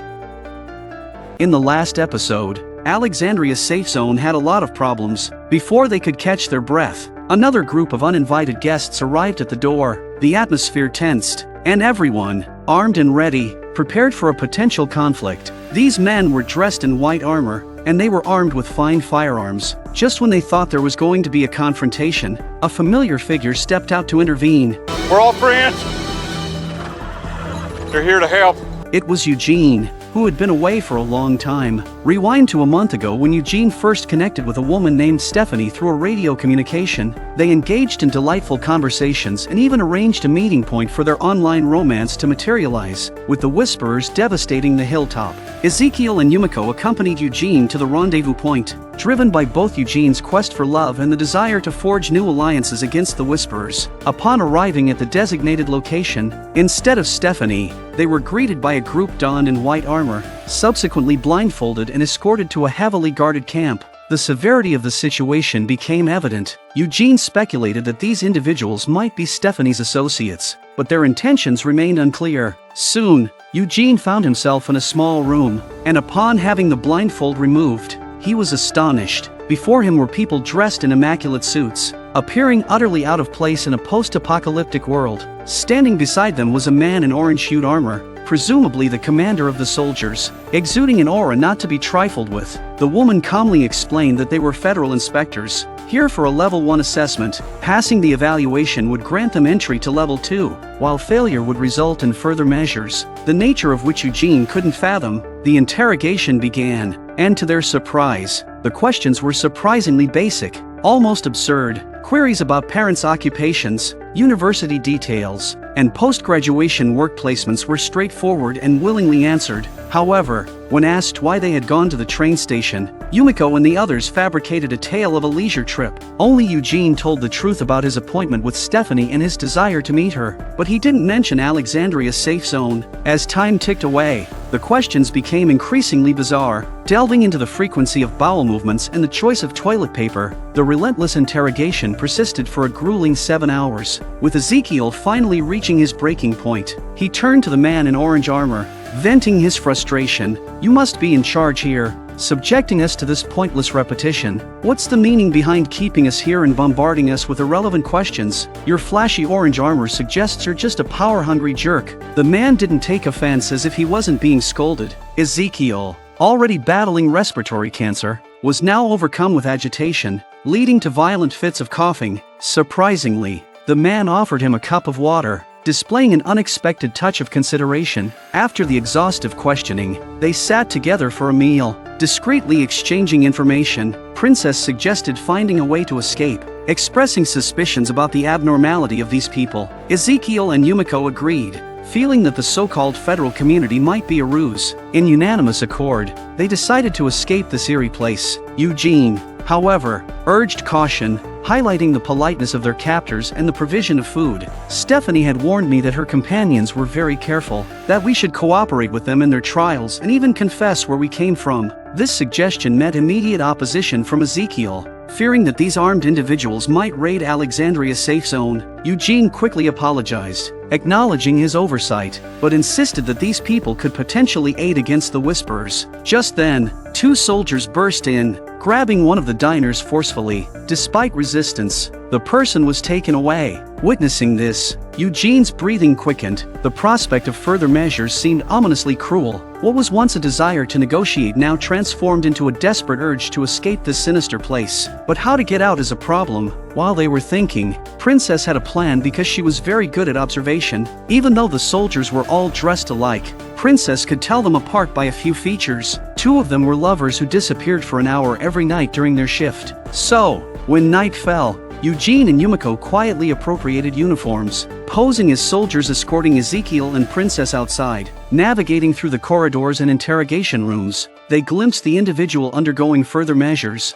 trembling and occasionally erupting into desperate screams. Witnessing such distress only fueled their determination to swiftly leave. But at this time, the woman just looked at them suspiciously, but she didn't suspect anything. Crossing the corridor, they reached the outdoors, where a conspicuous yellow box caught their attention, labeled confiscated items for incineration. Inside lay stacks of marked dollar bills, prompting Princess's confusion. Why destroy currency in a post-apocalyptic world where money held no value? Continuing forward, they passed a wall adorned with photographs. Presumably, it served as a display of missing loved ones, aiding soldiers in expediting interrogations. Staring at the wall, they found themselves inexplicably inclined to believe in the existence of the federal community. Eugene urged them to move on, emphasizing the urgency of escaping. Hearing the shouts, Yumiko and Ezekiel didn't dawdle. Only Princess was still staring at the wall as she saw a familiar face. Yumiko wondered why her picture was here. She walked in and took off her helmet and looked at it. Sure enough, it was really her, and there was a note attached that said, "Have you met my sister Yumiko? Please contact Yumiko. Please contact Tommy." Overwhelmed with disbelief and choked with emotion, Yumiko realized it was a message from her brother. In the end, they all returned their clothes quietly instead of fleeing, because there's no way they're going to leave their companion here alone. Yumiko, emotionally charged by the discovery on the photo wall, now believed in the authenticity of the federal community, especially with her brother apparently inside. So Yumiko was ready to talk openly with the leader of the place. While they're talking, Eugene rushes over and says that Ezekiel has disappeared. It hadn't been Ezekiel's turn to be questioned in order, but now he was nowhere to be found. Eugene speculated that Ezekiel's verbal confrontation with the leader the previous day might have led to retaliatory actions. Eugene, inherently timid despite his recent years facing zombies, couldn't hide his fear of death, his voice now tinged with a hint of tears. In contrast, Yumiko, more composed, sternly reminded Eugene not to disclose their origin, emphasizing the importance of secrecy. Yumiko, resolute, approached the nearest soldier. The soldier did not refuse Yumiko's request and took her again to the examination room, where the two auditors were still sitting opposite her. The woman calmly inquired, "You've already undergone questioning. I don't understand why you want to see us again." Yumiko smirked. "You think you're the one interrogating us, but it's actually the opposite. I've been scrutinizing you." They were a bit surprised to hear someone say that for the first time, but then they gave a mocking look. Unexpectedly, Yumiko continued, "I speculate that your community is extensive, well-organized, with a bureaucratic system. You're part of it. The lady here likely was a forensic psychologist before the apocalypse. And you, sir, might be an academic researcher. Your job is to assess the threat to your community from outsiders. In order to determine our threat level and identity, you ask questions about pre-apocalyptic events. You even ask us how many times a day we go to the bathroom and what we wipe our arse with. It's a way to test our sense of boundaries. My friend Princess has a $2 note in her hand and you reprimand her. It makes me wonder if the currency in your community is still the US dollar and the amount of money in circulation is strictly controlled.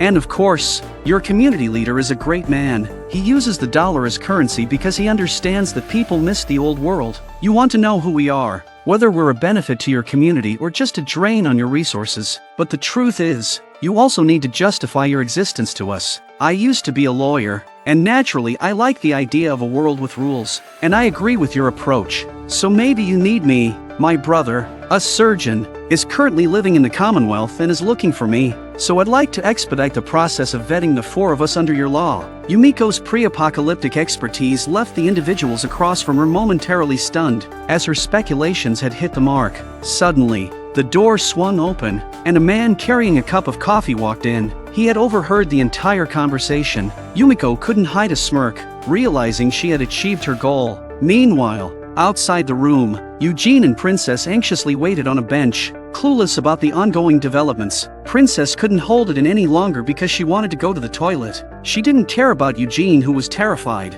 She went straight to the soldiers. To her surprise, they were amiable and even pointed her to the restroom in unexpected relief. As she entered, the soldiers exchanged glances, then looked towards Eugene, who sat at a distance, suspicious of potential schemes. One soldier decided to follow Princess inside. Eugene, still apprehensive due to the sinister label he had attached to the organization, grew increasingly uneasy. 20 minutes passed, and anxiety escalated as Yumiko and Princess failed to emerge. Eugene, fearing the worst, pondered whether it was his turn next. Unable to endure the uncertainty any longer, he decided to confront the soldiers. Nervously, he stood up and approached them, a sense of dread filling his mind. No one's in there.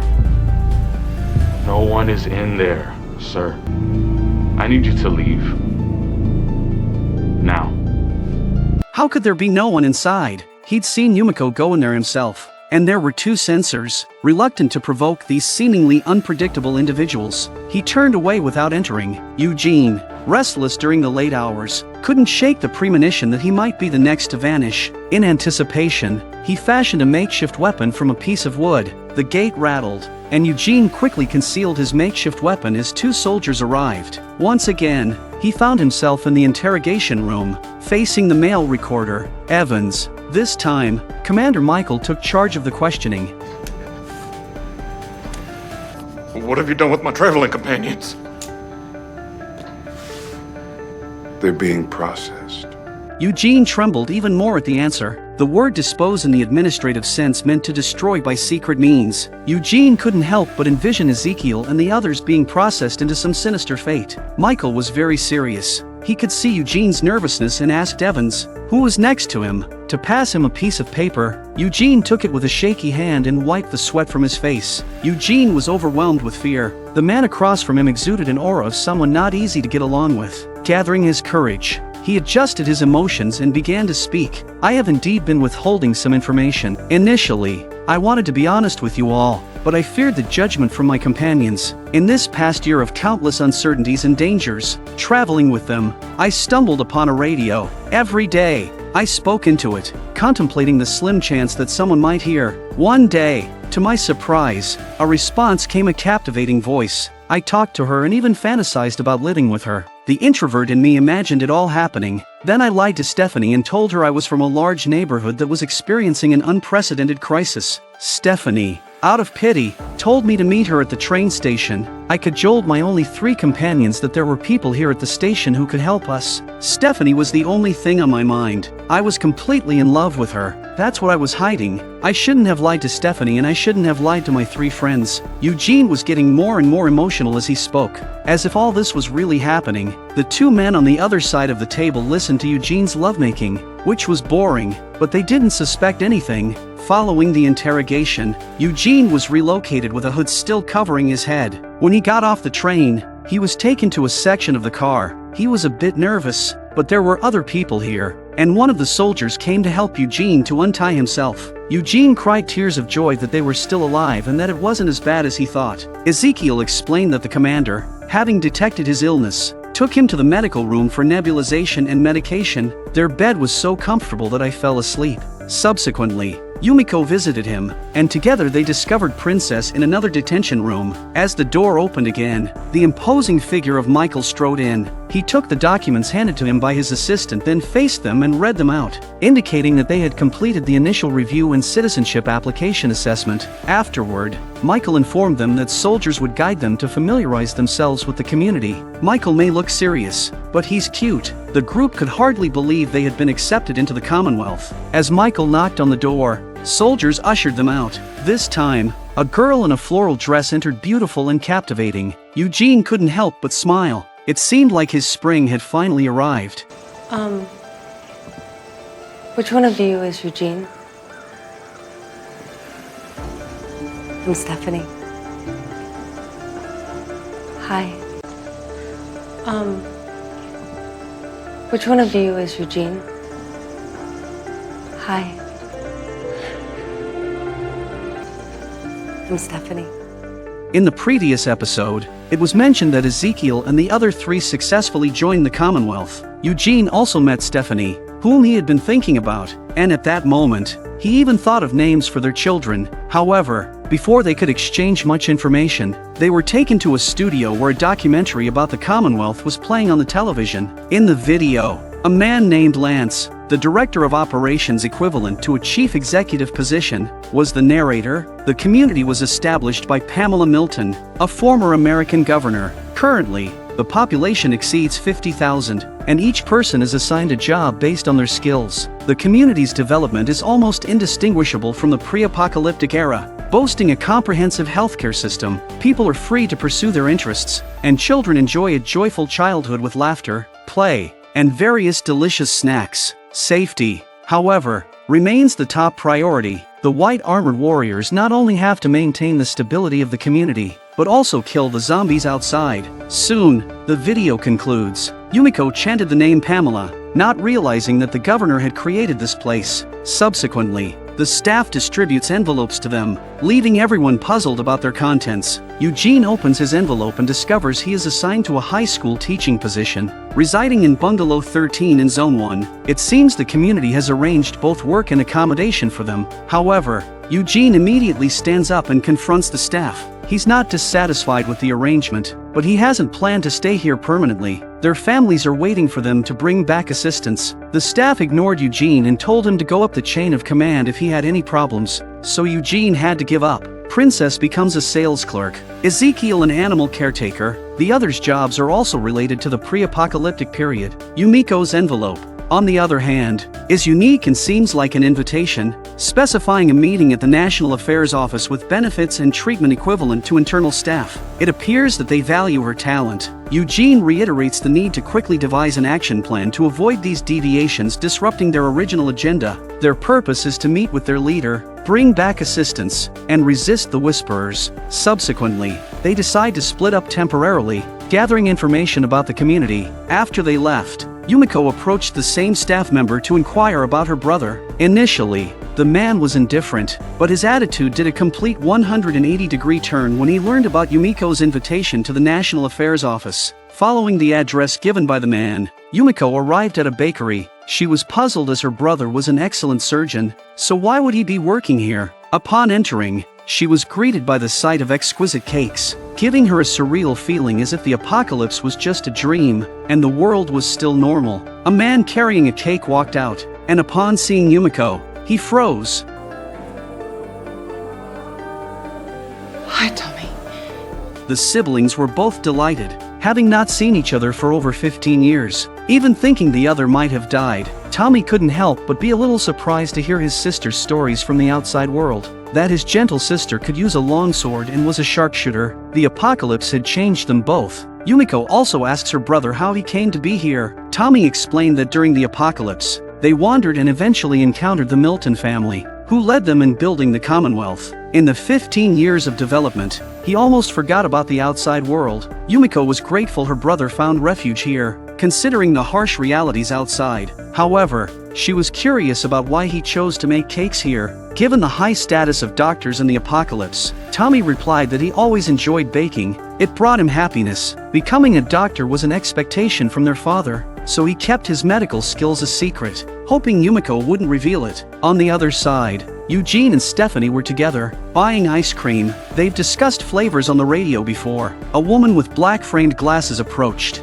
and without a word, the server immediately set aside what he was holding and handed over the prepared ice cream to the woman. She was Pamela's secretary. The woman paid no attention to Eugene and promptly left. Eugene had a strange sense of familiarity earlier, but he couldn't quite place it. Eugene took a lick of the ice cream, and the taste was exactly like the pre-apocalyptic days, a long-lost sensation. As they strolled down the street, enjoying the ambience, Eugene felt a bit uneasy being suddenly thrust back into normal society. In the distance, a figure caught his eye, a woman dressed similarly to Rosita. Eugene couldn't help but think about their companions back home and wondered about the situation at Alexandria Safe Zone. Have the Whisperers attacked the Alexandria Safe Zone? Thinking about this, Eugene had no intention to go shopping. He earnestly told Stephanie, "While I'd love to continue this stroll with you, I can't. If I can't achieve the purpose of coming here, it would be a disservice to myself. So, we won't stay. Our families are waiting for us to bring back assistance." He then asked Stephanie about the procedures for seeking help. Stephanie sighed. In our town, with a large population, everything takes time. As they sat on a bench at the street corner, Stephanie could sense Eugene's distress, and she pondered how to help. Suddenly, she noticed the antennas on the rooftop, and their eyes met. They seemed to have an idea together. Stephanie said the radio station of our town is inside. If you can talk to your family, You should feel better." Eugene understood that such external communication was likely not allowed. At this point, Ezekiel and the princess also find them and give them the unfortunate news that a meeting with their superiors will take at least 5 weeks and possibly years. Eugene frowned and then turned to Stephanie. With no other options, they decided to secretly use the radio. They stood up and headed towards the hall. What they don't know is that Michael in orange armor is watching them in the distance. Michael is the soldier commander here. Stephanie led Eugene into the hall, where people were engrossed in various activities. The communication room was on the second floor, and they calmly ascended the stairs. Ezekiel and Princess stood guard below, ready to delay any unexpected situations. Their operation went smoothly, especially since there were no guards in the vicinity. After a while, Princess spotted the situation. She saw Michael coming this way with soldiers. Hey! Fancy meeting you here, Mercer. Ooh! Oh, they clearly got a gym in this joint. Your chiseling is perfecto. In response to Princess's praise, Michael seemed a bit embarrassed. Was there something else? Yeah, I wanted to thank you No need, for making sure this got back to me. princess. Wait. Just returning your property. You have really For what? beautiful eyelashes.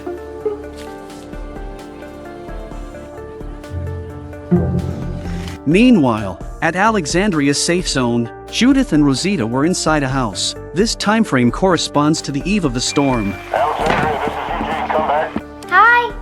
Are you all safe? Eugene, are you okay? Rosita, oh, thank good to hear your voice. You too. I got Judith here. Hello. Hey, Judith. Yes, we're all safe. We're doing okay. How are things there? Alpha and Beta are dead. Well, the war's over. Alexandria's trashed, and we're running out of food. Eugene, are you still there? I'm sorry, I need you to repeat it. Eugene was frustrated. They had no signal and couldn't hear any news from home. Just as they were about to try again. Hands up! Move away from the radio. No harm's been done, I can assure you. You're under arrest. Unauthorized use of government property.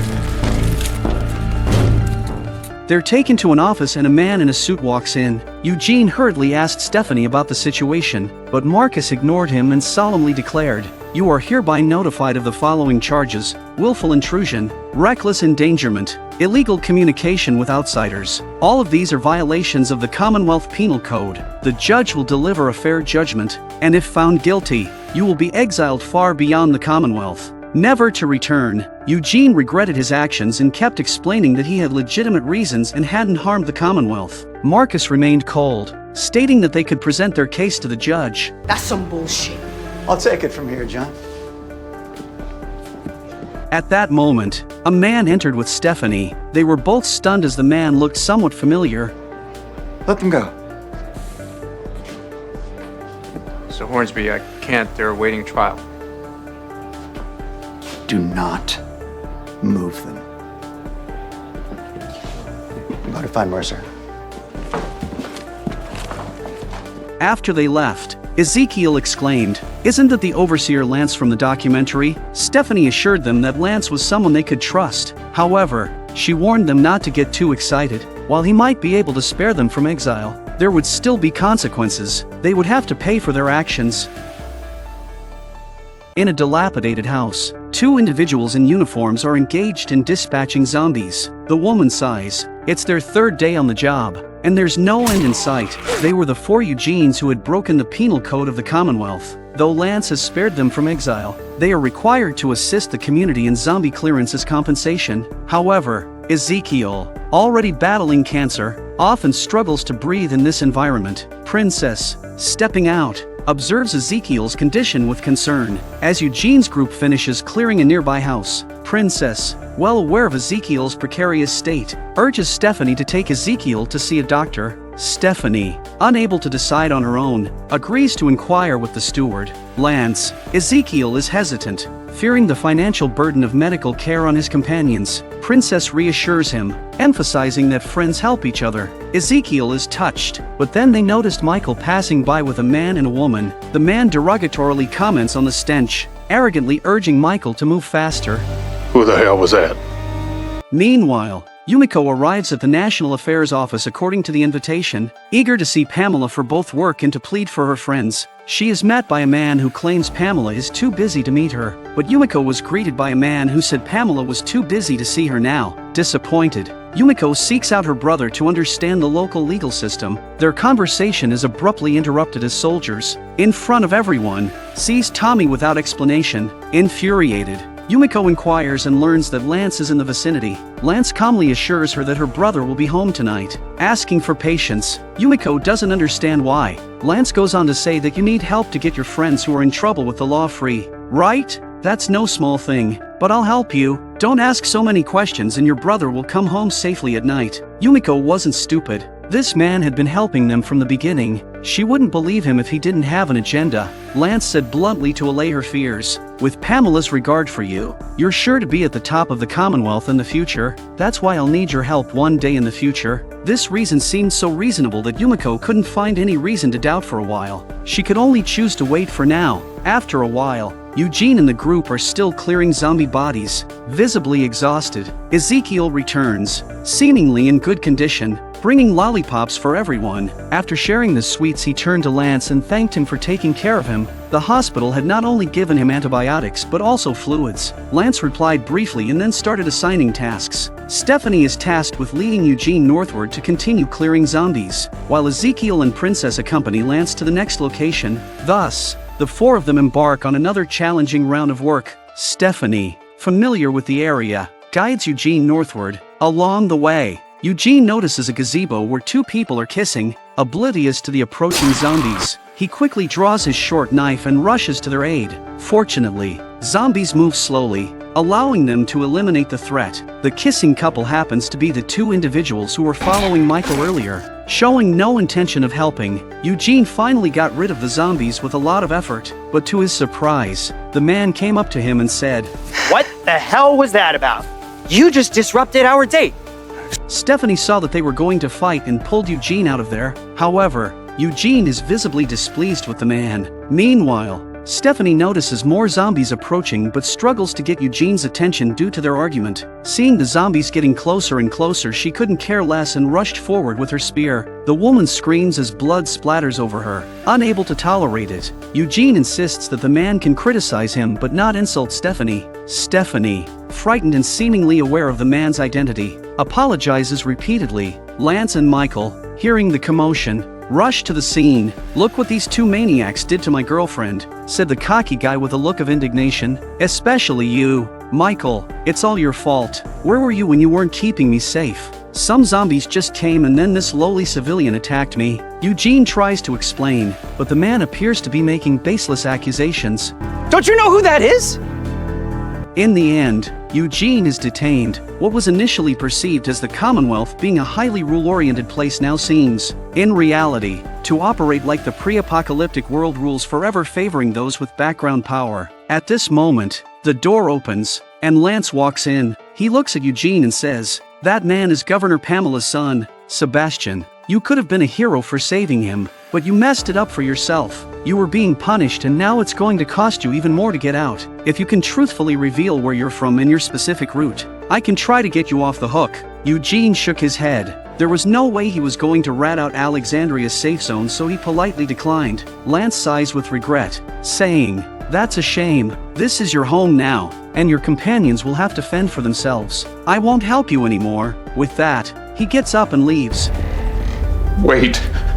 Eventually, Eugene decides to disclose the address. Though unsure of Lance's intentions, he believes there won't be malicious intent towards his home. 2 days later, Lance arrives at Alexandria's safe zone with a small team, Daryl and others, mistaking them for enemies, ready their weapons. Lance, however, bears no ill will. His carriage carries supplies like food and gasoline, appearing genuinely helpful. Eugene gathers everyone and shares recent experiences, stating that the Commonwealth wishes to engage in diplomatic relations with Alexandria's safe zone. Lance, introducing himself, extends polite words, expressing concern about Alexandria's safe zone's challenging situation. He proposes that the Commonwealth can provide nuclear materials to aid in the reconstruction. Of course, they could have joined the Commonwealth like Eugene and had a better life. Residents, though intrigued, remained skeptical. After thinking it over, and with Eugene as a guarantor, they all made up their minds. Most of them chose to come to the Commonwealth because no one wanted to live a precarious life outside.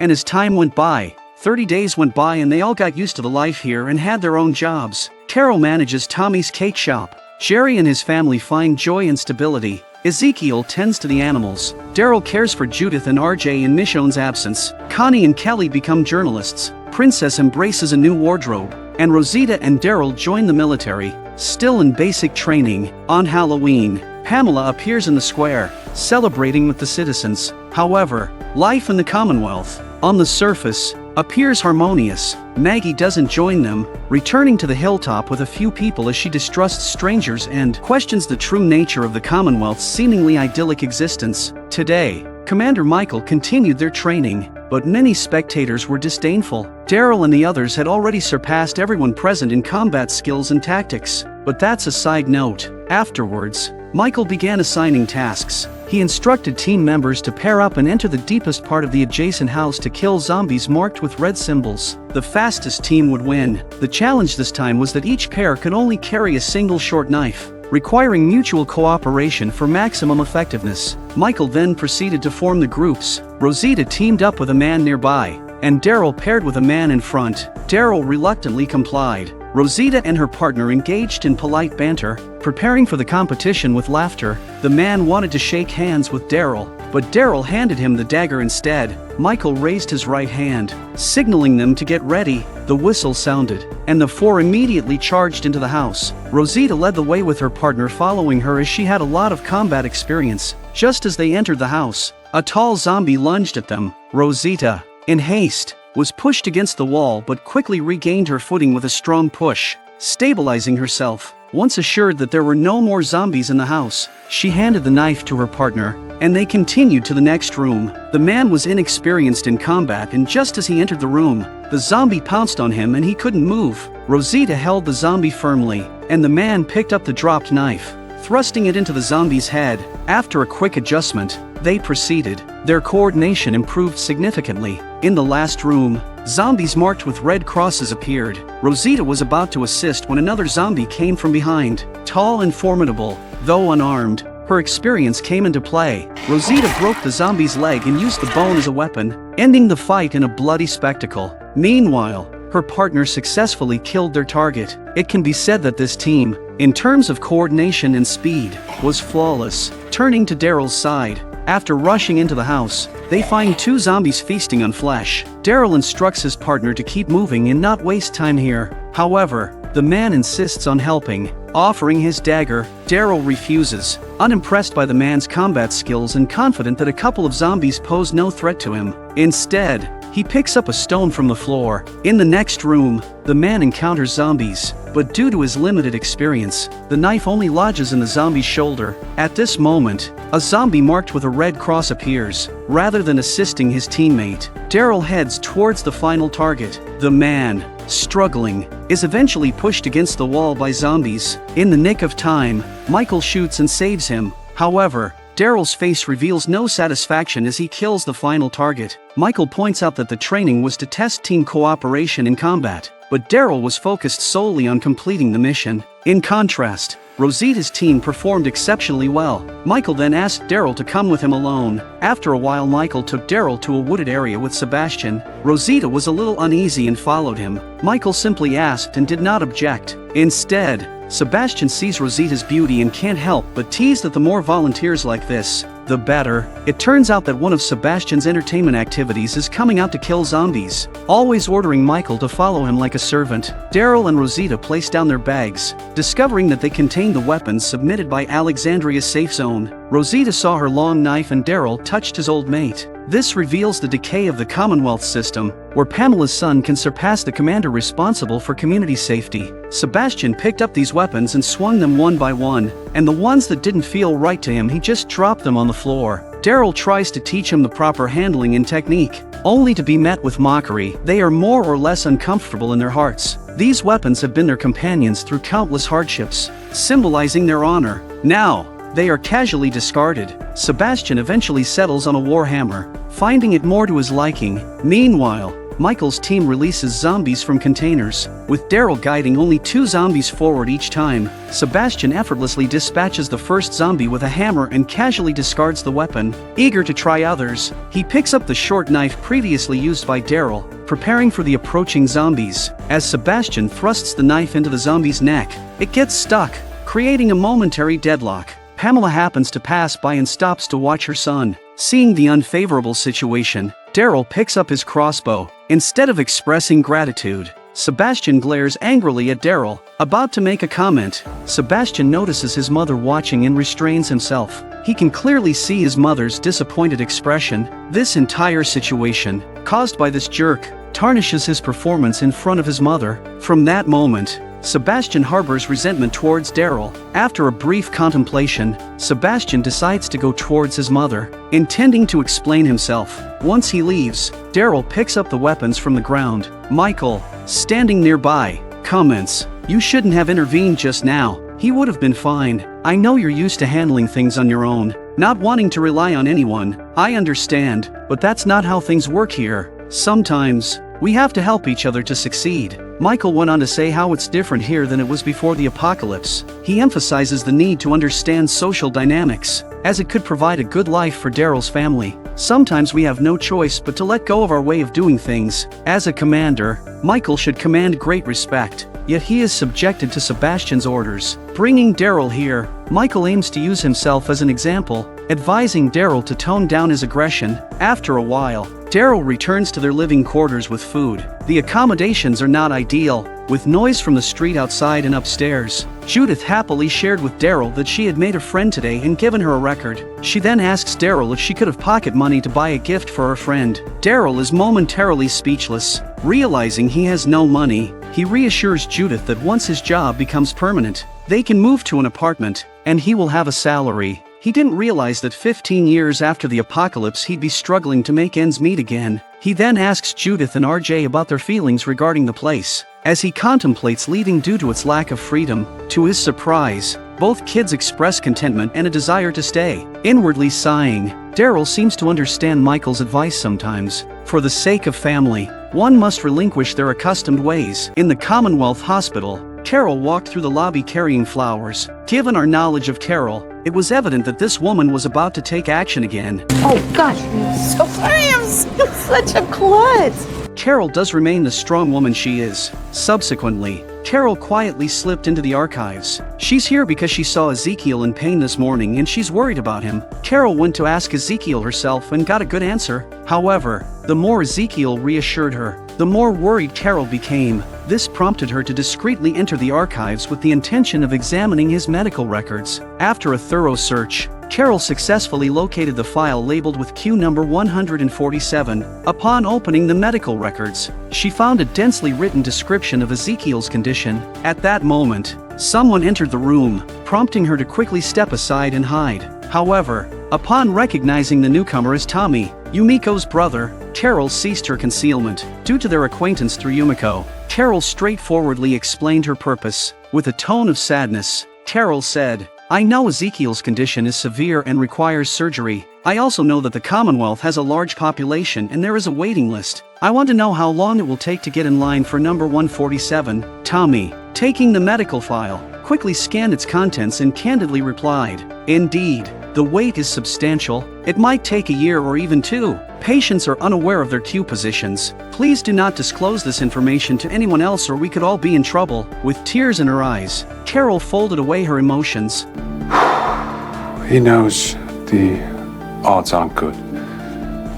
But he doesn't know there's likely no chance he'll get the surgery unless, by some miracle, he moves up the line.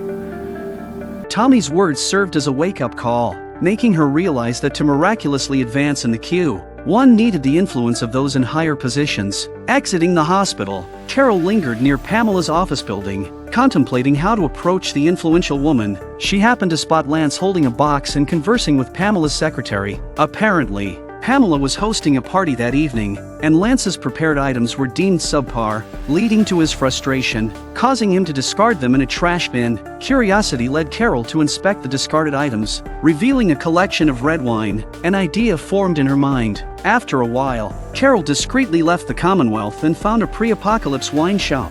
Her goal was simple: find high-quality red wine to establish a connection with Lance. But after so many years since the end of the world, the shop has long been emptied of wine. Fortunately, the observant Carol found a shipping manifest that indicated the location of a wine cellar. She searched throughout the city, spending an hour until she finally located the cellar. Luck was on her side. The shelves were almost full of wine, covered in thick dust, suggesting it hadn't been visited in a long time. With these wines, Ezekiel might have a chance. Carol intended to select some high-quality ones to bring back. Suddenly, zombies struggled against the shelves, causing them to collapse, and the wine bottles on top shattered on the ground. Carol drew her dagger and couldn't let the zombies destroy the other shelves. Just after she finished one zombie, there were two more behind her. Firstly, she tripped the zombie in front of her with a piece of wood and killed it with a knife. But the zombie behind her jumped on her body and dropped her dagger on the ground. Pinned to the ground without a weapon, she spotted a wine opener on a nearby table.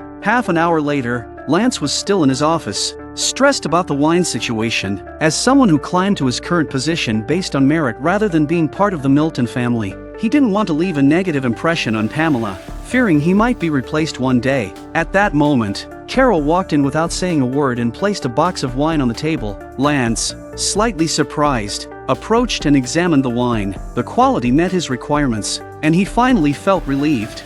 How did you know? So you found a way to get outside the walls, huh? My mother always taught me to be observant. Carol neither admitted nor denied anything, and Lance chose not to pursue the matter, instead asking her what she wanted.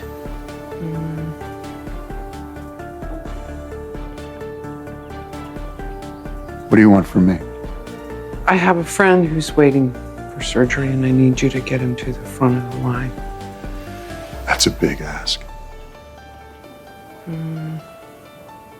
Difficult stuff. Not for you. First things first. I need to make sure this wine goes over well. Oh, it will. As long as the wine is popular tonight, Ezekiel's business will be solved. In the evening, the wine was delivered to the banquet, where Magna happened to be working as a server. Since her pre-apocalyptic past wasn't glamorous, that's what she was assigned to do. On the contrary, her girlfriend Yumiko had achieved a significant status within the Commonwealth. Want some wine? We hear it's really good. In such gatherings, ordinary people were usually limited to greeting guests at the entrance and were not qualified to join the festivities. Sebastian, dressed impeccably, walked down the red carpet. He suddenly noticed Daryl at the innermost part of the venue and smiled as he helped him adjust his clothes. Rosita teased Daryl, saying that Sebastian disliked him, accompanied by a smirk that implied a less-than-friendly sentiment from the young man. Wow. He hates you. It was a hate smile. Daryl, understanding the situation well, couldn't deny the animosity that the kid harbored towards him. Suddenly, the greeters erupted into enthusiastic applause. Lance hadn't expected to be so well received. However, his expression changed when he realized that the applause was for Michael. Facing the compliments from the girls, Michael was somewhat at a loss for words, so he quietly came to Princess and said, "I hate this kind of social occasion. It's very boring. Do you want to go in with me?" Princess, straightforward by nature, had a good impression of Michael and agreed. "Love, here it comes." There's a dress code. Name? She's with me.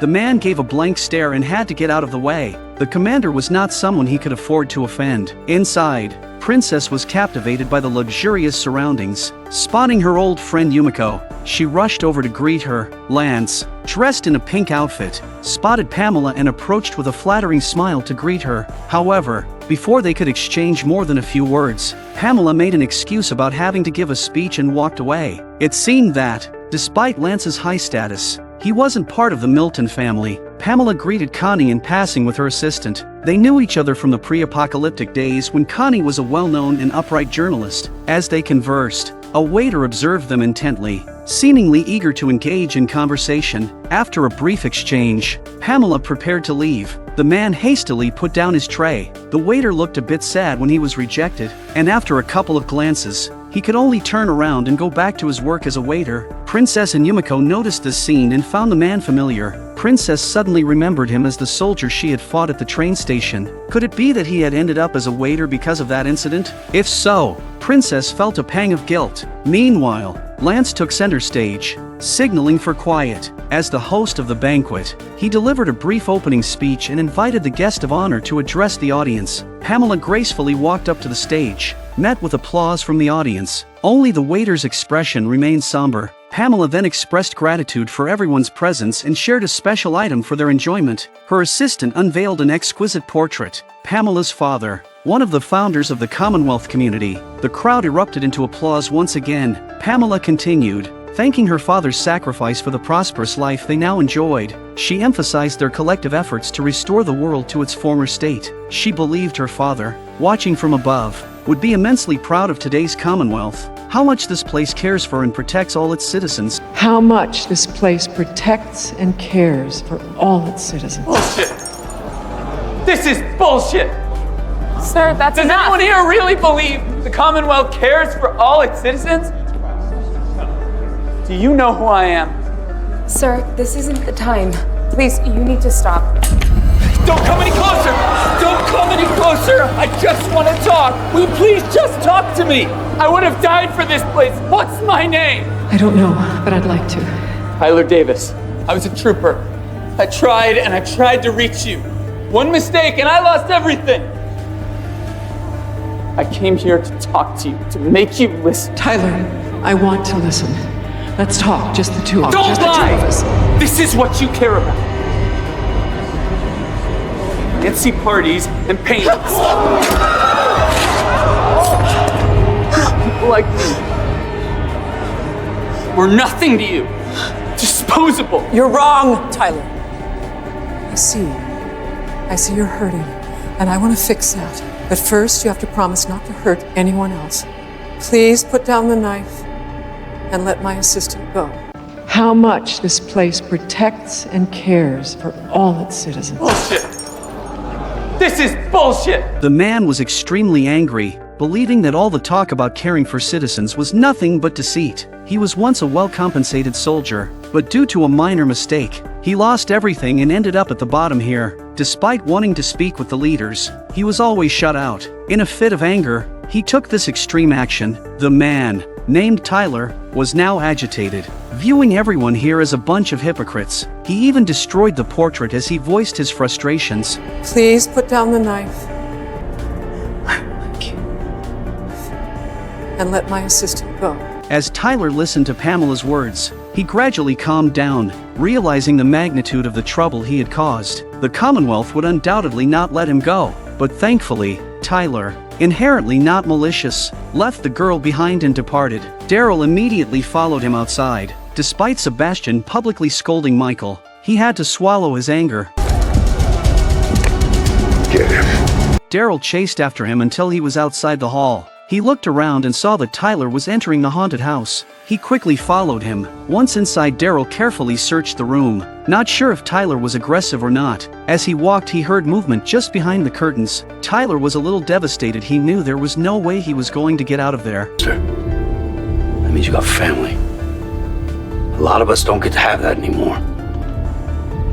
Don't take that away from her. Tyler nodded his head. The words reminded him of his sister. Family members are what keep each other alive. Tyler broke down and put the dagger down in his hand and handed it to Daryl. He had to take the blame for what he had done or his family would only have a harder time. Daryl didn't want to do it, but the Commonwealth had its own rules and he was just a candidate for the army. As they reached the exit, Sebastian appeared at the door, smiling at Daryl, praising him for finally doing something right. Now you got him. Go ahead. Take him to your mom. Life was such, Even the upright Daryl got involved in social intricacies. Both he and Tyler were doing it for their families. Judith and RJ were waiting for him to become official and have a better life. Soon they were back in the lobby and Sebastian made a point of messing up his hair before he pushed Tyler through the crowd. Immediately there was thunderous applause. Pamela was a little surprised that Tyler was caught by her own son. Michael glanced at Daryl, guessing what had happened. Remove him. You think getting rid of me solves anything? There are thousands more like me. Resist the Commonwealth! Visibility for workers! Equality for all! Pamela was disturbed by this statement. Could there really be thousands of other rebels? Lance decisively stated it was impossible. On the third day, Daryl donned armor as a result of ingratiating himself with Sebastian, and both he and Rosita were officially accepted. They not only moved into a new apartment but also received their first substantial salaries. With his newfound earnings, Daryl immediately bought a music player for Judith, allowing her to listen to the records her friends had gifted her. However, Tyler's situation was far from over. They were ordered to search civilian homes diligently, aiming to uncover those engaging in covert activities. While inspecting a wardrobe, Rosita discovered a hidden space. Pushing open the door, she found various graffiti on the walls, expressing ideals like equality for all. This seemed to be a clandestine gathering place for those who questioned the current state of the Commonwealth. Rosita, having experienced much, could easily discern the underlying issues within the Commonwealth. But like the real world, we all end up living like we hate it. In the newspaper office, the editor-in-chief had already drafted an initial newspaper article, claiming that Tyler suffered from severe mental illness, but Connie vehemently opposed this. As Tyler was evidently coerced into his drastic actions, there must be an ulterior motive in this matter. Connie believed in reporting the truth objectively and suggested confronting Tyler and Pamela publicly. However, the editor-in-chief wasn't willing to agree. The post-apocalyptic society, it seemed, was equally dark. Connie didn't give up. As a journalist, she felt a responsibility to let the public know the truth. They headed to the hospital and directly approached the room where Tyler was held. But they were halted by soldiers. Connie inquired if Tyler had a lawyer and what accusations he faced. While they conversed, Michael, opening a door slightly, shot them a stern look, seemingly warning them to leave promptly. They had no choice but to abandon their mission. Yet, they didn't give up. In the afternoon, the soldiers are out on a mission and Connie and Kelly follow them, hoping to learn some truth from Michael. Initially, Michael was unwilling to engage with them, but the persistent women followed him even during zombie encounters. Eventually, he reluctantly agreed to answer a few questions. Connie first asked about the charges against Tyler and the hidden secrets. Then, she questioned why the military had to follow the orders of politicians. Michael didn't anticipate these questions from Connie and chose not to answer, suggesting that even if they knew the truth, revealing it wouldn't change anything as no one would let them go public. They fell into silence, realizing the complexity of the situation. After a while, Michael returned to the hospital. However, when he opened the door, the room had been cleaned out, and Tyler's fate seemed grim. Michael, inherently upright, had seen too much of such situations. The so-called equality was just a facade. Power and law ultimately rested in the hands of the aristocracy. Ironically, for the sake of family, he had to play the role of their servant. That night, Connie and Kelly rested in their room, understanding the complexities involved. However, their sense of justice wouldn't allow them to give up. Suddenly, a knock on the door interrupted their contemplation. Connie approached the door, and a note was slipped through. By the time she opened the door, the person outside was already gone. Upon examining the note, they found it to be a list, and the last name on it was Tyler's. They were left pondering the significance of this unexpected development. Eugene woke up with a slight smile on his face, as he had spent the night at Stephanie's place. Although Eugene and Stephanie hadn't officially started dating, it was evident that they had taken a successful step forward. Stephanie was currently engrossed in something. Eugene noticed it was his own unfinished novel. Feeling a bit awkward, as he had used their radio communication as inspiration for the story, Eugene had often discussed plot lines with Stephanie. While Eugene was worried, Stephanie read it and said she liked it and was proud of his talent. Stephanie then changed into her clothes, preparing to head out for work. As Eugene sat on the bed, he contemplated taking their relationship to the next level. Gathering courage, he confessed his feelings and even handed Stephanie the keys to his apartment, expressing his desire to see her every day. Eugene received a positive response, lifting his spirits, and his long-awaited love story had finally begun. They both went about their respective tasks. However, Eugene arranged to meet Stephanie at 5 o'clock in the afternoon for ice cream, their first official date. Exiting the apartment, Eugene couldn't contain his excitement, even questioning if this was real. In his elation, Eugene sought advice from Princess, wanting to confirm whether such actions from a girl meant acceptance. Princess told him that it's okay, if a girl says she loves you, then you should believe her, and pursue your love boldly. An inspired Eugene was thrilled. Princess was right, he needed to embrace love openly. In preparation for their first date, he arrived at the square half an hour early, holding the ice cream they had once discussed on the radio. His face was full of happiness, his eyes were looking away from time to time, and his mind was imagining what he would talk about later. He began to giggle at the thought. It was the first time he had ever fallen in love. However, as 2 hours passed, the sky darkened, and Stephanie was nowhere to be seen. Eugene's first date ended in disappointment, leaving him with an indescribable sense of desolation. Later that evening, at 9 p.m., Eugene visited Stephanie's apartment,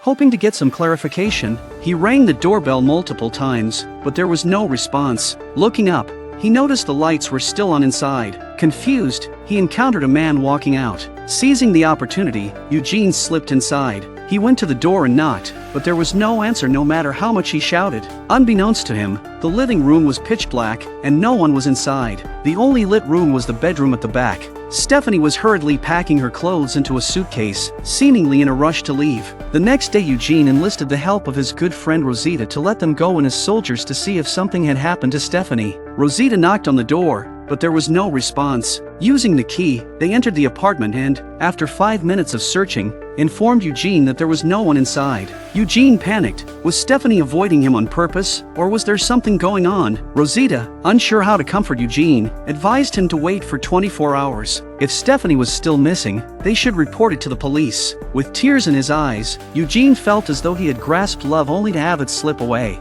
5 days later, Eugene opens the door to his room in despair, and the visitor is the princess. Princess, concerned about Eugene, came to check on him. After entering the house, Princess looked at the things on the wall and was shocked. This guy does not go to work and the intelligence work is really a waste of talent. Eugene did not hide anything and shared the events of the past few days. Stephanie had been missing for 24 hours before soldiers began searching the city. But even after 2 days of searching, there were no leads. Eugene, unwilling to accept defeat, printed missing person flyers, but they seemed to have no effect. Frustrated and heartbroken, he turned to alcohol, drowning his sorrows. One night, while Eugene was relieving himself, a man walked past him. It was the same man from the night Stephanie disappeared. Eugene, clinging to a glimmer of hope, chased after the man, hoping to get information about Stephanie's whereabouts. The man claimed to be a plumber, stating that he was merely repairing pipes that night. He quickly left, showing reluctance to engage in further conversation, but Eugene's instincts told him there was something wrong with this man. There were no city service vehicles in the neighborhood that night, and the man wasn't wearing any identifying uniform. Following the man, Eugene discovered that his name was Roman and that he wasn't a plumber at all. Their base is a warehouse where no goods are ever transported. But every day there are people meeting there, and the lights inside the warehouse are always on. After observing the same 4 people going back and forth every day, until a 5th person appeared, Eugene analyzed that this person should be their leader. Further investigation indicated that this group was involved in underground activities, possibly linked to government insiders. Eugene suspected that Stephanie might have clashed with them, leading to her unexplained disappearance. On the 4th day of Stephanie's disappearance, all her belongings were gone. The person overseeing the move-out process was one of the individuals at the warehouse. The paperwork for the move was legitimate, indicating the involvement of a high-ranking government official.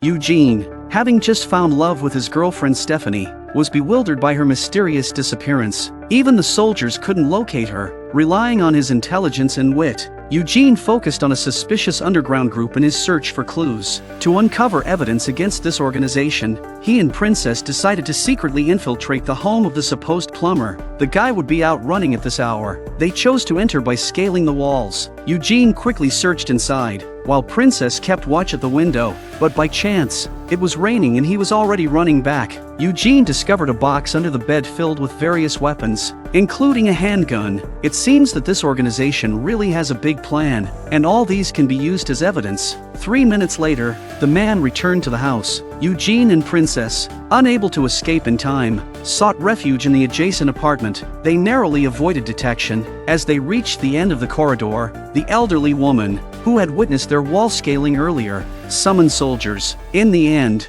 they were charged with breaking and entering. Lance visited their cell with a stack of documents, explaining that Roman was indeed a city-contracted plumber and was legitimately working on pipes that night. Lance also said that the weapon found in Roman's house was for self-defense, and that any full citizen could apply for it. Lance also told Eugene that Roman understands what you and Stephanie are going through, so he's not going to pursue it. You can leave peacefully, but you have to stop stalking Roman. Eugene never said a word. He signed silently. No matter what, he couldn't get Princess locked up here with him. Back at home, Princess advised Eugene not to continue. Stephanie might have broken up with you and that's why she left. Eugene was smart enough to think that the truth was not true. He decided to go out again tonight to find out. A woman walked into the warehouse that night, and Eugene stealthily followed. Stephanie might have been abducted or worse, and Eugene was not willing to give up without knowing the truth. So he wanted to be a warrior for love. He approached the stairway a little bit closer. There were shadows flashing above that seemed to be plotting something. He took out his own chilly water and was ready to go up the stairs. Hey!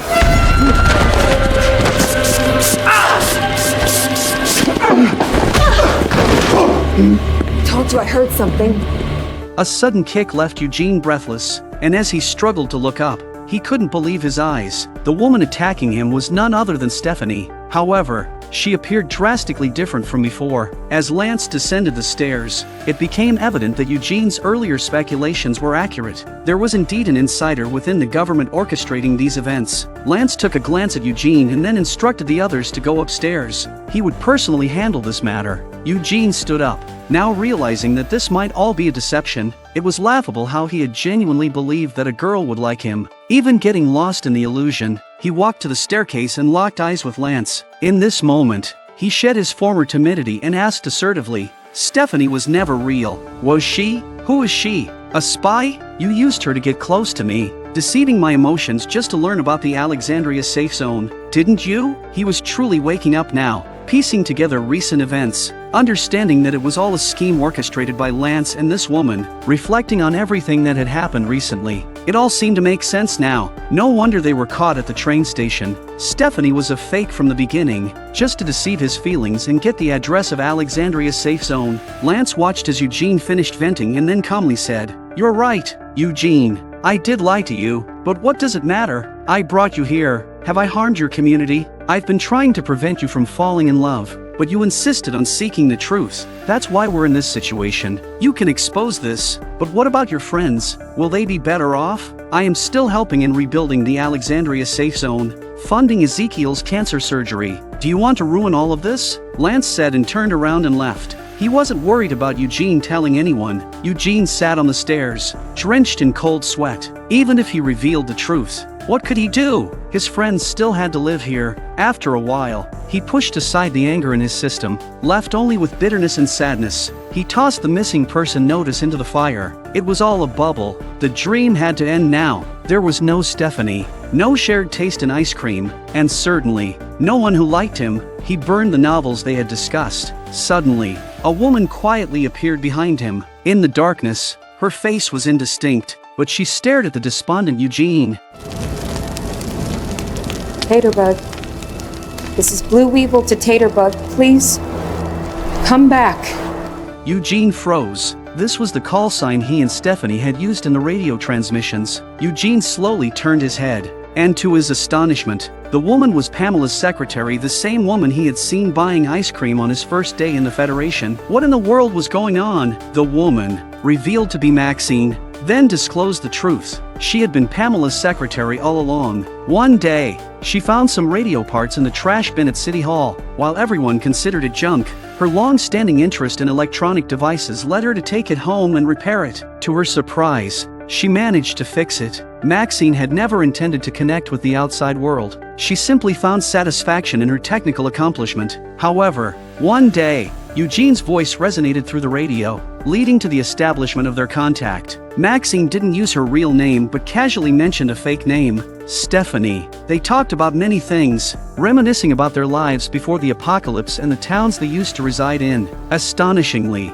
they discovered they were from the same small town and shared a fondness for local blackberry ice cream. The more they talked, the more curious they became about each other and even had feelings of cybersex. Talking to Eugene became the most relaxing part of Maxine's day, and the man always managed to make her laugh. Until one day, just as they agree on a meeting place, the radio thing is discovered by Maxine's brother, Michael. Lance's tech team had detected unauthorized communication with an external community, including eavesdropping on their conversations and knowledge of the meeting point. Michael, the commander in charge, never expected the lawbreaker to be his own sister. However, he couldn't bring himself to hand his sister over and hoped that Lance wouldn't recognize the voice. Eventually, the radio was confiscated by Michael, making it impossible for Maxine to go out and meet Eugene. On this particular day, while getting ice cream for Pamela as usual, Maxine spotted Eugene with a woman claiming to be Stephanie. Using Maxine's own tone of voice, nervous and fearing exposure, she didn't respond to Eugene at that moment, because both she and her brother will be punished if this is exposed. After all,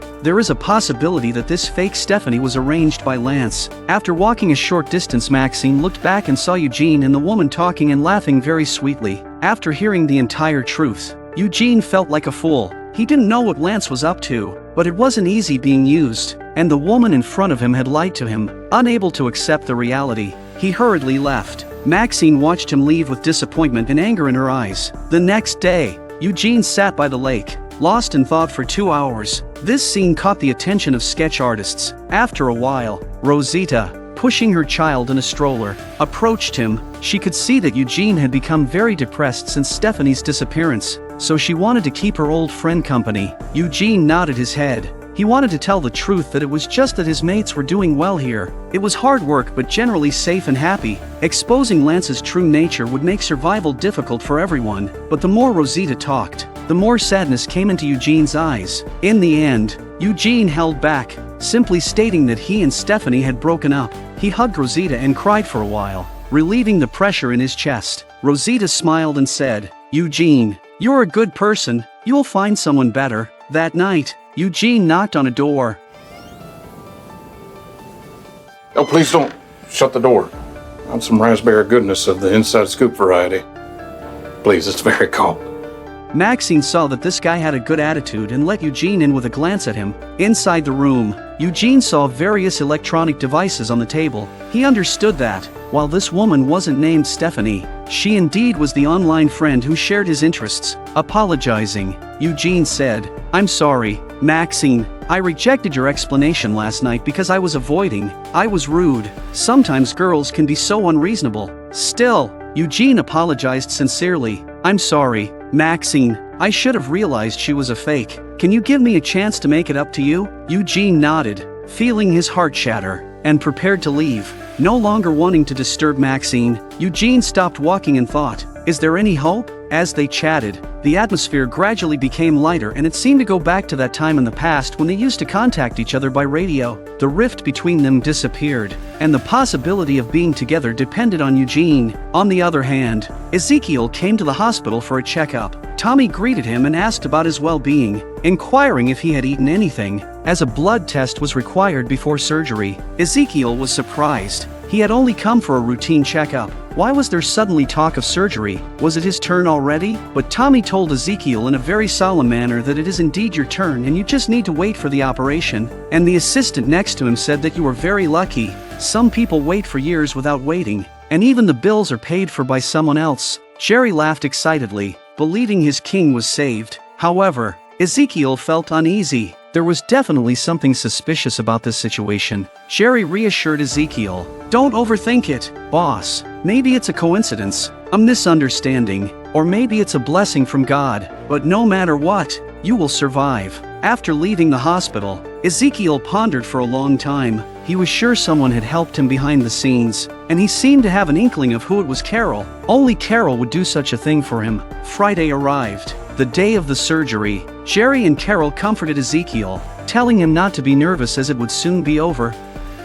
On the post-apocalyptic highway, a convoy fully armed from the Commonwealth is advancing, escorting armored vehicles moving slowly. Seated inside one of the armored vehicles are the Commonwealth leaders Lance and Pamela. Their destination on this journey is the Alexandria safe zone. In previous episodes, it was mentioned that Lance is a cunning individual with deep machinations. He set up Eugene in order to learn the address of the Alexandria safe zone and try to develop it into a subsidiary territory of the Commonwealth. Lance is aware that Pamela has little interest in these remote places, so he has specifically taken her on this trip for inspection. 2 hours later, they arrive at the Alexandria safe zone, with the assistance of the Commonwealth. The once dilapidated community has been largely restored. Aaron notices their arrival and immediately instructs workers to arrange items neatly, as if preparing for an inspection. Lance had previously informed Aaron about the visit of the Commonwealth's governor today, emphasizing the need for thorough preparation. Soon, the vehicles come to a stop. Daryl, too,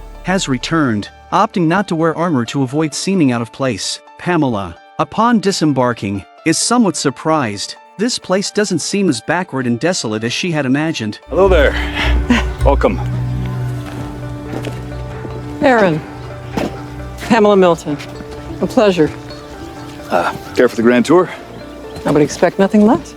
Subsequently, Aaron takes on the role of a guide, leading them on a tour of the community and introducing its infrastructure one by one. Pamela is genuinely surprised that such a beautiful place could be constructed in such a remote location. She commends the creators for their remarkable talent. Aaron explains that the original owners of this place are no longer alive, and the expansion happened gradually over the years. After visiting the outside, they came to the inside of the house, where there is a photo of the first manager, Deanna. But I didn't expect Pamela to know her. Before the apocalypse, Pamela had met Deanna during charitable activities. It's a magical twist of fate to reunite 15 years later under these circumstances. At this moment, sounds of alert soldiers outside reach them. Pamela goes to the window to observe, and Aaron and Lance are drawn to the commotion. Upon seeing the situation outside, they can't help but curse because a zombie is walking down the street.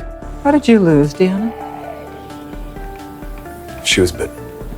Pamela, who initially had some positive feelings about the place, now realizes that even basic safety is not guaranteed. The inspection of Alexandria's safe zone is deemed a failure. For their second stop, they head to Oceanside. Pamela feels a sense of relaxation by the sea. This place is indeed nice, and once incorporated into the Commonwealth, she thinks they can come here for a vacation every year. So, when Pamela talks to Rachel about how wonderful Oceanside is and expresses her happiness for them becoming partners with the Commonwealth, she thought it was a blessing. We spoke to Maggie Reed, leader of Hilltop. She told us she's not partnered with you all. We offered Hilltop the same agreement as with Alexandria, but Maggie declined.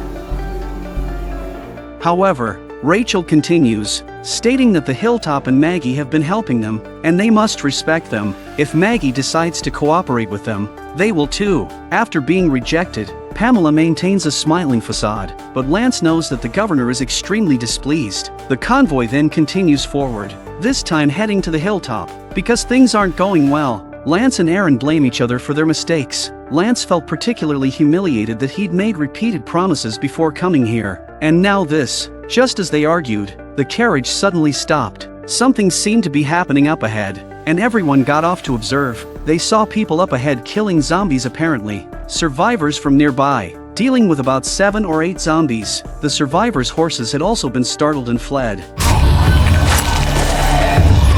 Daryl hurried forward to help because he had recognized who they were. Indeed, it was Maggie and her group, out looking for supplies. Pamela, accompanied by her entourage, approached, looking at these brave and somewhat unkempt individuals.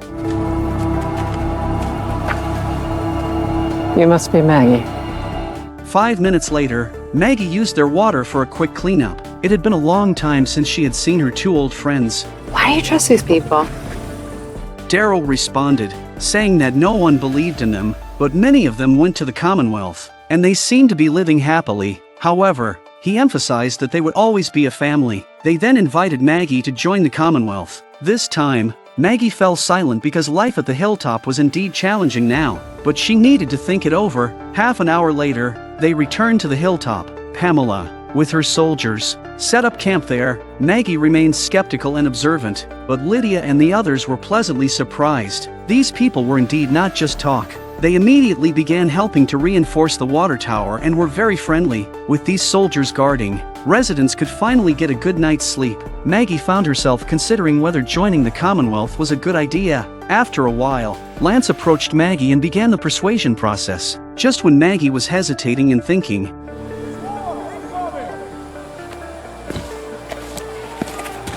the deep look in this man's eyes couldn't help but suspect that the zombies that were coming now were a plot on his part. Outside the walls, a batch of zombies started appearing, and soldiers were actively resisting. Maggie and her people also went out to kill zombies. Everyone had fought countless times in the apocalypse, and killing zombies was no longer a daunting task. They all felt that something was strange today. Usually, there wouldn't be so many zombies appearing together.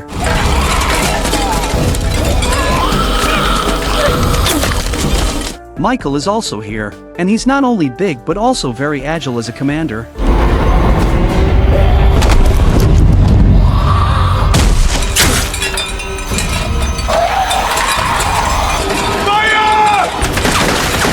The zombies they had struggled to kill were effortlessly dealt with by these soldiers. After this incident, more residents wanted to go to the Commonwealth. After all, no one wanted to risk their lives every time the alarm sounded to go out and kill zombies. Diane and Lydia persuaded Maggie that they needed a secure environment, and these soldiers could bring them a sense of security. Maggie was almost ready to decide, but what happened next made her reconsider.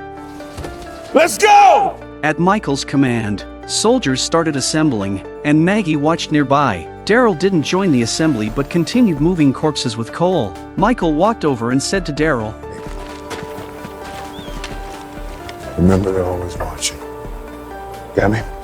Yeah, I got it. In this moment, Maggie saw Daryl's helplessness. Maggie felt a bit bitter. Perhaps joining the Commonwealth meant losing some freedom, so she had made up her mind. But the Hilltop's going to pass on your offer. Can I ask why? Because, like you said, everything costs something. After Maggie left, Pamela's face immediately darkened, and Lance felt deeply embarrassed. This inspection can be said to have gone very badly. They didn't want to linger any longer, they just wanted to leave quickly. Maggie and Daryl hugged goodbye, but what Maggie didn't expect was that the residents, one after another, followed the Commonwealth and left. I'm leaving, Maggie. Some of the others are coming with me, and you should too. Maggie didn't stop them but cautioned them not to trust strangers too much. I respect the hell out of you, but I can't do this anymore. I'm sorry.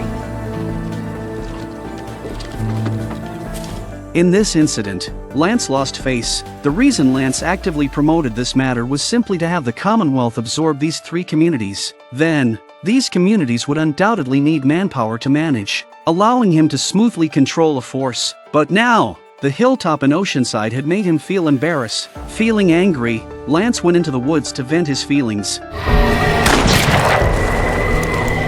Lance. Lance, you okay? A+. Cole bent the bow, set an arrow, and aimed ahead. After assessing the zombies' positions, he adjusted the trajectory and gracefully shot an arrow, hitting the target with precision. Cole and his companion patrolled atop the wall, competing to see who could kill more zombies. Now, the Hilltop only had them and a few others following Maggie. The rest of the residents had joined Pamela to enjoy a better life at the Commonwealth a week ago. As they were chatting, Lydia arrived at the gate with luggage. She, too, was preparing to leave, leaving behind those enduring difficult days. Cole opened his mouth to say something but held back. After spending so much time together, he had developed feelings for Lydia. This time, it may be hard to see her again. Encouraged by his companion, Cole took a deep breath. Need an escort? Why? It's a long walk, you know? Might get bored, that's all.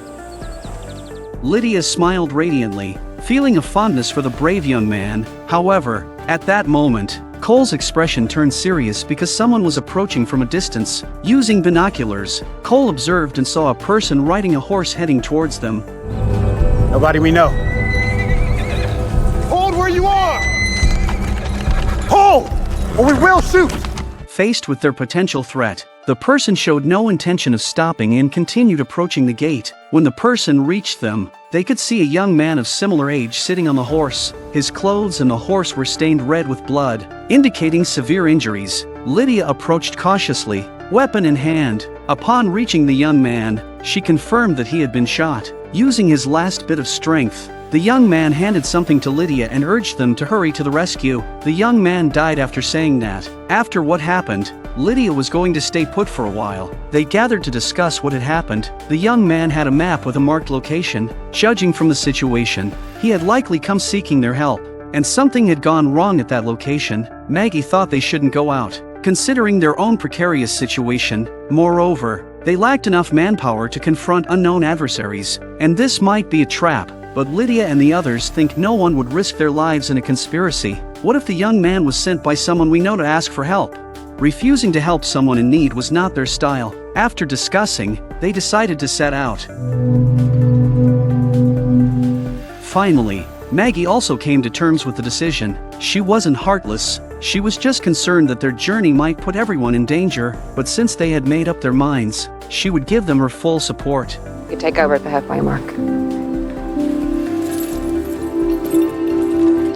They set out, following the direction marked on the map. On the road, Lydia asked Maggie why she refused help from the Commonwealth. Maggie patiently explained that even without them, they could sustain themselves. Lydia was more puzzled. At the hilltop, they were barely getting by, but at the Commonwealth, they could have a much better life. Maggie continued, saying that hardships were temporary, and what comes easily is not always good. Also, she questioned whether the Commonwealth, after over a decade without contact with the outside world, was genuinely more powerful than them. Actually, it's not Lydia's fault. Most ordinary people want a better life. Her own life had been full of wandering and turmoil, so she was eager for stability. Do you agree? With most of it, yeah. Maggie's persistence wasn't wrong, and her integrity was admirable. Suddenly, 3 zombies appeared on the road, and they were from the Commonwealth. Things were getting stranger. They rushed forward with weapons. There were no signs of a fight nearby, indicating these 3 zombies had come from somewhere else. Upon inspection, one had its throat slit with a long knife, and the other 2 had arrows precisely shot into the gaps in their armor. The person who committed the murder is definitely a tough guy. Suddenly, a voice from afar caught their attention. Maggie took out binoculars and saw Aaron running towards them. Could it be that they were attacked? In fact, Aaron didn't know the deceased individuals. Encountering Maggie here was purely coincidental. The incident traced back to a week ago when Maggie rejected cooperation with the Commonwealth. Everything costs something. Pamela and others had to leave, and Aaron followed them to the Commonwealth. In the pre-apocalyptic world, Aaron worked for a civilian organization, and now he was assigned to a similar role, reviewing and admitting new people, helping those who roamed outside. He came to the church to find Gabriel because he faced a problem at work. The higher-ups discovered a friendly survivor group of about 40 people hiding in a difficult situation in an apartment near the border. As they were a religious group, the leaders wanted Gabriel to join in for easier communication. In the afternoon, they arrived at the location of the apartment. However, they could only observe from a distance as people near the windows were armed and vigilant. Aaron couldn't help but sigh. Weren't the higher-ups saying these were friendly survivors? This situation didn't look favorable. Having survived in the post-apocalyptic world for so long, Aaron and Gabriel understood people's attitudes towards strangers. They might be shot before getting close. However, Toby, the man in charge, didn't seem bothered. Living inside high walls for a long time, he didn't grasp the dangers of the outside world. He believed that if people inside were vigilant, it was merely fear. Toby ordered the troops to station here, preparing to take 3 people inside for communication. Gabriel immediately opposed the idea, stating that going in was no different from seeking death. But Toby, putting away his smile, said sternly, "I'm not discussing, I'm informing." The boy beside him nodded in agreement, thinking that the boss's approach was more assertive. Aaron and Gabriel had no choice but to reluctantly agree. Joining the Commonwealth meant obeying orders. They then moved through the woods, gradually approaching the apartment. The building's gate was tightly shut, and people by the windows were watching them. My name is Aaron. We come from a community called the Commonwealth. We'd like to extend our friendship. We have more back at our camp, if you'd like. Is there anyone I could speak with, face to face? After Aaron had finished speaking, there was silence for about 10 seconds before they heard a thud from inside. Soon after, the iron gate opened, and a bald woman with an earpiece and a scythe over her shoulder walked out. Just for this aura alone, he doesn't look like someone to be messed with. Weapons. In the last episode, Aaron and the 4 of them crossed the highway to the front of the building, and their mission was to help survivors in need. We have more back at our camp, if you'd like. Is there anyone I could speak with, face to face? After Aaron's speech, there was silence, and after about 10 seconds, there was a thud from inside. Shortly after, the iron door opened and a bald woman wearing earrings and carrying a scythe on her shoulder stepped out. Judging by her demeanor alone, she didn't seem like an easy person to deal with. The woman examined the strangers before her with a fierce gaze. Weapons. The four of them didn't dwell on the issue and took off their weapons from their belts. The woman's bald head, earrings, nose ring, and cold expression exuded an intimidating aura. Jesse didn't even dare to look up. He had never seen such a scene before, and all the energy he had before he arrived was gone. Aaron handed over his knife and food. It's kind of a bitch to take off. The woman, taking the weapons, led them inside. The interior was dimly lit, and several burly men stood around. After everyone entered, the door was closed behind them. If these people had any ill intentions, escape would be impossible. Last door to the right. What's down there?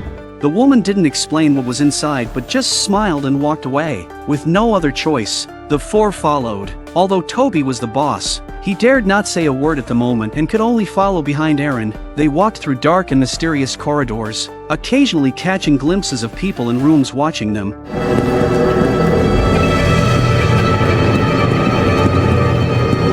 Jesse felt extremely uneasy, as if he had walked into a den of wolves. Soon, they arrived in a room. Surprisingly, there was no horror inside. Instead, a middle-aged man with his back to them appeared to be the leader. Seats. Aaron breathed a sigh of relief at this point. As long as they could sit down quietly and talk, there wouldn't be many problems. When the man turned around, before he could speak, Aaron preemptively said, "We come from a community called the Commonwealth. It's very much like the pre-apocalyptic world, where the population has surpassed 50,000 and there's an enlightened government and people are living well." Before Aaron could finish, Soldiers. And churches too, I take it. Hey, Father? Did you lose your collar? Wanted you to see who I was before learning what I was. confirming Gabriel's status as a priest improved Ian's attitude. He went on to say, "Suppose it's like the old world there, it probably has a church, maybe even a socialite, gambling, too, I assume. Are there addicts gathering in the alleyways?" I haven't seen any of that. To dispel Ian's concerns, Aaron took out his phone and handed it over. The photos on it captured the beauty of the Commonwealth and made you want to see it. That's where we live. Whenever people see those photos. Now Ian couldn't help but be curious and ask, "Is it that simple that you're here just to get us to live here?" In reality, they didn't believe in this so-called Commonwealth. Ian thought it was likely a scam. Trusting others in the post-apocalyptic world was foolish. Where is this, Commonwealth located? He can't tell you that. Why? Because you say so?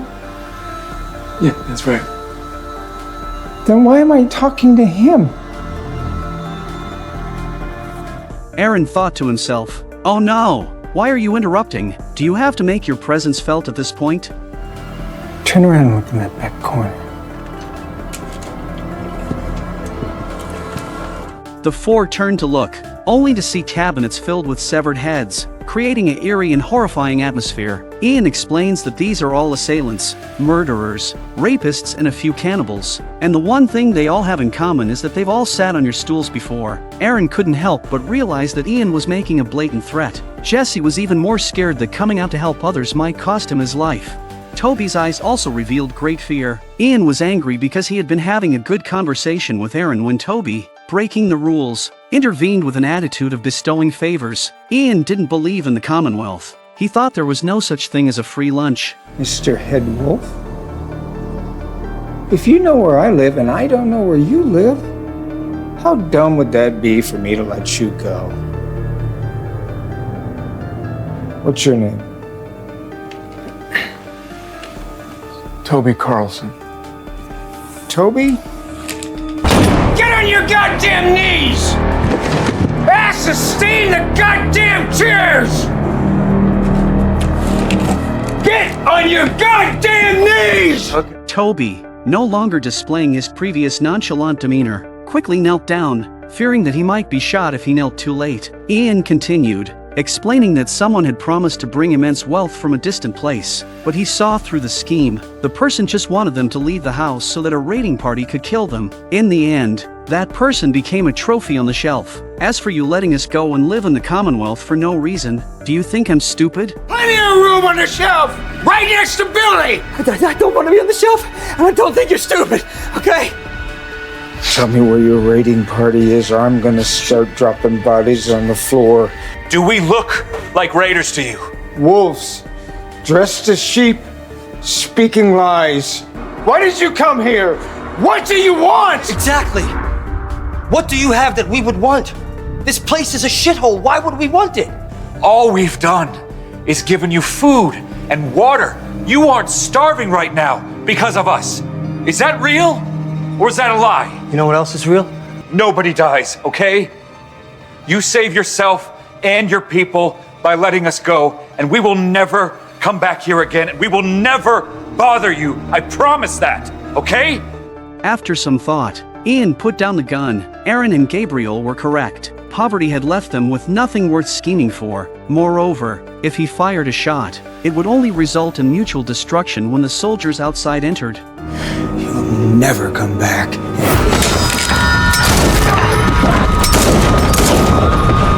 The turn of events was too sudden. Toby, who moments ago was submissive, now revealed a fierce side. Aaron and Gabriel were completely baffled. In fact, Toby's real purpose in coming here was to kill. It goes back a week, when Lance returned from the top of the hilltop. In an effort to expand his power, Lance, without Pamela's knowledge, continued to seek cooperation with new communities. To show sincerity, he sent a small team with a carload of supplies. Unexpectedly, the supplies were looted, and the soldiers were killed. Their weapons taken precisely the 3 soldiers Maggie and the others encountered on the road. Further investigation revealed that all traces led to an apartment building inhabited by a group of religious fanatics, led by someone dressed like a warlord. Lance brought in Toby to take them out and get the stolen weapons back. Toby was puzzled. If this is a warlord, why not just send soldiers to wipe them out? However, Lance explained, their building is easy to defend and hard to attack. The view covers all directions. The team I sent would be taken out before getting close. If I use a whole squad, it would attract Pamela's attention. She'll definitely order me to stop. What happened, Lance? This seems like quite the misfire, Lance. No. I need a surgical solution. In the pre-apocalyptic world, Toby was a CIA assassin who had served Lance for many years. However, in recent years, he had retired, finding satisfaction in daily activities like fishing, strolls, and helping wanderers. Toby turned down Lance's offer. Feels great. And it could be taken from you. Toby became serious. Someone daring to threaten a killer, even if that person was his superior. You tired of living, Lance? Was unacceptable. Lance was scared. He was really worried that Toby would quietly assassinate him. Lance began to play the emotional card. He said, "The dead soldiers are 20 years old. I need to be responsible for his family to avenge their deaths." As he said this, Lance had tears in his eyes, and seemed to really feel sorry for the dead soldiers. It's true that life is all about acting. However, behind Lance's emotional facade, there lingered a sense of conspiracy. The whole thing was in Lance's plan. He told Toby to bring Gabriel with him, so that the group would be less wary. Go see the big chief, and then... And that's how it happened. The soldiers quickly seized control due to their firearms. Ian was thrown to the ground. Aaron and Gabriel, unaware of the true situation, believed they were there to offer assistance. Toby looked at Ian and said, "You massacred our soldiers and took their guns and goods. Where did you put those weapons?" Ian shook his head and said, "I don't know what you're talking about." Toby slowly crouched down and smashed the butt of his gun in Ian's face, then reminded him that the trail of our transport trucks points to you. "Hand over our weapons." Only then did Ian understand the purpose of their visit. Innocently, he claimed they did take some food from the truck but found it already in that state. He denied being the murderer or seeing any weapons. Ian argued that if they had weapons... Hey! Stop! Stop! Cuff him! They would have used them in self-defense. However, before Ian could finish, Toby shot him. Aaron was shocked. He and Gabriel had no idea what they were talking about and why they killed him. Don't you look at me like that. He's a damn animal. We are supposed to be helping people. We are. This is the other side of it. Suddenly, the sound of horses outside caught Toby and Aaron's attention. They rushed out to find Jesse had escaped on horseback.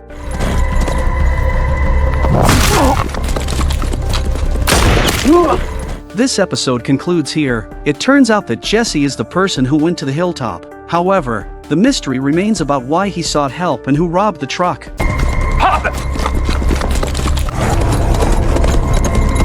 The young man had just mounted his horse, intending to escape from there. However, immediately after, as the soldier was about to fire a second shot, Aaron intervened. He couldn't stand the madman's actions any longer. Toby looked at him, then raised the gun in his hand. Given the number of people killed today, one more wouldn't matter to him. Oh, interesting. Now, things were getting interesting. Without a pistol, Aaron wasn't afraid of a one-on-one fight. After all, he was once Jesus's prized pupil. Just as they were about to engage, gunshots rang out. They ran up to ask if they should go after him. Can we follow? But then... Sir!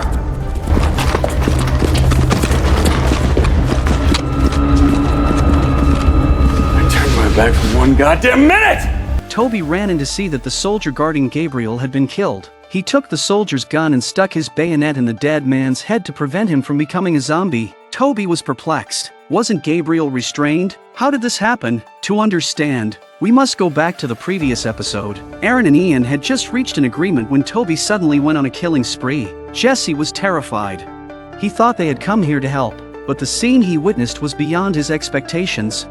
Terrified, he decided to flee back to the Commonwealth. Fortunately, there were 2 horses by the roadside. Don't move. Oh, my God, it was Negan. At that moment, there's a woman next to him, who seems to be Negan's companion. A lot dead. Guy in charge is arguing with 2 others, a priest and a guy with a spiked ball for an arm.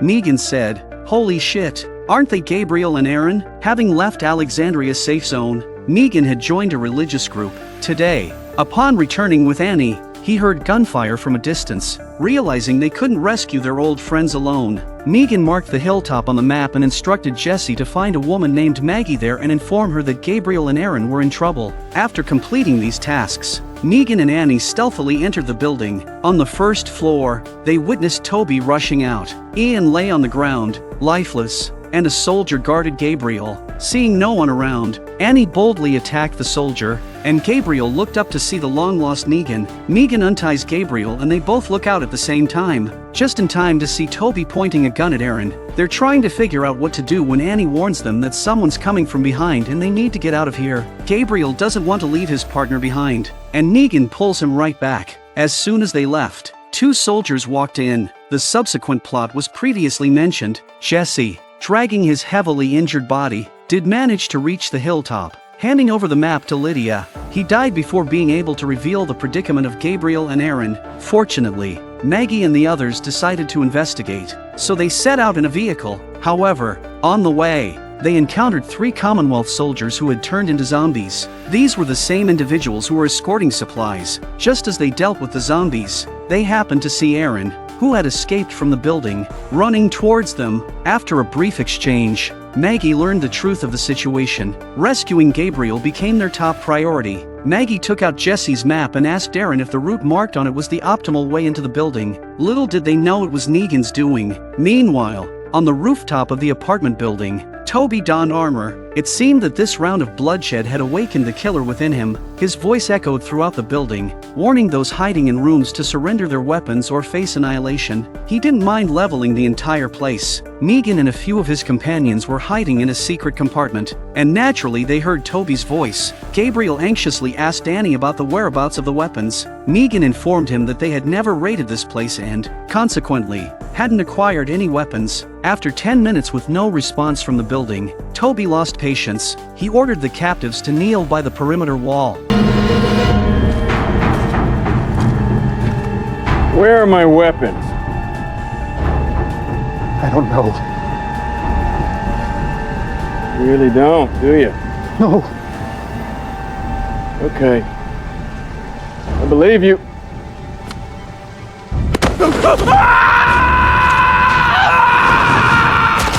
Negan and his group, hearing the outside screams, felt uneasy. The sounds were multiplying rapidly. Within a few minutes, 4 or 5 people had been killed. Toby, seeing no results, ordered the soldiers to clear each room and to kill those who didn't cooperate. The atmosphere in the rooms became oppressive. Despair was evident on everyone's faces. Annie spoke to them. "Comrades, don't be disheartened. We need to unite, not surrender or beg for mercy. Our families are scattered in this apartment. They're waiting for our rescue. We know the terrain here better than those bastards. We will successfully escape." Meanwhile, on the first floor, a soldier's radio crackled with Toby inquiring about the clearance progress. Unfortunately, he couldn't respond because he encountered Maggie and her group, who had eliminated the first floor soldiers. Soon, they dealt with the second floor soldiers and reached the third floor. Upon arriving, they heard faint screams coming from some rooms. Maggie took the lead down the corridor, glancing around and nodding towards Lydia.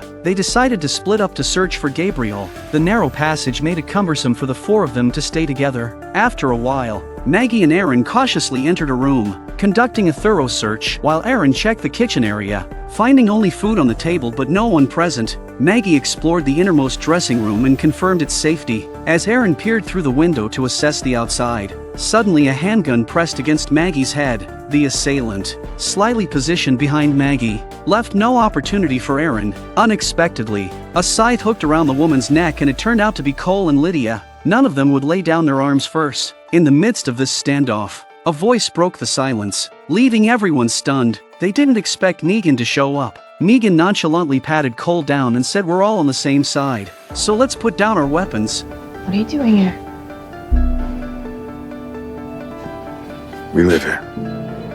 Lydia looked at this uncle with a grudge. He left without saying goodbye to her in the first place. Subsequently, Negan led them to the dressing room. Pushing aside the clothes, they discovered a concealed door. Inside, they found numerous people, including Gabriel. Did your people steal their guns? Hijack that convoy? No. You sure about that? Annie was a bit angry that everyone they met had to be suspicious of them. She hated being asked that kind of question. It doesn't matter. We have to get these people out of here. We can't leave. Not with the rest of my people still hiding. Annie goes on to say, "We can't leave. My people are still hiding in various rooms of the building. We can't leave them behind." Annie proposed that Maggie and she should search the rooms together to find those still alive. It was clear that Annie didn't fully trust Maggie's group, prompting this arrangement. She's more comfortable with Negan being here. Maggie didn't refuse and agreed to Annie's proposal. After they left, Negan comforted his companions and told them not to panic. They would get out of here alive. During this moment, Lydia confronted Negan, asking why he left without saying anything. You left without saying a word. I left because I gave a shit. I left because that's what everyone needed, right? And you find them? And what is she to you? Negan, without unnecessary words, raised his left hand, revealing a ring on his ring finger. Yes, he had married the woman. Aaron asked Negan if you were responsible for the skull on the warlord's shelf. Says the guy that rolled up with the Gestapo. We didn't know. Gabriel clarified that they were unaware of the situation, as they had been blinded by the seemingly idyllic life in the Commonwealth community. Lydia's illusions were shattered. To her, there was little difference between the Commonwealth and the Whisperers. It's all about annexation under the guise of helping others. At that moment, Negan's radio buzzed. His wife informed them they were on the 5th floor, and the soldiers had dispersed. They needed to retreat quickly. Taking swift action, Negan observed outside the window and exclaimed, "Oh shit." Simultaneously, a soldier entered the 1st floor, holding a child, Maggie's son, Herschel.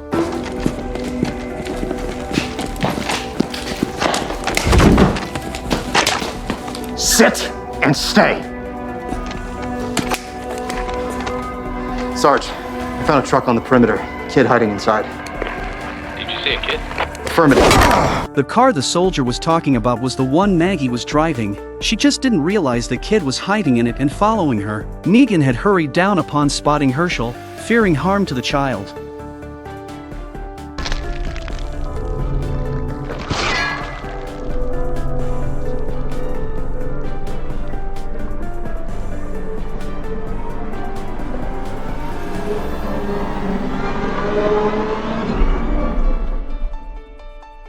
2 men were forced to kneel on the rooftop, and the residents in the building had all become lambs to be slaughtered. Toby calmly walked behind them. Anyone who answers "I don't know" will meet this fate. In just a few minutes, several bodies had piled up below. They were all thrown to death, some even showing signs of mutation. Toby watched coldly from the rooftop, as if he had done something insignificant. Meanwhile, on the first floor, soldiers discovered a child hidden in a car. The captured child was Maggie's son, Herschel. Negan arrived just in time. He had hurriedly come after seeing what happened upstairs, fearing harm to the child. At the same time, Maggie and Negan's wife, Annie, had just infiltrated the 6th floor, and they hadn't yet found any survivors. After confirming it was safe, Annie breathed a sigh of relief. She took out a cloth bag from her pocket. Annie says she's 12 weeks pregnant and takes this to relieve pregnancy sickness. The child undoubtedly belonged to Negan. Maggie listened to the silence. Kill Negan revenge is her most wanted to do,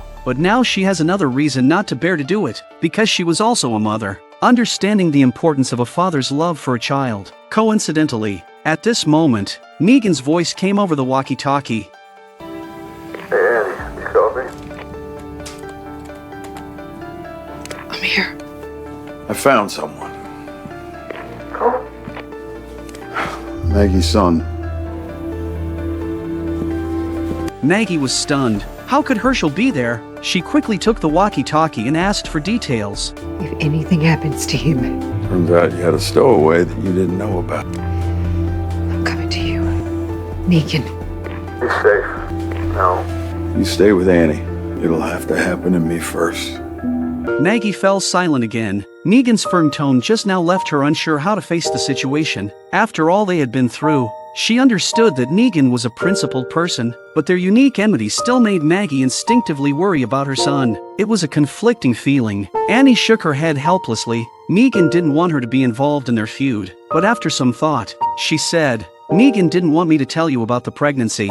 He was afraid you'd have a psychological burden when you try to kill him. Also, I know what he used to be like.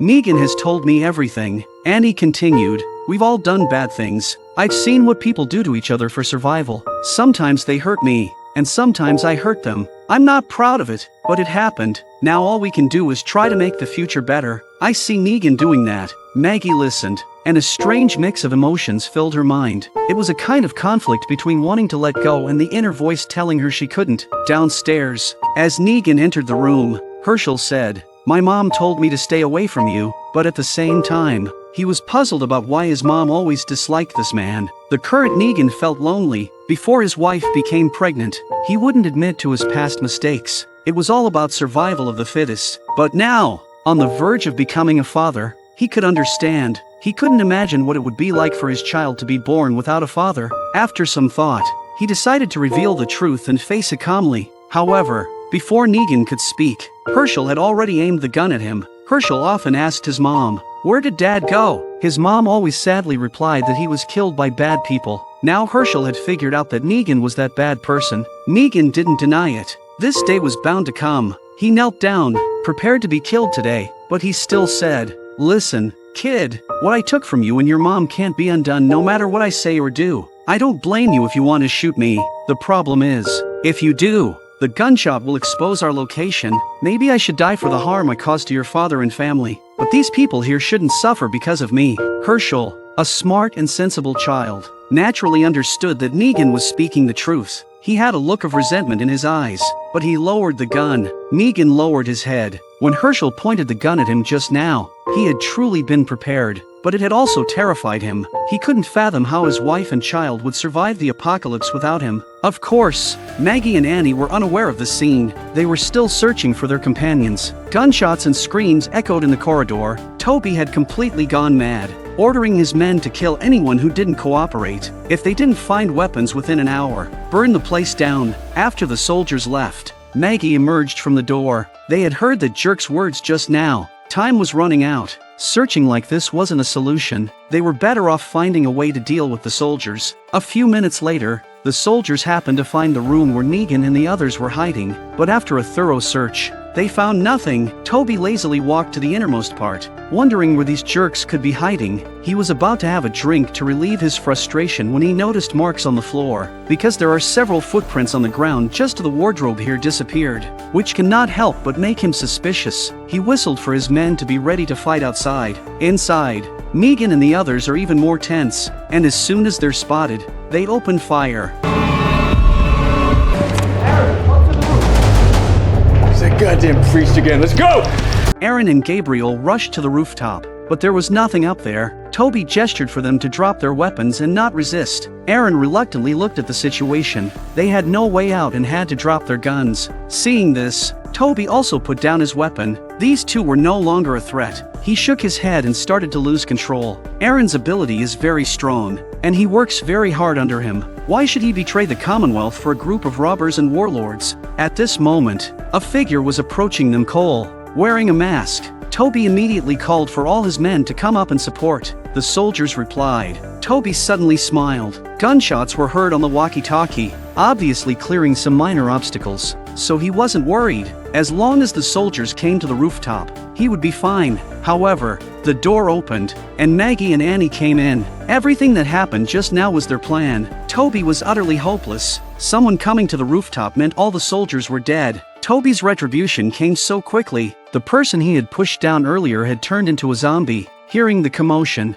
all the zombies stood up. Worst of all, this guy is still breathing, and he's going to live to see himself torn apart by the zombies. After a while, they gathered in a room, and now all the Commonwealth soldiers were dead, finally relieving the crisis. Megan looked at Herschel standing in the corner. The boy had been moping ever since he learned the truth. While Maggie went out to move the bodies, Megan walked over and said, "You and I have some unfinished business, don't we? How about this, you and your mom go back to the hilltop, help her rebuild the home. In a few years, when you're a bit older, come find me. I promise we'll settle this." Herschel just stared at Negan, remaining silent. At that moment, Maggie returned, and Negan walked away. He thinks Maggie won't let him near her son. The atmosphere became awkward. However, Aaron and Gabriel approached. They wanted to discuss the next steps. Maggie advised them not to go back to the Commonwealth, that they'd be shooting themselves in the foot, but they insisted on returning, planning to report the situation here lightly and keep tabs on the Commonwealth's movements. Now the biggest problem was how to settle the residents in these apartments. Lance might bring soldiers here soon, and staying meant waiting for death. But they couldn't think of a good solution for the time being. They couldn't help but lament that so many people died over a batch of supplies, since it wasn't someone from the flat who took the supplies. Who could it be? Little did they know that the person who took the weapons had dealings with them before. Fast forward to a few days ago, Lance dispatched a team to transport supplies and was ambushed on the road. The soldiers were killed, but the attackers were not from the apartments. They just happened to find some food and brought it back. The real killer was her. The 3 dead soldiers turned into zombies and met Maggie and the others. The murderer turned out to be Leah, Daryl's former girlfriend. Not sure why she's stealing weapons. Lance in the Commonwealth is having a hard time because he can't reach Toby. And there's something else going on in the community today. In the morning, Daryl went to work as usual. He entered the office, and Rosita was already there, as beautiful as ever. While they were chatting, their leader walked in. Vickers was assigning today's tasks, and Daryl and Rosita were assigned to a group responsible for patrolling and security in the area. At that moment, Sebastian arrived with his girlfriend. After a while, Daryl and Rosita donned their armor, preparing to go out on their mission. Meanwhile, Sebastian was bragging to 2 soldiers about how skilled he was at killing zombies. Daryl's somewhat mocking praise could be heard by everyone present, and Sebastian's face immediately changed color. As Daryl and Rosita walked out of the gate, 2 colleagues followed them. These were the 2 soldiers who had been listening to Sebastian's boasting. One of them said, "We've spotted a large group of zombies at the northern border. We've been sent to check it out." Daryl and Rosita didn't know what to say for a moment. They couldn't just go and ask the commander. However, they felt something was off. Soon, the 2 soldiers led Daryl and Rosita to the so-called northern border. From a distance, there was indeed a massive group of zombies outside the fence. Where's everybody else?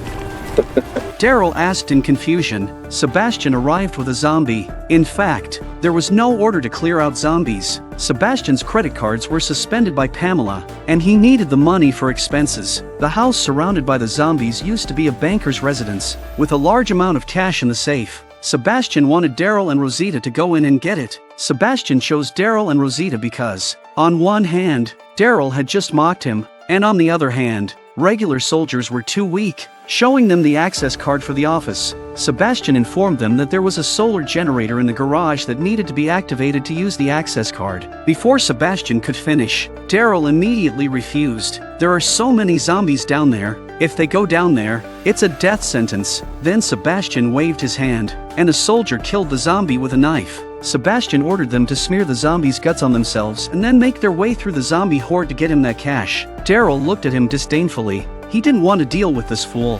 Hey, how are your kids doing?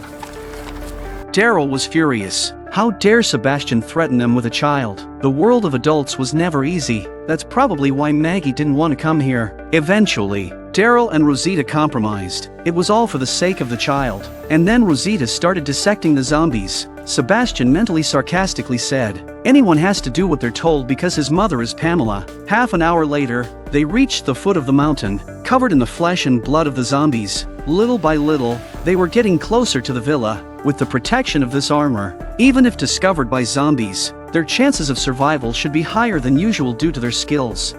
They, clad in armor, smeared with zombie blood, cautiously navigated through the crowd of zombies. Their objective, a mansion ahead rumored to house a substantial amount of cash. They were Daryl and Rosita, who were forced to enter. Soon, they reached the mansion's entrance and pushed open the door. The interior was dimly lit, and for the moment, no zombies were in sight. They took off their helmets. Daryl's first instinct was to inspect the rooms, a habit formed in the post-apocalyptic world. Rosita noticed a corpse on the floor with blood that hadn't yet dried, indicating the person hadn't been dead for long. This puzzled them. With so many zombies around, how could any survivors have made it in? However, now was not the time for contemplation. Finding the cash was the priority. They proceeded deeper into the house. Reaching the room Sebastian had mentioned, the keypad lock on top had already lost power, requiring them to go to the basement to activate the solar generator. As they advanced, two zombies approached from behind. Rosita swiftly dealt with them. Then they looked at the two corpses on the floor. The degree of decomposition of the corpses is obvious that the transformation in the past 2 days. Suddenly, it turns out that Sebastian has been threatening many citizens of the Commonwealth to do his job for him in order to get the money inside.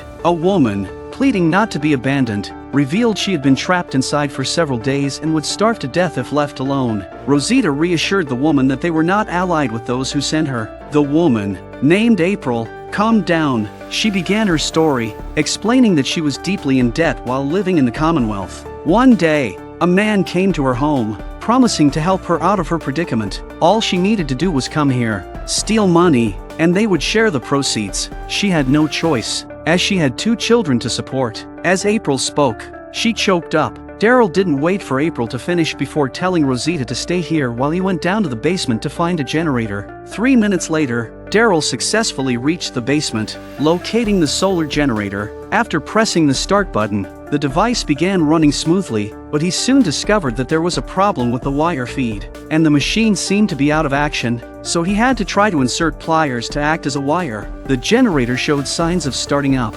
so it seemed to be working, but by then one of the zombies had gotten close enough for Daryl to kick it out of the way. Daryl then removed his armor, which hindered his agility. Daryl had just finished with the zombies, but there were more zombies inside the door. He had to back away as more than one came out. Fortunately, he found a steel pipe to use as a weapon. After eliminating all the zombies, Daryl secured the pliers once more. The light turning on indicated success. The keypad lock above began flashing red. Rosita quickly took out a card and entered the password. Just as they entered the room, April rushed up and embraced Rosita. Meanwhile, Daryl approached the safe, attempting to open it with a pry bar. However, after just a few knocks, the room's lights began to flicker, followed by the blaring sound of an alarm. It was evidently an automatic theft alarm system. Rosita pressed the combination lock twice to turn it off, but who knew that the alarm would be heard throughout the house? At this time, there was also movement outside. Should be as zombies were attracted by the sound over the.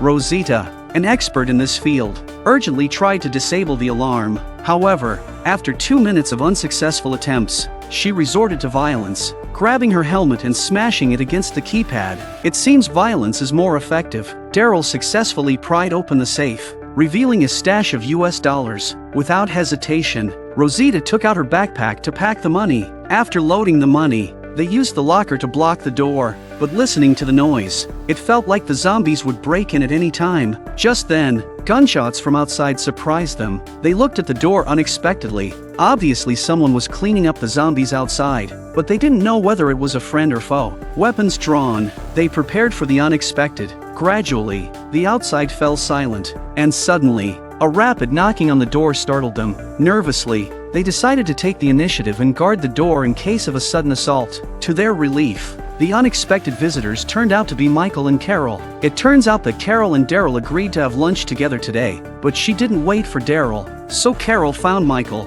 Michael asked his men again and found out they'd come here to steal money. Rosita hurriedly explained that it was that bastard Sebastian who forced us to come here and threatened us with the baby. Michael, understanding the situation, didn't say much. He knew Sebastian's behavior, but who could do anything about it? With ammunition running low, they had to rely on old tactics to exit safely. Rosita generously gave her armor to April. 5 minutes later, they left the room. They all have rich combat experience in the end of the world, in the zombie horde through the strong psychological quality. This is not the first time they have done things like this. Only this woman was scared when the zombies passed by her. In order to escape from the house filled with zombies, they moved cautiously, holding their breath. They made every effort to avoid making any noise, so as not to attract the attention of the zombies. Carol and the others had strong mental resilience, having experienced so much in the post-apocalyptic world. However, the woman, in particular, was terrified when zombies passed by her. Her mind went completely blank. Suddenly a zombie crashed into April's body and even hung up the backpack containing money.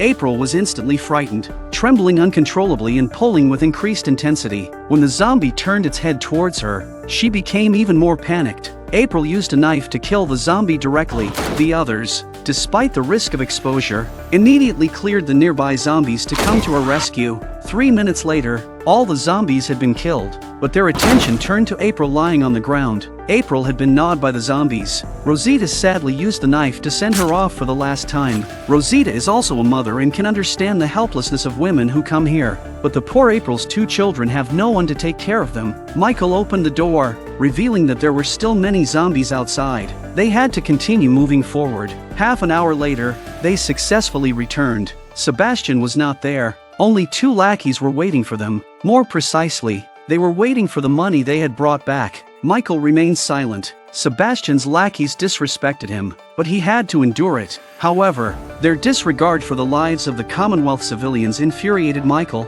They were a little surprised that Michael would do that, but this incident also made them realize that Michael was not happy with this kind of behavior either, but he had no choice in the matter. Michael was, in essence, a just and righteous person, explaining his popularity among the people. Sometimes, for the sake of family, one had to mind their own business. They were puzzled why tolerate Sebastian. Shouldn't they expose the truth directly? After returning to the police station, they sat in silence, contemplating. Sebastian entered. Noticing Daryl and Rosita had returned, he greeted them with a smile because their return meant success. Seeing the money, Sebastian was ecstatic, praising Daryl and Rosita continuously. Then, Sebastian noticed his 2 lackeys were absent. After a moment of contemplation, he seemed indifferent to the fate of others. If they were dead, so be it. He took out 2 stacks of money from his bag and threw them onto Daryl's desk. The events of today have made Daryl and Rosita realize that the roots of the Commonwealth are rotten and it may not be safe here. At this moment, in Lance's office, he was still attempting to contact Toby, but there was no response from inside. He was unaware that the CIA assassin and the soldiers had already met their demise. Just when Lance was thinking, Carol came in. She is now Lance's subordinate. Because of the wine incident, Lance thought Carol was very capable, so he let her stay with him. Carol then talks about Sebastian threatening civilians to help him steal money, because Carol thought that Lance was a big steward and might be able to control such a phenomenon, and Carol felt that Lance was a good person from the contact in this period of time. Carol froze, but on second thought it became clear that these people were all the same, I'm afraid. Lance says calmly that it's the idiots themselves who are willing to. They made a mess of their lives. I gave them a chance to turn it around. They just didn't take it. Everyone has to play their part. That's the rule here. Do you understand? While Carol appeared to agree on the surface, her face changed as she turned away. From now on, she decided not to trust the Commonwealth anymore. Lance's expression also darkened as he couldn't reach Toby.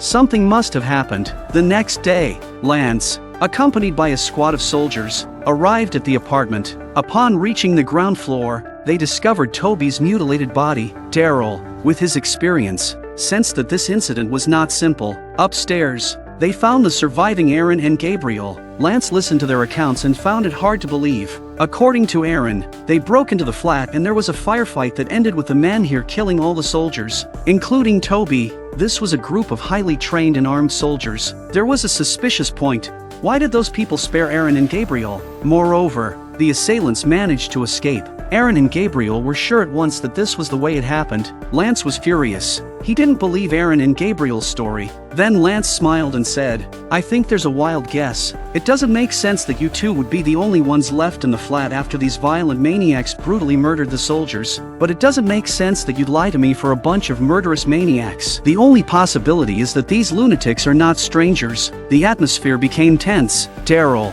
vigilant from the beginning, kept glancing back at the soldiers. If his companion was in danger, he would take Lance hostage first. However, Lance was cunning and wouldn't allow a conflict to arise in public. He immediately dismissed it as his own wild guess and urged them not to take it to heart. The term smiling tiger seemed apt for this individual. Subsequently, Lance ordered the soldiers to leave and prepare to track down those who escaped from the apartment. He wouldn't take Aaron and Gabriel's word for it. These two individuals could lie for only one reason: they were familiar with the people who killed the soldiers. Therefore, Lance planned to visit Hilltop, but he cunningly framed it as a visit to remind Maggie to stay safe. A group of white armored soldiers were advancing through the woods when several zombies appeared directly in front of them. Lance signaled for them to stop. It would have been a piece of cake for them to deal with the zombies, but Lance turned to look at Gabriel and Aaron. They exchange a glance, showing no intention to refuse. It's evident that Lance doesn't trust them due to the apartment incident and is testing them. Daryl joins in to help.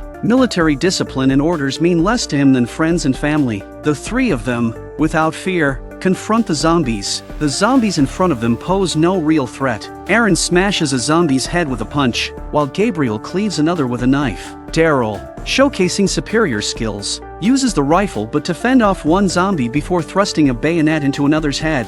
Their fighting style is simple and straightforward, and they seem to have a lot of experience. Lance's expression gradually changes. Those not under his control are potential enemies. Just as he contemplates, the trio finishes the fight. As a soldier, Daryl shows no reverence for Lance, the superior. Lance is indeed a smiling tiger. When interacting with people, he always maintains a polite and gentle demeanor. An hour later, they arrive at the hilltop. Maggie is already on the wall but shows no intention of opening the gate. The hilltop is not a vassal of the Commonwealth. Maggie won't open the gate on a whim. Lance's face changes instantly. In the Commonwealth, where everyone reveres him, these locals repeatedly challenge his authority. He turns and instructs the soldiers, seemingly preparing to force their way in. Maggie signals Cole to gather people for any unforeseen circumstances. Daryl steps forward, suggesting that talking to Maggie might prevent unnecessary bloodshed. Reluctantly, Lance agrees. Daryl removes his helmet,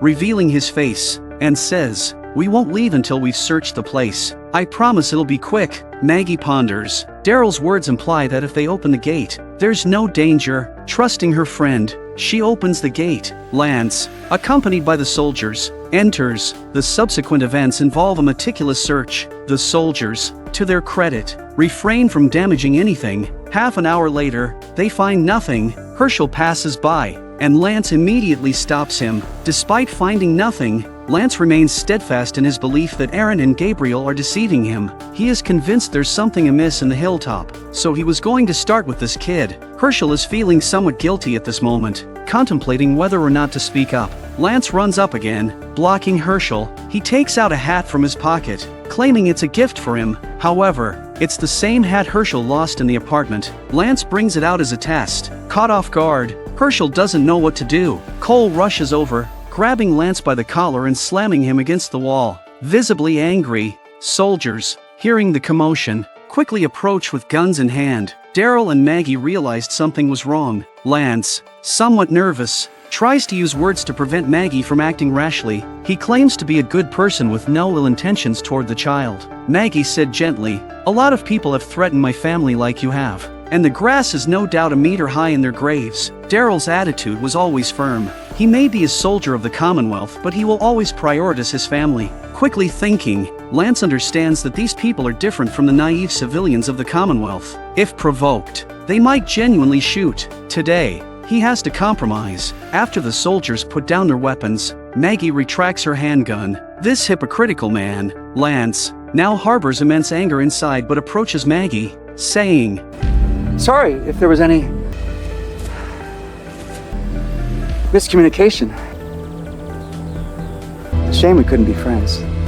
Once he finishes speaking, he leaves with the soldiers. After leaving the hilltop, Lance changes his strategy. He divides the soldiers into two teams, claiming that separating the search will be more efficient. By nightfall, Daryl's team finds nothing. However, they suspect that due to the events during the day, Lance deliberately kept them away, possibly having the soldiers monitor them. On the other side, Lance's team is also resting. A soldier approaches, reporting a discovery in the distance. Lance whistles, signaling his subordinates to follow him. The soldier spotted Leah, the one who actually took the supplies, and she was studying the weapons. Suddenly, there seems to be a disturbance in the jungle. She doesn't appear to be alert, but pretends she didn't hear anything and walks straight into the tent. Soon, soldiers surround the area, and the person leading them opens the tent, only to find it empty. Confused, they hear gunshots. One soldier's foot is pierced, followed by another. Lance only cares about the lost firearms from start to finish. As for how many people died,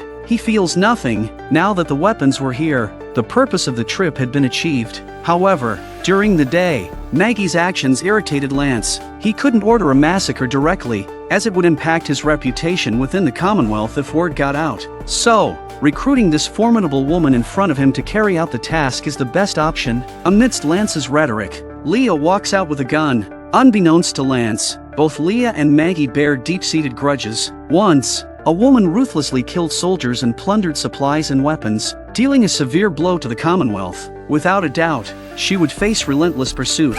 Several days later, Lance indeed tracked her down with a small team. However, instead of the expected revenge, Lance invited the woman to join the Commonwealth. His clear intention was to use Leah to destroy the hilltop and eliminate the detested Maggie. Lance instructed his subordinates to remove their armor, disguising themselves to follow Leah. This way, no one would know that he was behind this. Little did he know that Maggie had anticipated Lance's unwillingness to let the matter rest. She left with her son. Half an hour later, the group passes through a wooded area where Lydia is already waiting. They follow Lydia for a few more minutes, eventually reaching a concealed location, the former hideout of the Whisperers. Anticipating Lance's suspicion towards the hilltop, Lydia hid the people from the apartment here. Maggie's purpose in coming this time is to hide Herschel here, as she senses Lance will likely target the hilltop. In the chaos, she won't be able to protect her son. Negan shakes his head, expressing gratitude for Maggie's help. He assures her that the child is fine under his watch. However, he refuses to hide in a cave while she goes back alone to guard the hilltop. If necessary, she should consider abandoning the place, emphasizing that survival is paramount. In the past, Maggie would have likely argued against Negan. This time, she softly says, "Maybe the hilltop isn't worth my persistence, but the people inside need me to save them. The war between Lance and me will only end when one side perishes, leading to an endless situation that can't be resolved by fleeing." Maggie declines their kindness. She doesn't want to involve Negan and the others. She only hopes they can take Herschel far away from the hilltop until the war is over. Negan finally waited for this day when he could, in all righteousness, use his actions to make amends for this mother and son. Suddenly, a loud buzzing sound fills the air. When they look up, they are astonished to see countless locusts swiftly sweeping across the land, seemingly foretelling impending disaster. On Lance's side, after Leah leaves, the remaining soldiers pack their belongings. Lance is ready to witness Maggie's demise at the hilltop.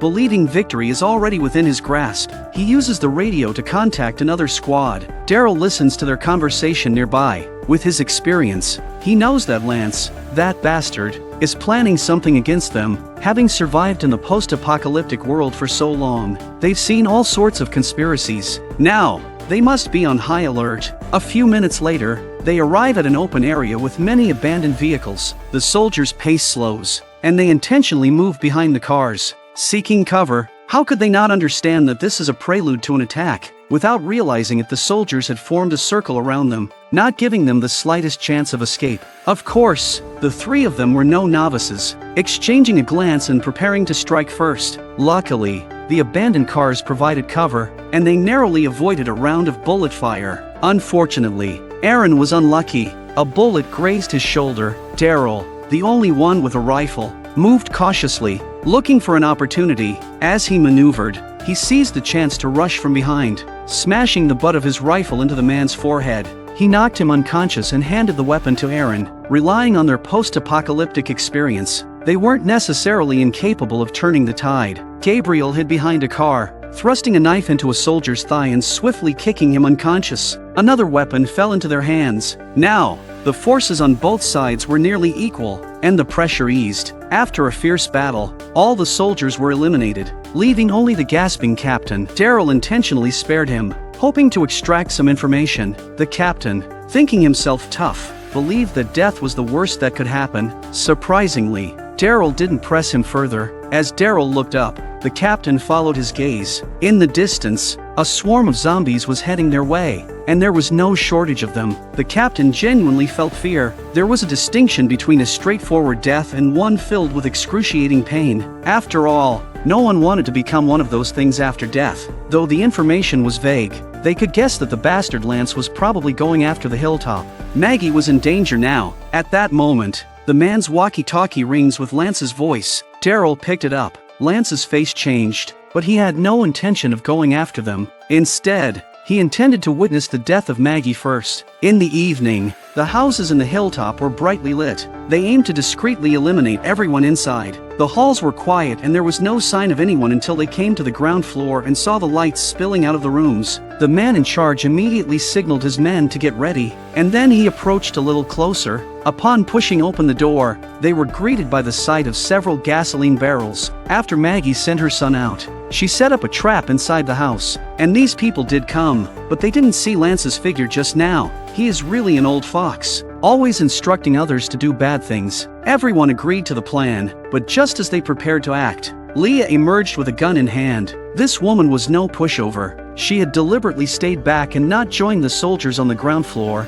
Maggie couldn't believe it was Leah, but now was not the time for contemplation. Escaping was the immediate priority because Lance might be on his way.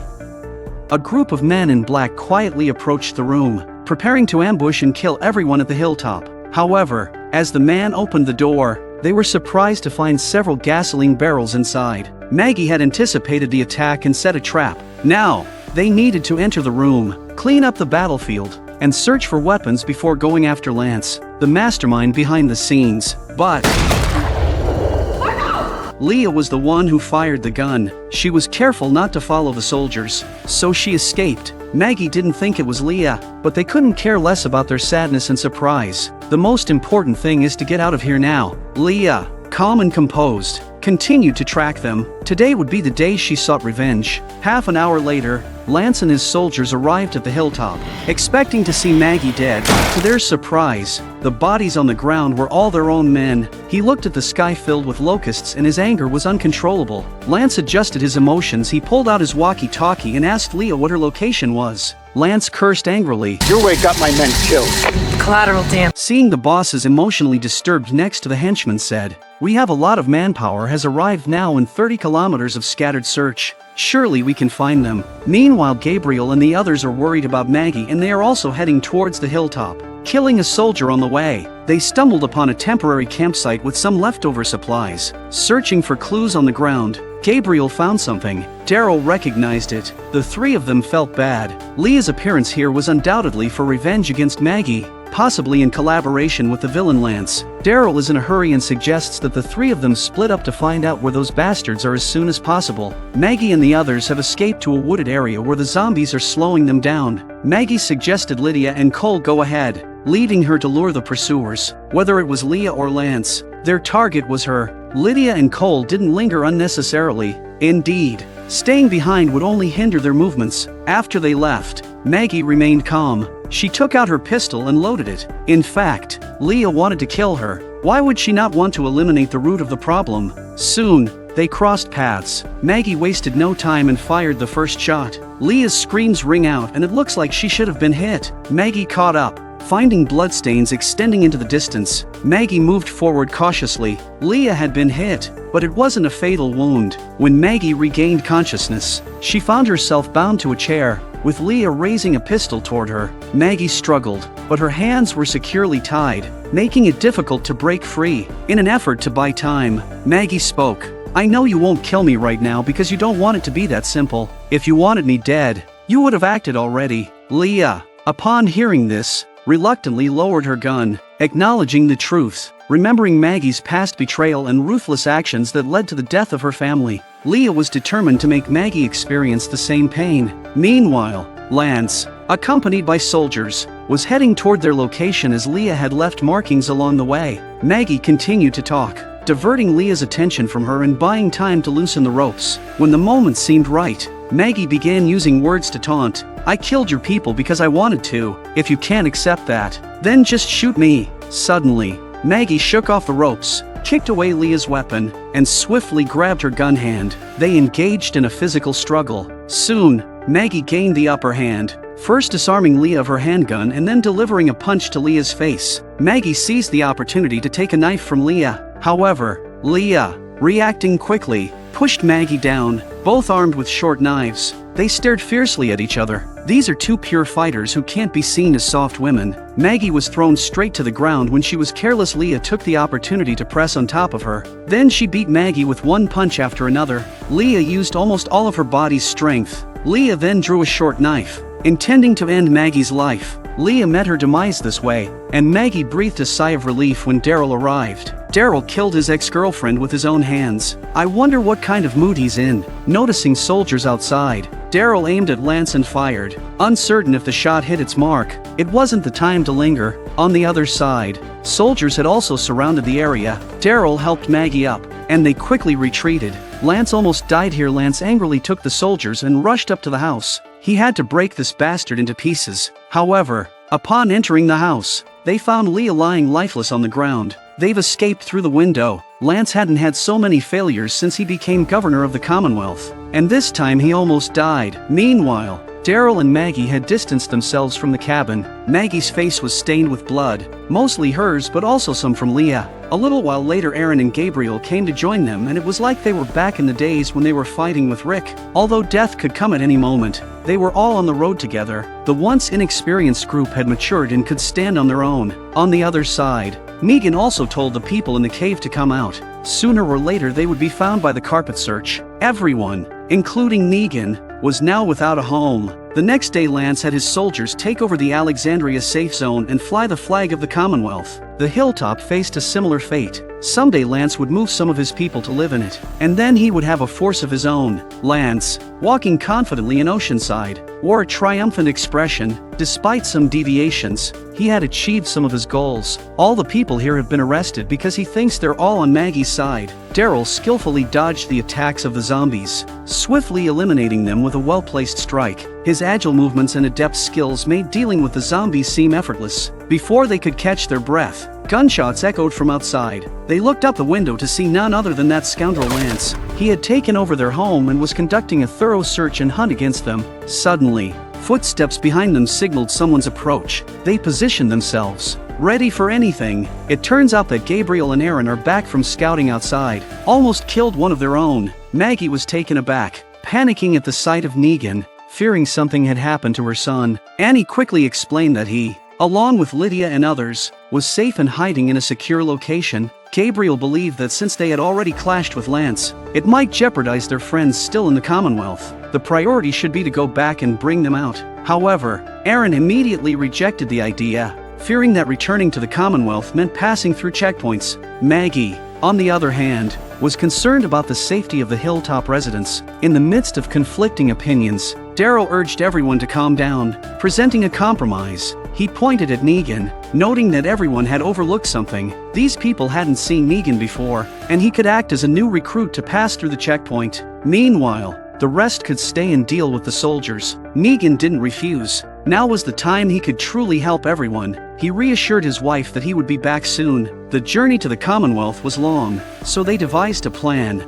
Meanwhile, 2 soldiers patrolling in a vehicle encountered a group of zombies ahead. Unfazed, they got out to clear the zombies, not suspecting anything unusual. After a round of shooting, the zombies fell. However, one of the men failed to notice another group approaching from the side. Another soldier wanted to come to the rescue, but it was too late. He could only kill a few zombies to avenge his companions, but he didn't realize that a tall figure was behind him, and it was Negan who attacked him. He grabbed the soldier's gun and radio, tossing them under the opposite car. At the same time, the door of the opposite car opens and a hand reaches out and picks up the gun and walkie-talkie. It's Daryl who opens the door. It's part of the plan. He intended to continue hiding there, waiting for Lance to arrive. Half an hour later, Lance found the place in a sorry state, and to add to his annoyance, the car had been driven away too. He didn't even have to think about the fact that those people were trying to get to the Commonwealth. The bad signal made Lance furious, and absolutely no way these people should be allowed to get to the Commonwealth. He ordered his men to try to get a signal from another location, and as soon as they did, to tell the community that Daryl had betrayed the Commonwealth. If that car approached the wall, they were to eliminate them without hesitation. Suddenly, the sneak attacker was Daryl, who sadly still couldn't kill Lance. The soldier's intercom goes off, and the men inside say they've seen the stolen car. Daryl's location is so good that no one can do anything about it, and he kills several soldiers instead. Lance signaled his 2 men to follow him, planning to flank Daryl from behind. Daryl had disappeared. It was the first time Lance had ever met an opponent who could drive him crazy, but what he didn't realize was that Daryl had already sneaked into the car. Lance raised his pistol to shoot, but his shots went astray. Ultimately, he could only watch as Daryl made a clean getaway. Meanwhile, Negan was driving on the road, initially heading west. Negan hadn't expected to be noticed. 2 soldiers pursued him relentlessly, with one of them firing shots. If not for Negan's swift reactions, he would have been shot dead. Despite accelerating, he couldn't shake off the soldiers. Capture or death seemed inevitable at this rate. Negan checked the rearview mirror and was certain someone had come to help. He didn't stop the car. His mission was too critical. Daryl exited the vehicle unharmed, watching Negan depart with relief, hoping he would successfully reach the Commonwealth. Inside the Commonwealth, their old friends had done something big. Do you remember when Sebastian forced Daryl and Rosita to steal money from the zombies? And a lot of civilians have died before them, due to Pamela's son being involved. They were warned not to speak of it. Rosita, however, felt the civilians deserved to know the truth and couldn't be pawns in the Milton family's games. It all started 3 days ago. She informed Eugene, and together they decided to expose the Milton family's ugliness through the newspaper. So they called up Connie and Kelly, who were journalists, to expose the story through the newspaper, and they were old friends who wouldn't rat them out. Connie was furious when she heard what had happened, but then she remembers something and pulls out a list of names from her backpack that someone had slipped into her room.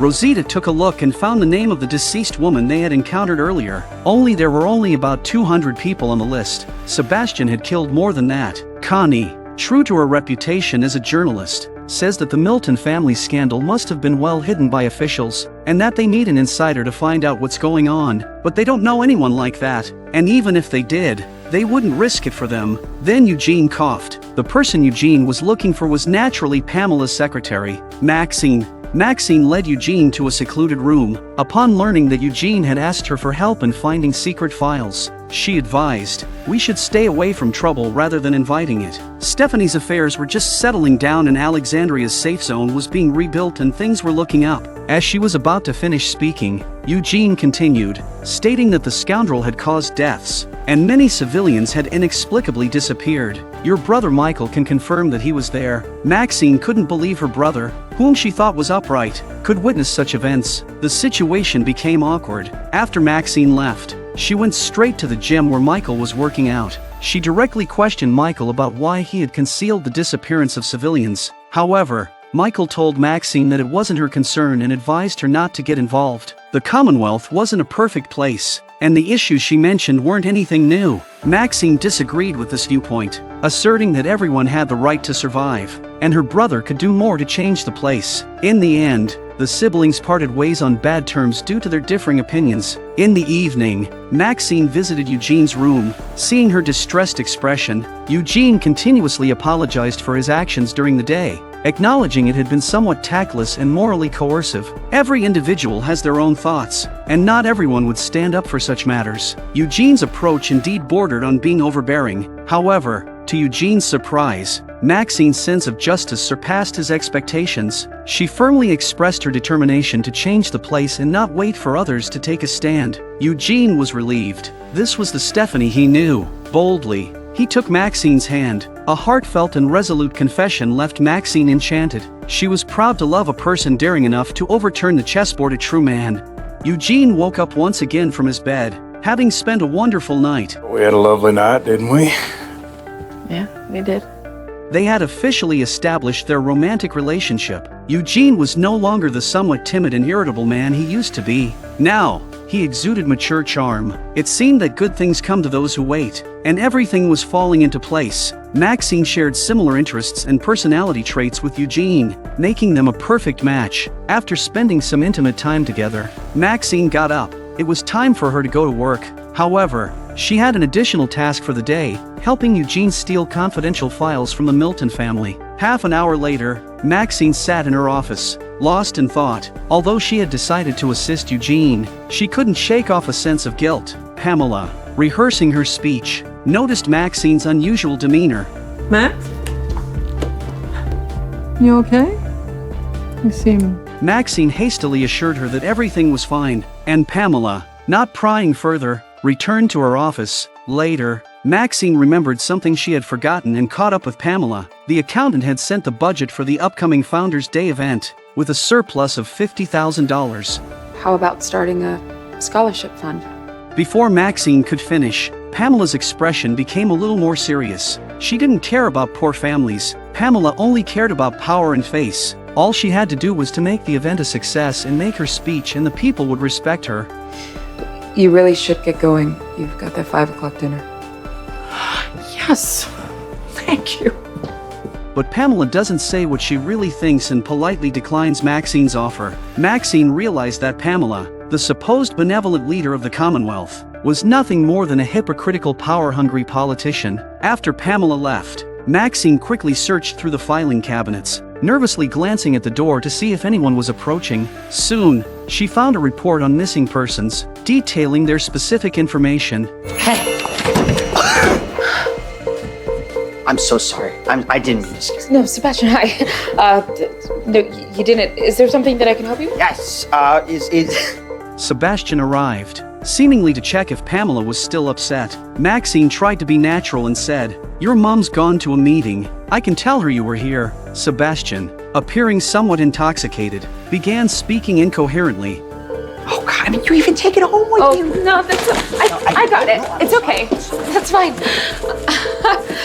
Seeing Maxine so nervous about the file, Sebastian felt something was wrong. They just stared at each other awkwardly, but as it was his mom's secretary, Sebastian didn't dare to do anything, so he just thought it was a secret document. Maxine also breathed a sigh of relief. It was a very unpleasant feeling. At night, she took the file to Eugene's room. Connie and the others are here to look through the file, but unfortunately it only contains information about the missing persons, followed by a series of numbers not knowing if they're coordinates or something else. However, the information proved insufficient to expose the Milton family. Connie says they're going to continue to gather evidence, but she can expose Sebastian for sending people out to steal money and let the masses criticize the bastard. As they discussed their plan, there was a knock on the door. Anxious, they quickly organized the documents, but Magna reassured them that the visitor was Ezekiel, having successfully recovered from cancer surgery. Ezekiel, with a significant base among the lower classes, could help escalate the situation.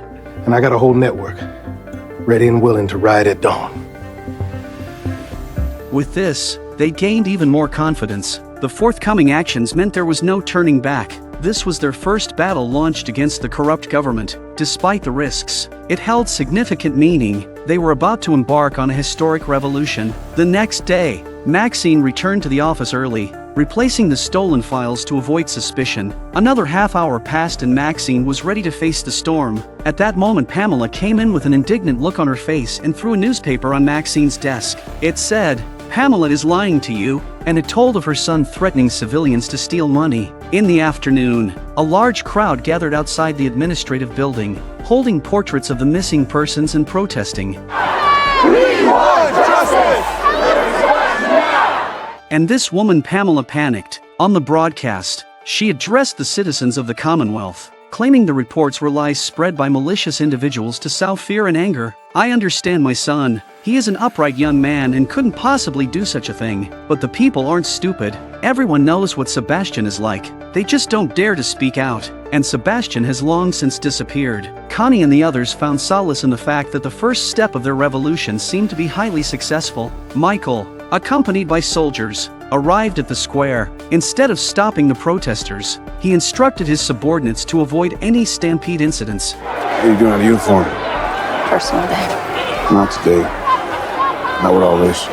This isn't my problem, it's not yours either. Michael was about to say something when a report came over the intercom from one of his men that there was a situation at the checkpoint that required him to go there. Following this, Michael entered the interrogation room at the checkpoint. Seated before him was a handsome man, unmistakably Negan. This guy exuded confidence. Michael began questioning Negan about his motives, wondering why he insisted on meeting him. Negan replied, "I used to have a friend who mentioned you. Her name was Elspeth. She said if I ever wanted to meet her, I should find you." Michael didn't remember Elspeth, but he sensed that Negan had something important to communicate that just wasn't convenient here. Get him some water. Now.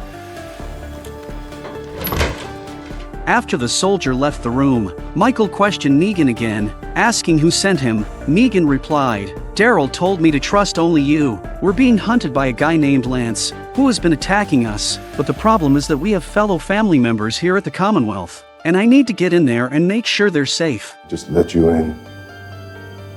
We got rules here. Oh, rules. Right. Well, if no one else is playing by those rules, then why are you?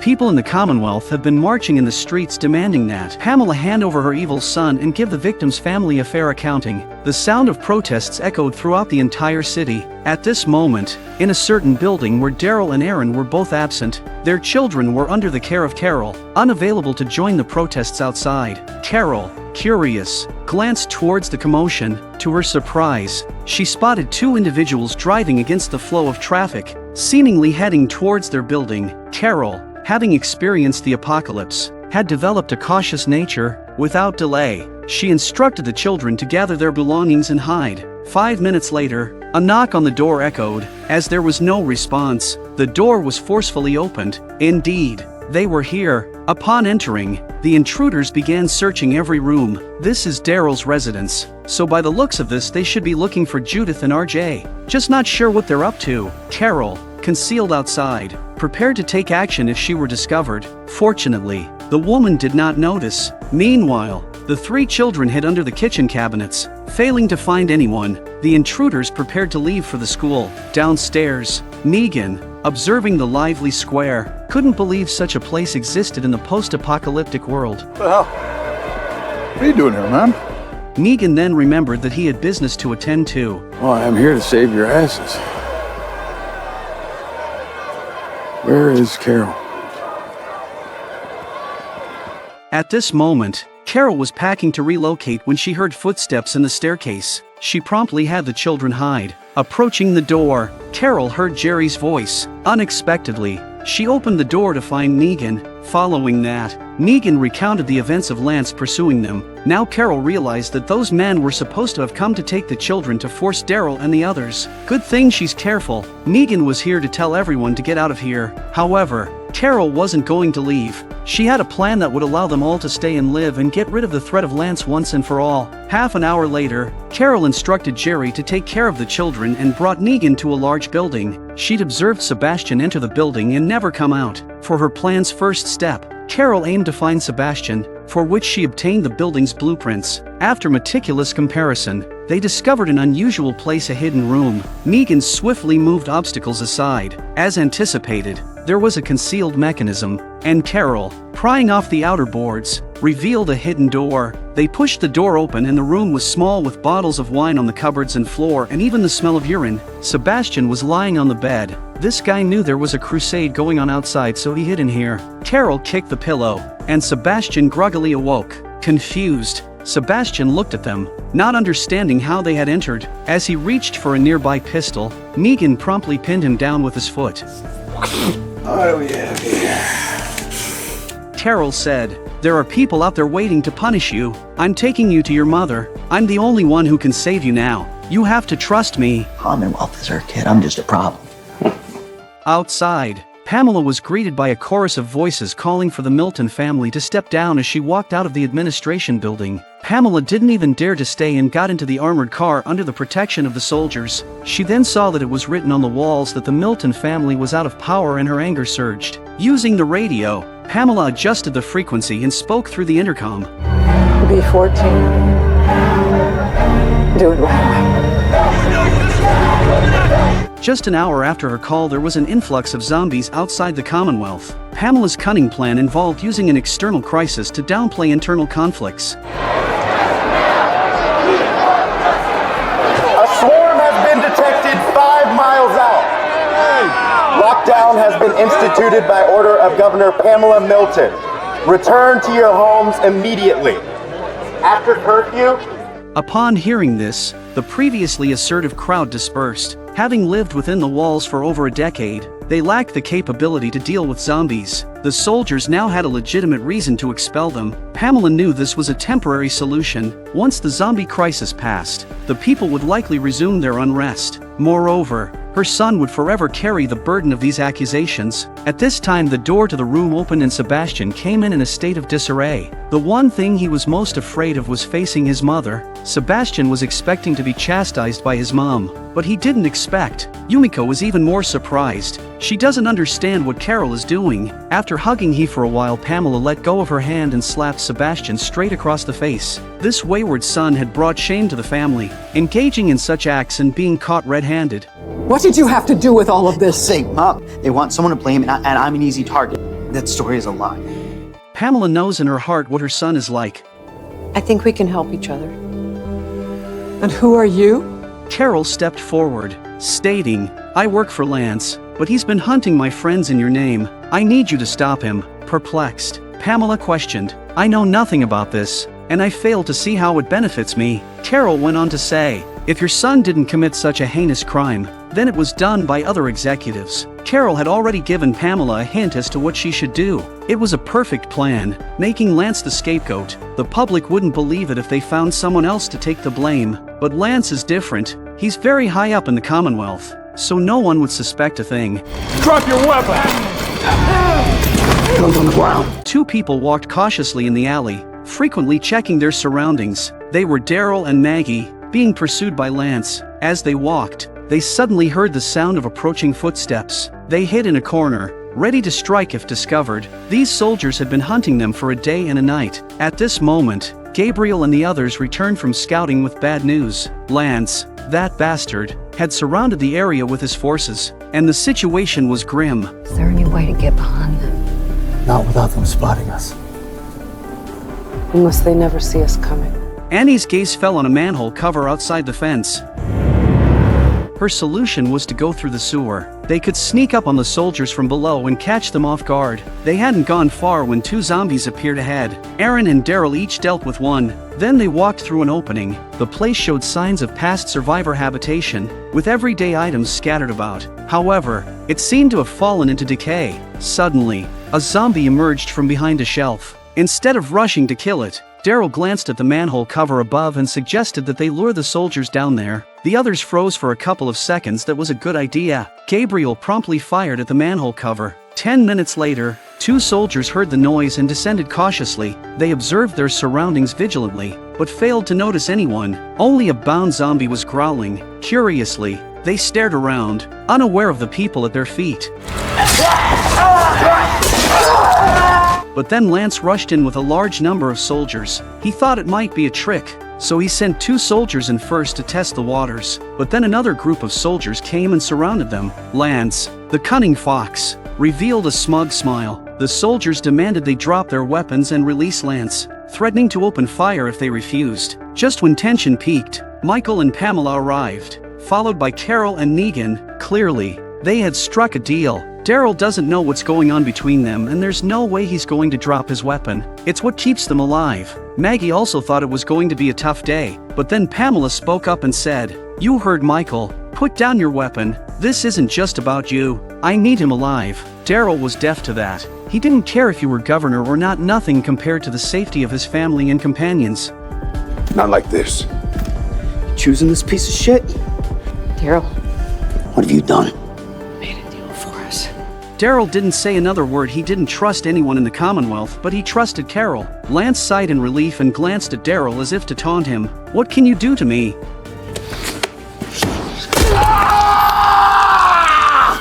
Everyone in the room was surprised at how ruthless Daryl was. Pamela was trembling with fear that Daryl would impulsively kill Lance, her son's scapegoat. Negan looked at Daryl with a smile on his face, the same Daryl he had once admired. Back on the ground, Carol said to her companions, "Let's call it a day. There's been damage to both sides. Pamela promised us water, food, and everything needed for community rebuilding, settling the score between us." The faces of everyone were grim. The outcome felt like trading supplies for the lives of comrades, leaving an uneasy feeling for all. A sudden silence fell over the scene. Maggie spoke up, urging, "Our most crucial need is unity. Even if I don't trust them, but consider this. The deal can help us get through a long period of difficulty. We're not compromising with them. When we get back, we'll live our own lives and never get involved in the Commonwealth again." In the end, they agreed to the proposal. Daryl, who was angry, also picked up an apple, which, although he was reluctant, meant he agreed. As Pamela led Lance away, he thought it was just a formality. Little did he know, he'd become Sebastian's scapegoat. Pamela, it's just the two of us. Drop the act. No act, Lance. You've gone too far. Seriously? You never seemed to have a problem with how I got the job done before. We're not talking about the past, only now. Lance was a bit flustered and didn't understand how Pamela could be like this. How many dirty things he had done for Pamela. Pamela coldly stated, "You're just an angry, delusional boy always trying to win this game, but in my eyes, you've never been a player." What a heartfelt statement.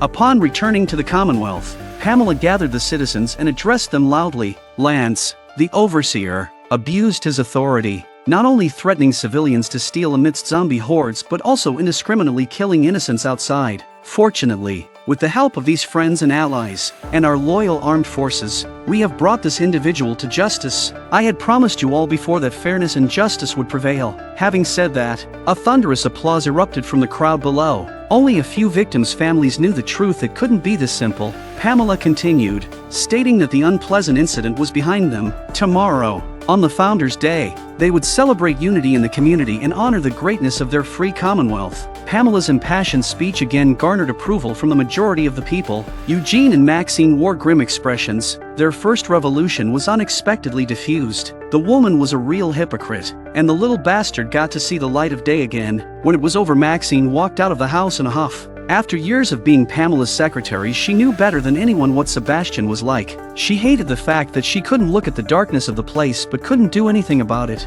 and sometimes even had to carry out orders to help. That sense of guilt was incomprehensible to others. Maxine was proud of what she'd done in the last 2 days, only to have the bastard get away with it again, and she was upset, so she wanted to try something else. Eugene, on the other hand, firmly declared, "I won't leave with Maggie and them. I'll stay with you to see this through, even if it costs me my life." But would they ultimately succeed?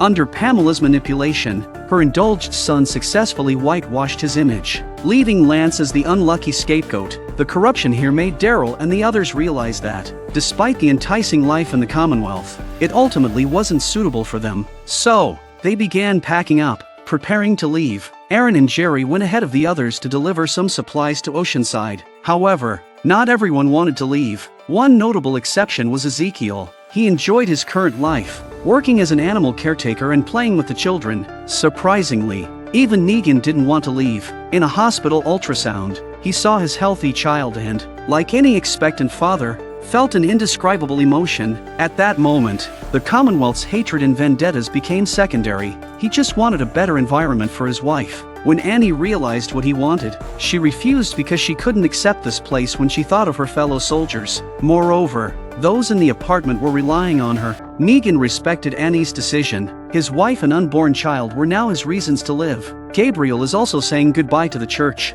It's the only place where he's worth his salt. But there's no way that being with his family is more important than anything else. But could they really leave smoothly?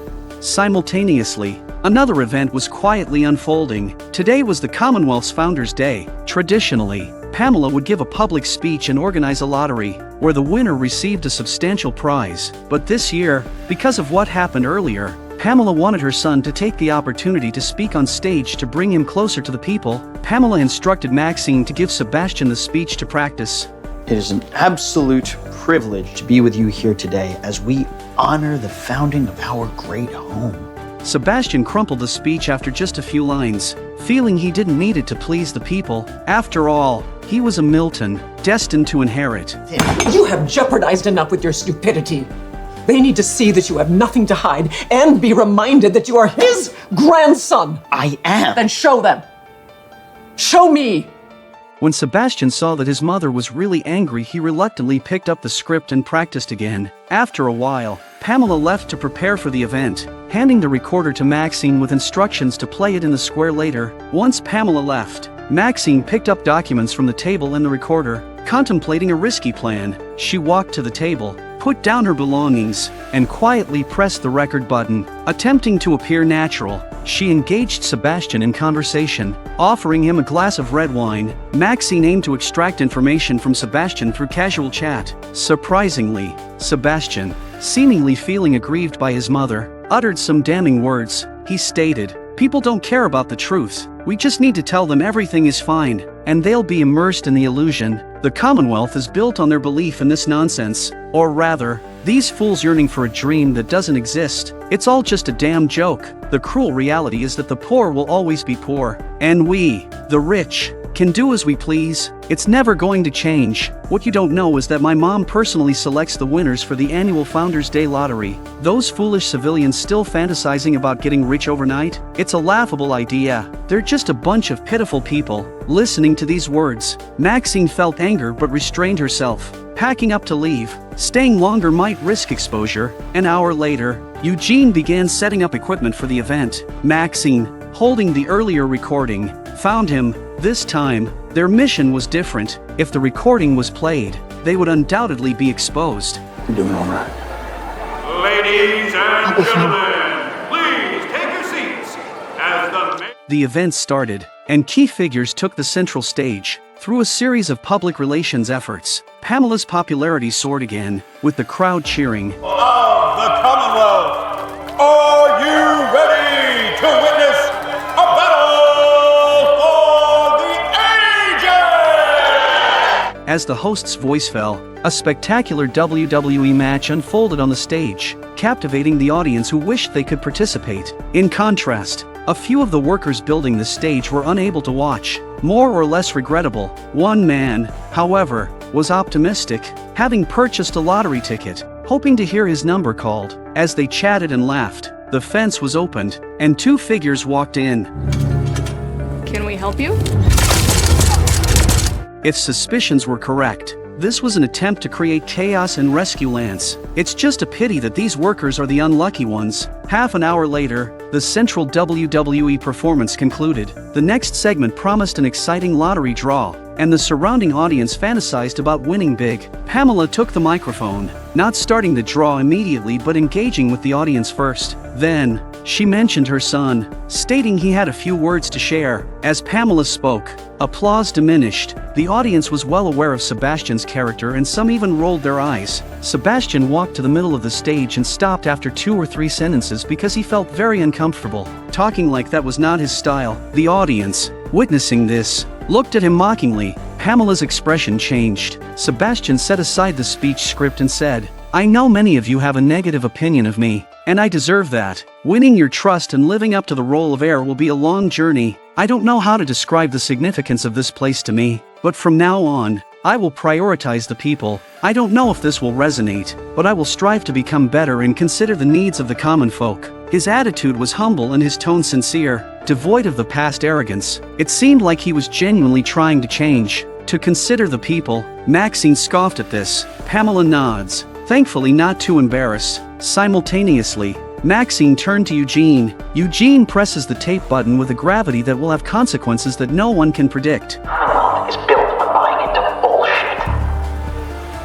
The desperate need to believe that the old American dream is still real. You know, anything is possible. We can rise above our station.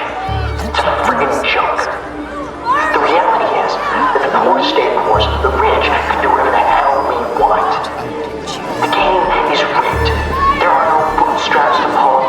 My mom handpicked the lottery. Sebastian, realizing Maxine had tricked him, cursed and chased after her. Pamela, with an embarrassed face, ordered soldiers to turn off the recorder. Angry and deceived, the crowd began throwing things onto the stage. Remain calm!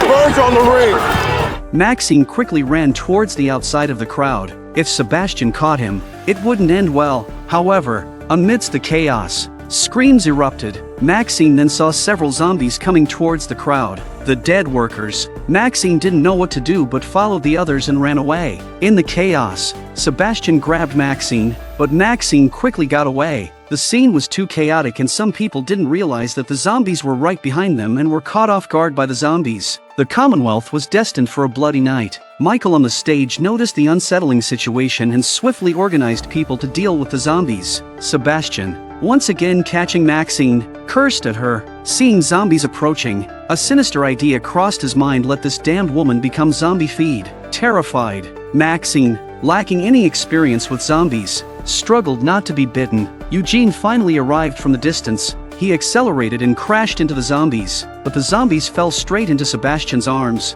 Ironically, despite many onlookers, no one came to help. Eugene also ignored Sebastian and he took Maxine out of here.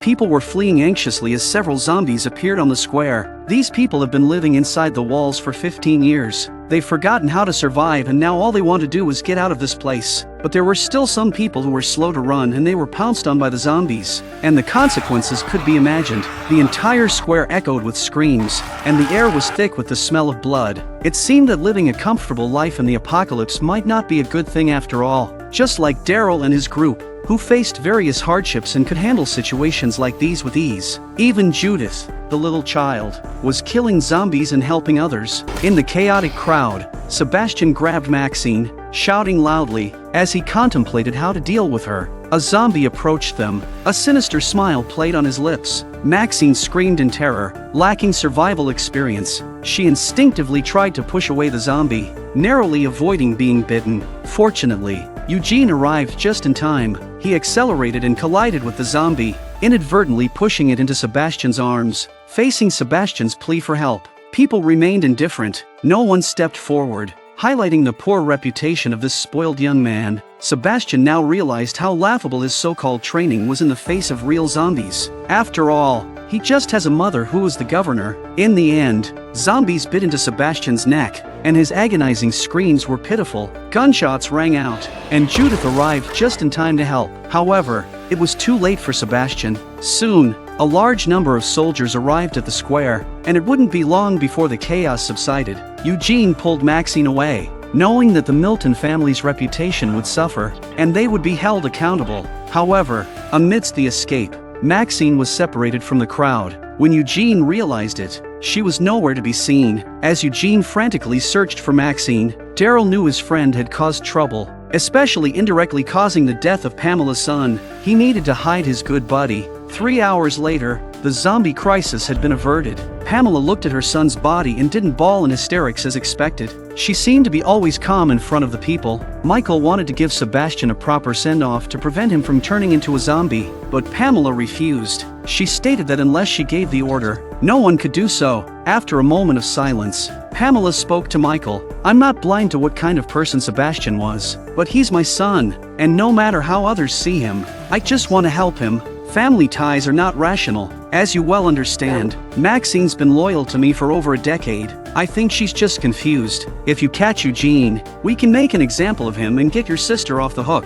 You'd be wrong to think that Pamela is a kind person who would let Maxine off the hook so easily. In fact, it's because Pamela understands that the only reason someone like Michael does what she says is because his sister lives in the Commonwealth. Power is all that matters to Pamela. The soldiers launched a citywide manhunt for Eugene, and everyone associated with him was brought in for questioning. In the interrogation room, Michael began questioning Rosita about the events leading up to the riot. Observing Michael's demeanor, Rosita responded icily to his inquiries. When asked where Eugene might be hiding, Rosita quipped, "If I happen to come across him, I'll be sure to give you a call." Recognizing Rosita's discontent, Michael sighed, saying, "Listen, Rosita, I respect you, even if you don't respect me right now, but I need you to do something for me. Get Eugene to turn himself in, show remorse and cooperate. It will benefit everyone involved, including my sister, Maxine. If your people try anything tricky, no one will leave alive, and that won't be good for any of you."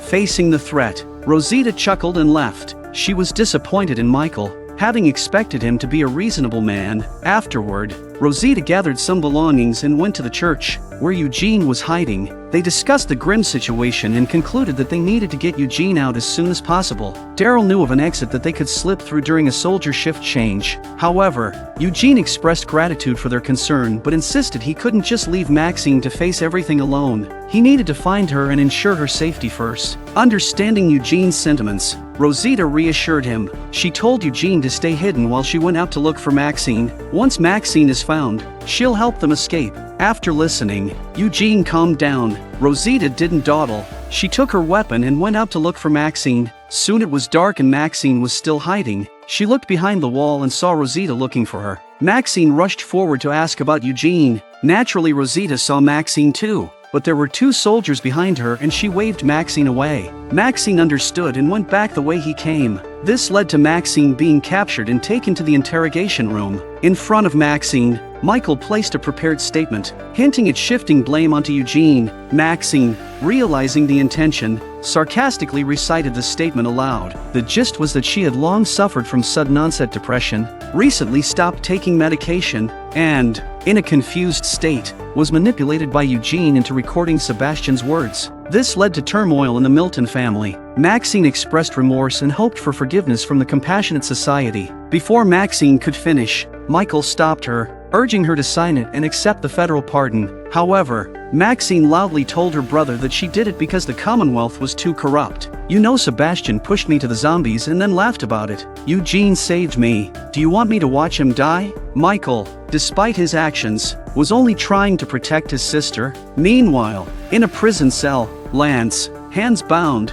knelt on the floor. Pamela was on her way to see him, and he felt a sense of excitement. His efforts were finally bearing fruit. Turns out Lance ordered his men to create zombies to get attention so he could meet Pamela. He was sure he could convince Pamela to let him go. Except no one told him that Sebastian died accidentally in the chaos. A group of zombies suddenly appeared on the square, and amidst the chaos, Sebastian was gruesomely bitten to death by the undead. However, the mastermind behind unleashing the zombies was Lance. Confined in a prison cell, Lance believed that if Pamela investigated the incident, she would discover his involvement, providing him with an opportunity to persuade her and reclaim his position. He assumed that since the zombies would only kill a few civilians, Pamela wouldn't take severe action against him. What Lance doesn't know is that Sebastian is dead. Lance tried his best to explain that it was an accident. He emphasized his past support for Sebastian, citing the dirty work he did for him solely because Sebastian was Pamela's son. Pamela didn't say a word but instead ran her hand over Lance's face. Lance had a look of enjoyment on his face. They must have had some kind of special relationship in the past. Or else how could a commoner like him have become the High Steward? But Pamela is not in the mood to flirt with Lance right now. Pamela's look was a murderous one, so Lance hurriedly said that it was all the fault of Alexandria's safe zone and those people. Ever since they joined the Commonwealth, their once peaceful lives have been thrown into disarray. These people are cruel and murderous and hard to deal with.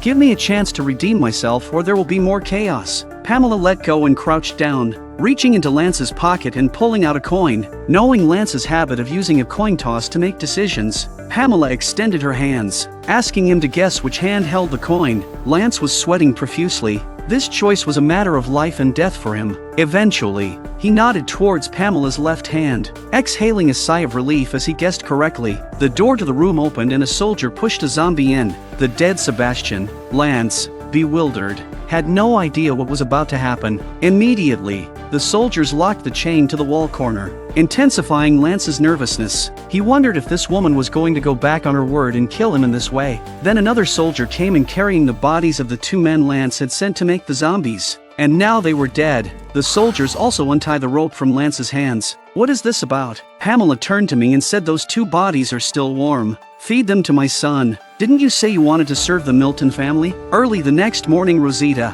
who had gone out to look for Maxine, returned to the church. Eugene hears the commotion and comes out to ask expectantly how his girlfriend is doing. Daryl urges them to go. It's almost time for the soldiers to change the guard, and now is their only chance to leave the Commonwealth today. However, Eugene, despondent, sat on a chair. His companions were puzzled but quickly understood that Eugene couldn't let go of Maxine. This moment for Eugene is arguably the most shining moment throughout the Walking Dead series. The old Eugene would have agreed to anything to save his life, even betraying his friends to stay alive, whereas now he is completely fearless in the face of death. Some people and things had become more important to him than life itself. Subsequently, Eugene took off the necklace he wore, a gift intended for Coco, because after this parting, they may never see each other again, and he won't have the chance to wait until Coco's bar mitzvah to give it to her. If the former Eugene had possessed the courage and charm he exhibited now, perhaps Rosita would have chosen him. The current Eugene exuded a genuine masculinity. After bidding farewell to his old friend, Eugene calmly walked into the police station. When the soldiers noticed him, they hesitated for a moment before promptly apprehending him. Eugene then confessed that he had secretly recorded Sebastian and played it in the square in order to hurt the Milton family. He also got Sebastian killed, and the riots that followed were orchestrated by him alone. Michael nods. How can he not see that Eugene turned himself in to save Maxine? Michael looked at Eugene being taken in and felt very bad. So Eugene was sent to prison, where he would be used by Pamela to make an example of him. Meanwhile, Rosita went back to the house to pack up her things, and they will meet at the place where the wagons are. And today they will leave the Commonwealth before saying anything more. They respect Eugene's choice. Besides, they can't rescue Eugene until they're safe. Rosita just walked out of her room. She may be good, but she's outnumbered. The same thing is happening elsewhere. Carol was at the biscuit shop to get some food for the road, and she also said goodbye to Ezekiel and said some words of blessing. Suddenly, Carol sensed something was amiss and turned around, only to find Ezekiel gone. As she looked back, two burly men entered the shop. Eventually, Carol managed to escape through the back door. Unaware of what had transpired, she headed to the agreed-upon meeting point. Upon arriving, Carol found only the carriage, its contents spilled on the ground, indicating a struggle. Carol guessed that the companions must have been attacked because there were still bloodstains on the ground. Carol hears movement in the house, and inside is Daryl, who was also attacked by two men. Though Daryl had killed one, the other had a firm grip around his neck. Daryl tried to reach for the nearby dagger, but the man wouldn't allow Daryl an easy escape. The man intensified his efforts, preparing to finish off Daryl. Suddenly, the deceased attacker started moving, evidently turning into a zombie. Daryl continued to be ruthlessly pounded by the man. Just as Daryl was about to succumb, Carol arrived. The man was just about to get up and fight again when his companion jumped on top of him. Daryl stepped in and addressed the threat. If left unchecked,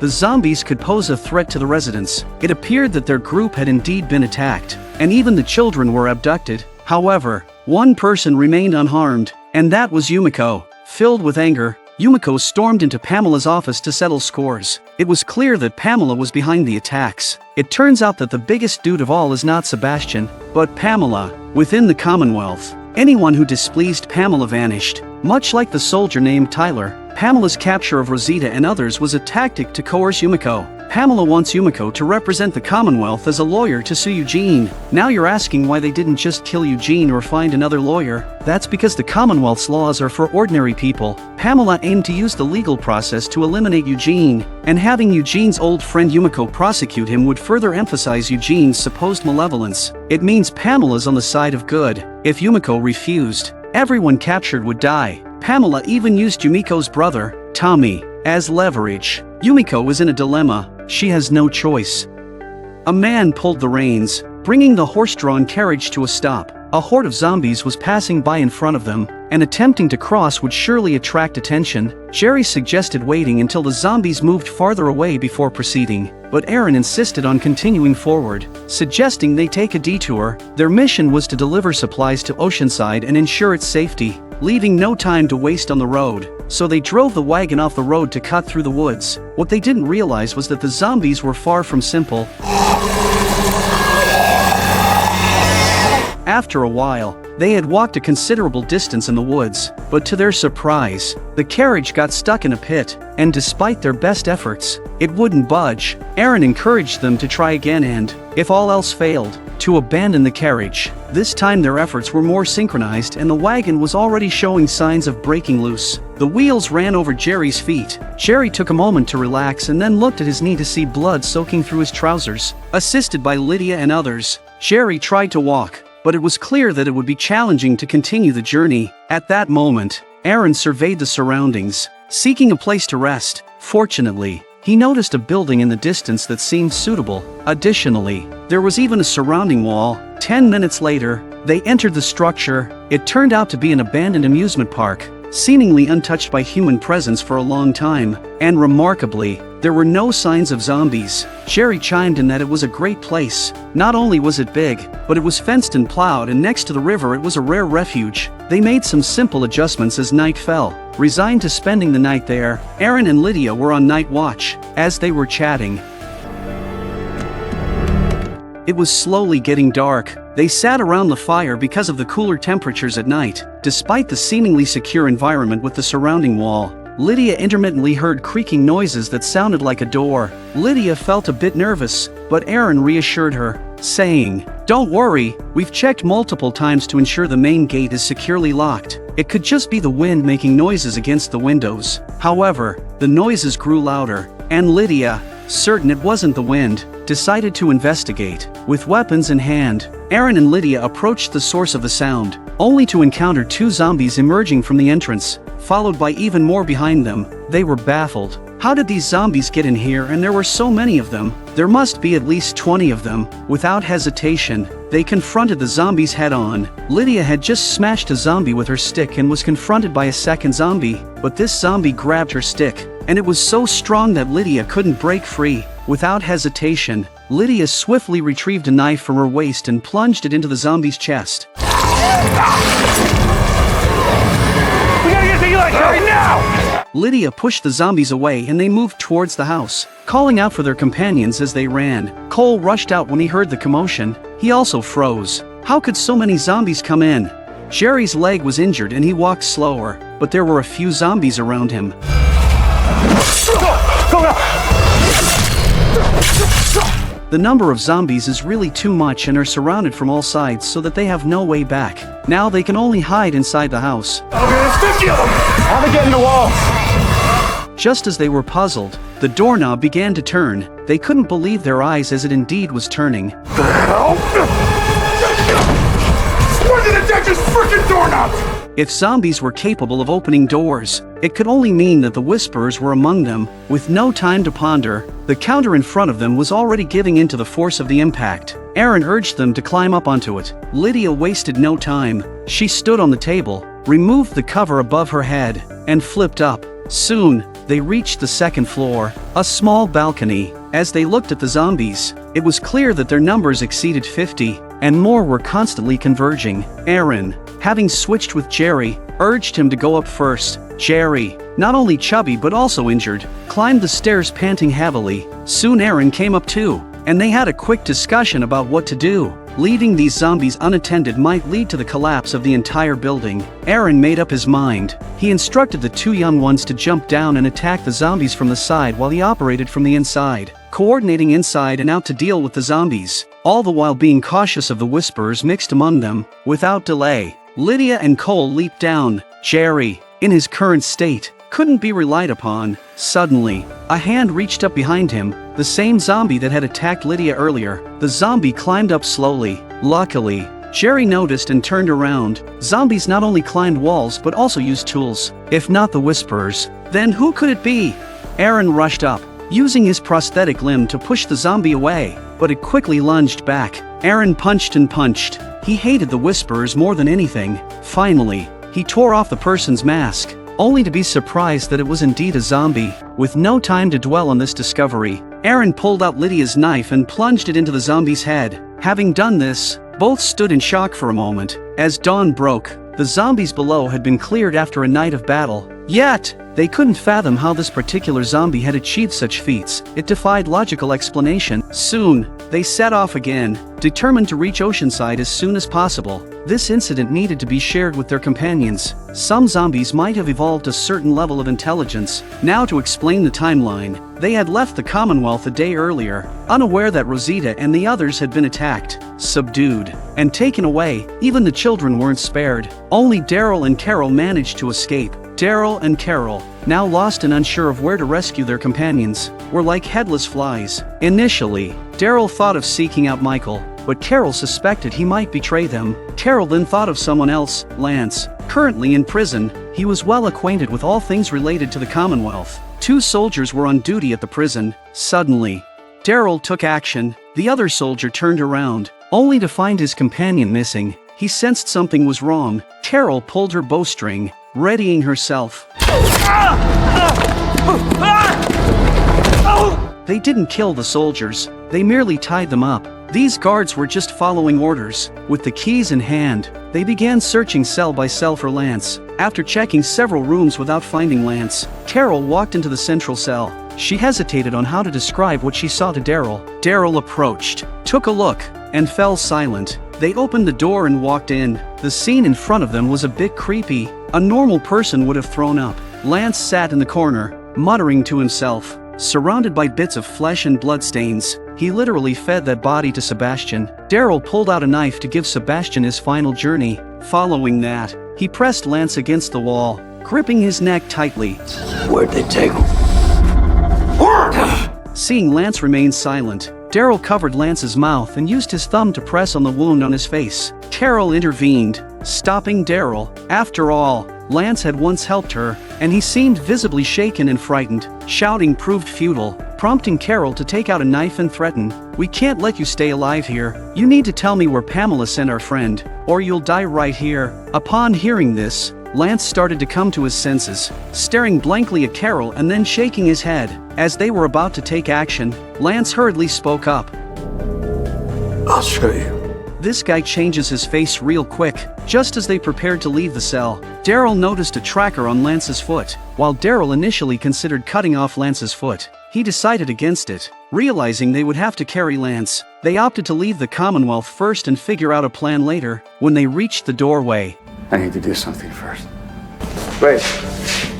When they're done, they walk out of the cell. Lance, familiar with the terrain, directed them towards the back door. Suddenly, soldiers outside started chasing them, firing shots. Daryl halted, facing them in a standoff.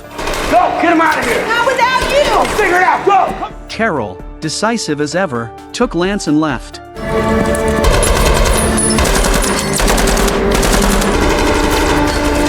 Half an hour later, Pamela got a call that Lance had been rescued. She arrived at the prison with a serious expression on her face. When she entered the cell, the sight in front of her made Pamela's anger soar, only to see Sebastian's head smashed to pieces. Sebastian was already dead, but after turning into a zombie it was at least able to walk around. But now there's nothing left. Pamela suddenly noticed a coin in Sebastian's brain matter. Isn't this Lance's? And judging by the situation, it seemed like Lance deliberately left it there as a symbol of his dissatisfaction with her. Pamela's expression turned fierce. Lance had essentially killed her son twice, and she was determined to make him pay. In the evening, Carol and Lance finally escaped the Commonwealth. Lance, having narrowly escaped death, couldn't help but marvel at the value of freedom above all else. He also admired Carol, noting that in a situation like the one they had just faced, most people wouldn't abandon their companions. This woman was truly exceptional. Furthermore, he prayed for Daryl's safe return. Carol, unwilling to hear Lance's ramblings, pointed her gun at him and said, "Stop trying to sow discord. I've had enough of your manipulative language. Would someone like you be concerned about Daryl? Hurry up and tell us where our people were taken." Lance immediately responded, "I promised I would take you there. I'm saying these things because, back in the prison, I fed people piece by piece to Pamela's son. My mind isn't clear. If you want to kill me, go ahead." As they argued, the The roar of an approaching car echoed nearby. They quickly crouched in the grass, suspecting that the Commonwealth was searching for them, likely due to the tracker on Lance's foot. Soon, a vehicle stopped at the foot of the mountain, and they could faintly hear soldiers preparing to search the grassy area. Lance, feeling anxious as discovery would mean a gruesome death, urged Carol to follow him to a place where they could evade the soldiers. Initially reluctant to comply, Carol hesitated, suspecting that Lance might set a trap for her. However, there was no choice as the soldiers were already searching with flashlights. Lance led her to an abandoned building, claiming it was a former project of the Commonwealth. The place was pitch black and in disrepair, but Carol had no other option but to enter. Lance, adept in navigating political landscapes, spoke flatteringly throughout the journey, praising both her and Daryl while condemning Pamela for ingratitude. Carol merely listened, well aware of the kind of person Lance was. After a while, they caught a whiff of a foul odor, indicating danger. Suddenly, a zombie grabbed Lance's leg. Carol stepped forward to pull Lance away, but whether out of fear or some other emotion, Lance forcefully knocked away Carol's flashlight and tugged at her arm. At that moment, zombies closed in behind Carol, forcing her to turn and face them. Because the flashlight was lost, the passage became pitch black, and nothing could be seen. Moreover, Lance had disappeared without a trace, as if he had vanished. At this point, Carol heard growls ahead, indicating that zombies were approaching, and the sounds were getting closer. She wasn't prepared to sit idly by.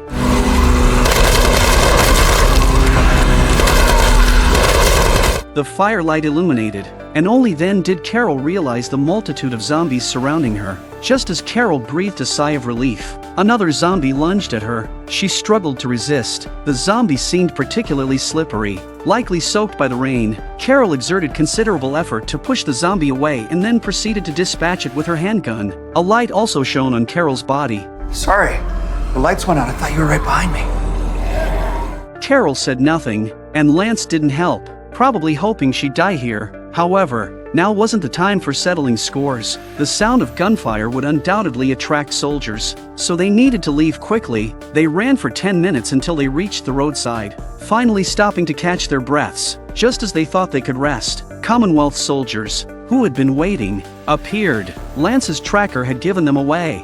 Radio back to command that we found him. They put up a fight, so we had to put him down.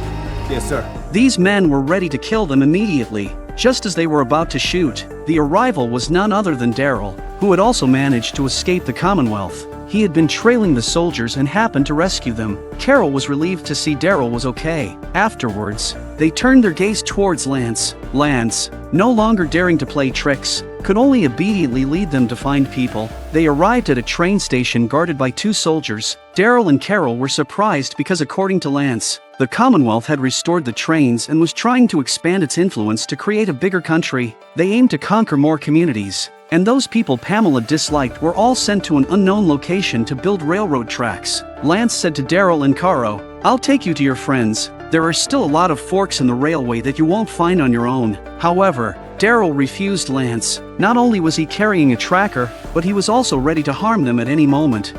What? But you can't get there without me. Yeah, we can. How's that? Just said, there's a train.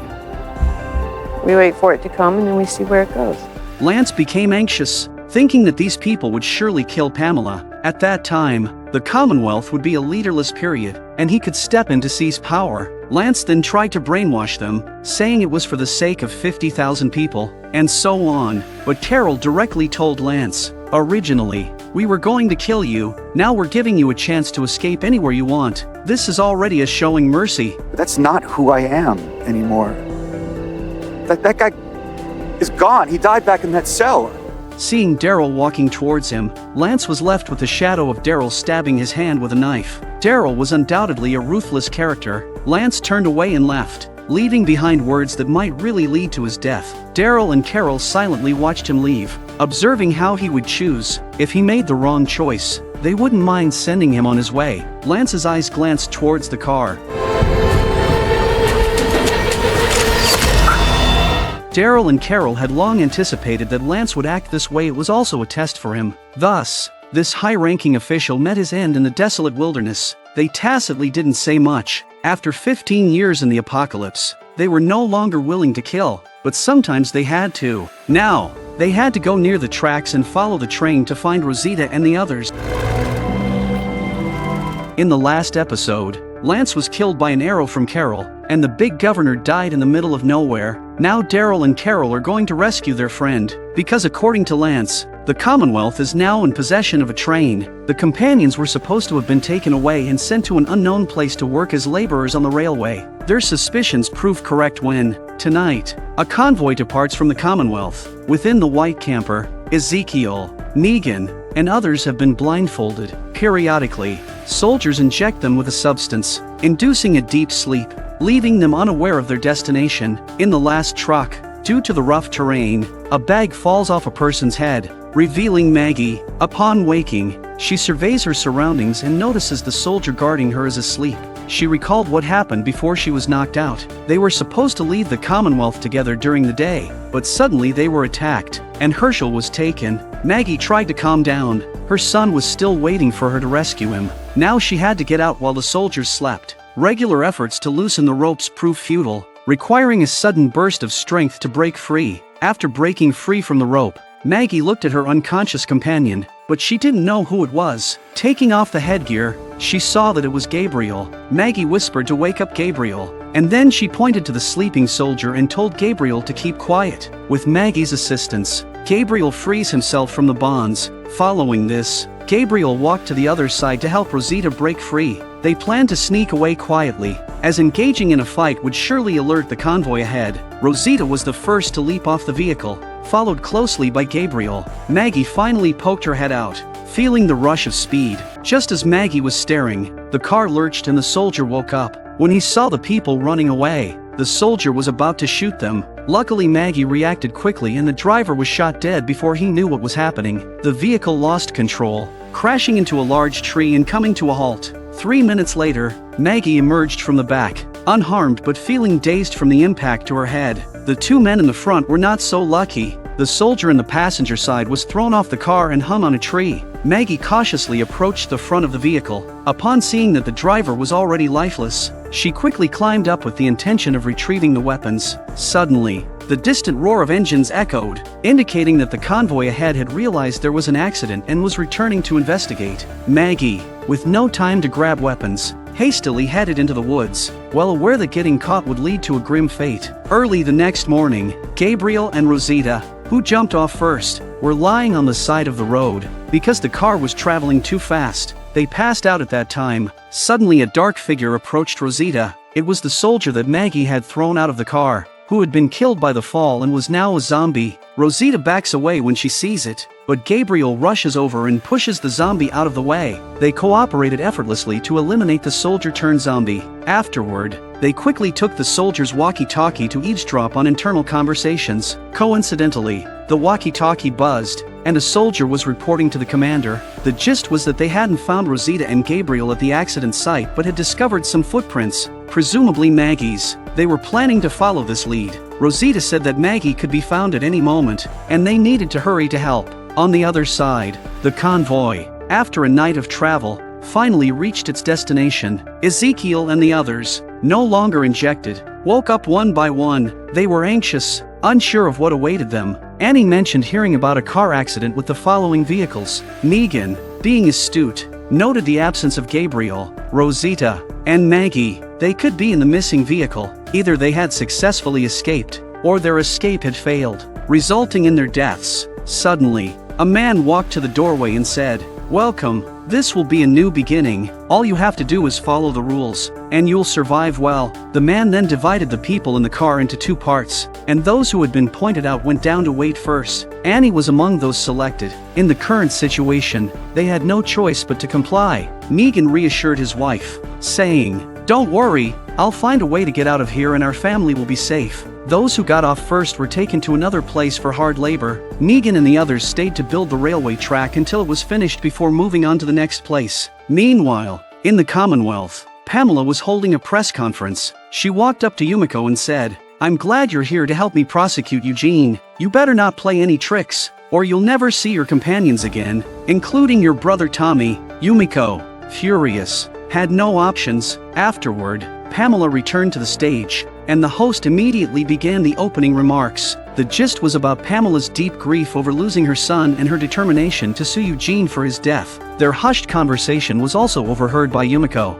Yumiko, reluctantly, walked onto the stage. As Yumiko passes the soldiers, a report comes over their walkie-talkies that not only did they fail to catch Daryl and the others, but Rosita and the others got away. Even though the sound was low, Yumiko heard it. Yumiko stood in the middle of the stage. Originally, Pamela had prepared a scripted speech for her to follow. However, given that Daryl and the others were not captured, she was confident they could rescue everyone. Yumiko had faith in her companions. Moreover, Pamela would never know what kind of people she had angered. Yumiko said to the crowd, "It's an honor to be a lawyer for the Commonwealth. I was once a member of a community, and I've known Eugene for a long time. Eugene is a good person. Without him, I wouldn't be here or reunited with my brother." When Yumiko said that, Pamela and her supporters turned pale. However, the audience erupted into applause for Yumiko's fearless stance against tyranny. On the other side, Maggie wandered aimlessly through the woods, unaware of her location or the whereabouts of her companions. She was deeply worried about her son. As Maggie pondered, she heard a commotion behind her. When she turned around, she was surprised to find a child zombie walking towards her. It seems like the child zombie has recently turned. Maggie froze. As a mother, witnessing such a situation was unbearable because it reminded her of her son. Quickly, Maggie shook her head, firming her resolve. This wasn't the time for sentimentality. Zombies were always zombies. She picked up a stone from the ground, preparing to deal with the zombie. However, when she looked at this child, who was about the same age as Herschel, she couldn't bring herself to imagine the scene of taking action. In the end, Maggie dropped the stone and walked away decisively. The small zombie followed Maggie, trailing behind her like a child chasing after its mother. On the other side, Daryl and Carol hid near the train station, observing the situation below. The train Lance mentioned finally appeared. However, at this moment, a vehicle also arrived at the station with someone sitting on top. Connie. Daryl was visibly disturbed.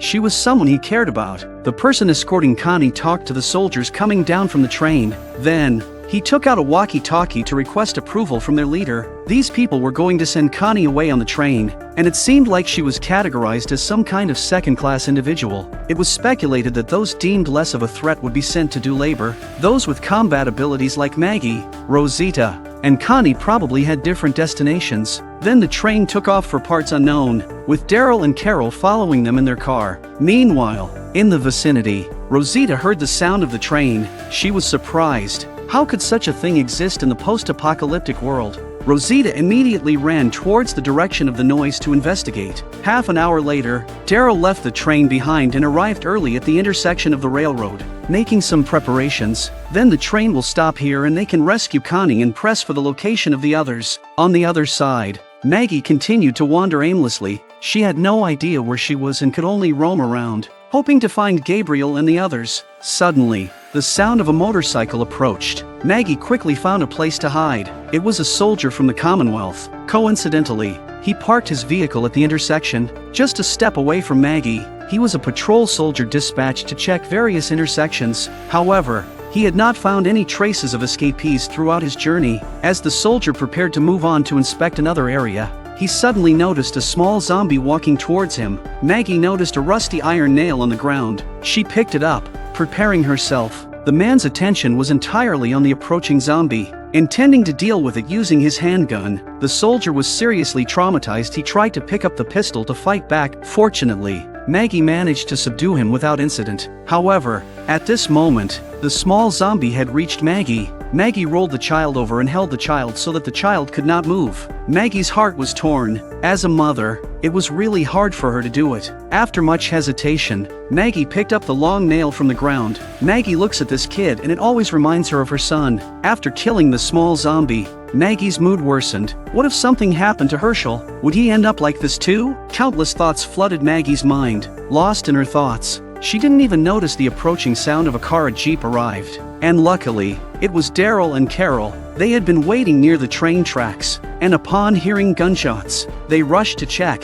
To their surprise, it was Maggie. Witnessing the scene before them, they didn't say a word. They took Maggie back to the railroad intersection to continue waiting. Maggie's emotions remained low, and she blamed herself for not protecting Herschel. Carol tried to console her, saying that in the world before, they would never have known each other. In this post-apocalyptic world, they became a family, and only they understood how strong they were. Pamela, that woman, wouldn't be able to tear them apart. She would pay for what she did, and they would find everyone. It was Gabriel and Rosita who heard the train and came this way just in time to see them. It was a relief that there were no casualties. Meanwhile, Daryl was interrogating a captured soldier. He brought the injured soldier back with him. Daryl peeled back Nelson's armor and looked at him. There was a bloody hole above the wound, indicating a serious injury. Despite being on opposite sides now, they were former colleagues. Daryl fell silent for a moment and then said, "I suggest you do something good with the little time you have left." He inquired about the destination of the train and mentioned that their friend was on that train. Daryl also asked about the meaning of the term second-class individuals. Nelson, coughing, remained silent. Betraying the Commonwealth would mean his family wouldn't survive. Carol and others entered, urging Daryl to prepare for the imminent arrival of the train. Growing impatient, Daryl drew his knife, preparing to use force on Nelson. At that moment, Gabriel looked at Nelson and said, "I know you. You come to the church every week, always sitting in the back. It seems like you have something you want to tell me." It turned out that Nelson had a family, and to ensure their well-being, he had done many undisclosed and shameful things for the Commonwealth. Guilt and shame haunted him, and today's outcome might be karma. As a priest, Gabriel comforted Nelson, advising him not to carry too much psychological burden and to persist in doing the right thing. God would see it. Nelson, speaking for the first time, said their friend was likely doing hard labor, specifically building railways for the Federation. He didn't know the exact location since they would immediately move to the next site after completing one. He was sent here when they escaped, so he doesn't know exactly where they are. Follow the train and you'll find your friends. Regarding second-class individuals, he had no idea what it meant, only that they were people Pamela hated the most, and they would be sent to extremely distant places from which they could never return. Daryl was anxious. He didn't want to lose Connie. When Nelson was done, he asked the priest to pray for him when he died. Gabriel didn't say no to Nelson. He sat down with him and Gabriel opened the Bible. After 10 minutes, Gabriel walked out holding a knife. They discussed their strategy together. They had tampered with the railroad tracks at the intersection, so when the train stopped, they could easily deal with the situation. 10 minutes later, the train arrived at the intersection where a soldier got off to switch the tracks. He took care of the zombie easily. The yellow item was a valve, and turning it over would change the tracks. However, when the soldier tried to turn it, he couldn't. No matter how hard he tried, it was clear something was wrong. He started inspecting and found some dried branches stuck in the tracks, signaling to the driver that there was an issue. The driver understood, but soon, the driver realized there was no signal, and attempts to call failed. This was part of Carol's plan to disable their communication systems. Then Maggie would take control of the driver and the rest of them would take out the soldiers. That way they could rescue Connie and still get the pilot to take them to their destination. In the previous episode, in their attempt to intercept the Commonwealth's train, Daryl and the team tampered with the track switch. No matter how hard the soldiers tried, they couldn't move it. Upon inspection, he discovered that the tracks were obstructed by some trees. He waved his hand towards the cab to indicate that there was a problem. The driver, understanding the situation, prepared to report it to the next station. However, he quickly realized that the radio had no signal. He fiddled with it for a moment, attempting to make contact once again. This was Carol's plan. First, sabotage their radio system, then take control of the driver to prevent the disclosure of their whereabouts. Then she and Daryl would take care of the soldiers, which would save Connie and allow the pilot to take them to their destination. Moving along the train, they soon heard voices. A soldier, seemingly on patrol, noticed a group of zombies approaching the back of the train. He ordered 2 others to handle them while he checked the front. Daryl quickly ducked under the train because the soldiers were about to descend from their side, and they couldn't act until they knew the exact number of soldiers. Fortunately, the patrol didn't notice them. The soldier drew his long knife and cut down the nearest zombie. Then he put his weapon away and continued towards the front of the car. 5 minutes later, one of the soldiers sent to kill the zombies was very efficient and the only female among them. Just as she finished her report, the sound of a rifle being loaded sounded behind her. Instantly tense, she dared not move. It's Rosita and Gabriel. They took the woman's weapon and walkie-talkie. The patrolling soldier also arrived at the front of the vehicle and tried to lift the switch, but the situation was exactly the same as before and it was impossible to turn it. The situation was perplexing. Despite clearing the tracks of tree branches, the switch still wouldn't budge. After peeling away the dried grass on top of the switch, the soldier looked down and discovered the deliberate sabotage. Realizing the danger, the soldier called for others to gather. At the rear of the train, the soldiers were about to inquire about the situation when Daryl opened fire. They immediately went on high alert as it became apparent that the enemy had infiltrated. Without hesitation,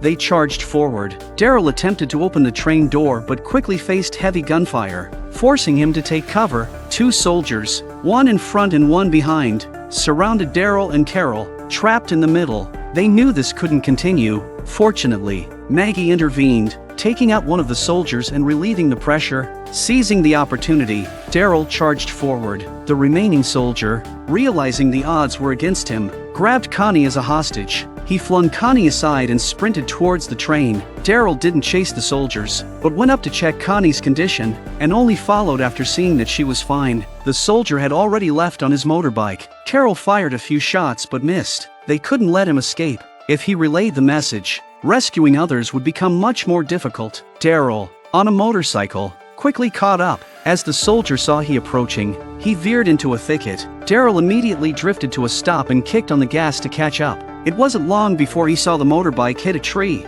Through the thick smoke, Daryl spotted the soldier attempting to flee. Accelerating, Daryl chased after him, heedless of the tree trunks in his way. Knowing the consequences if the soldier escaped, Daryl wasn't one to show mercy. Initially resistant, Wilson changed his tune upon seeing the lifeless Nelson, and then he squatted down honestly. Wilson pleaded, saying, "My family is near the 22nd station up ahead. If the soldiers find out I've helped you, my fate will be the same as your friends." Rosita said sadly, "They took my children. You said you had a family, you should know how we feel." Wilson fell silent. In truth, he was a kind-hearted person who had only taken this job because he knew how to operate trains. After a moment of contemplation, he informed them that there was a map on the train, located in the control room. Maggie wasted no time and, with Wilson in tow, set off to find the map. When Daryl returned, Connie greeted him with a smile, relieved to see him unharmed. While Daryl was talking to Connie, Maggie had planned to take Wilson to find the map,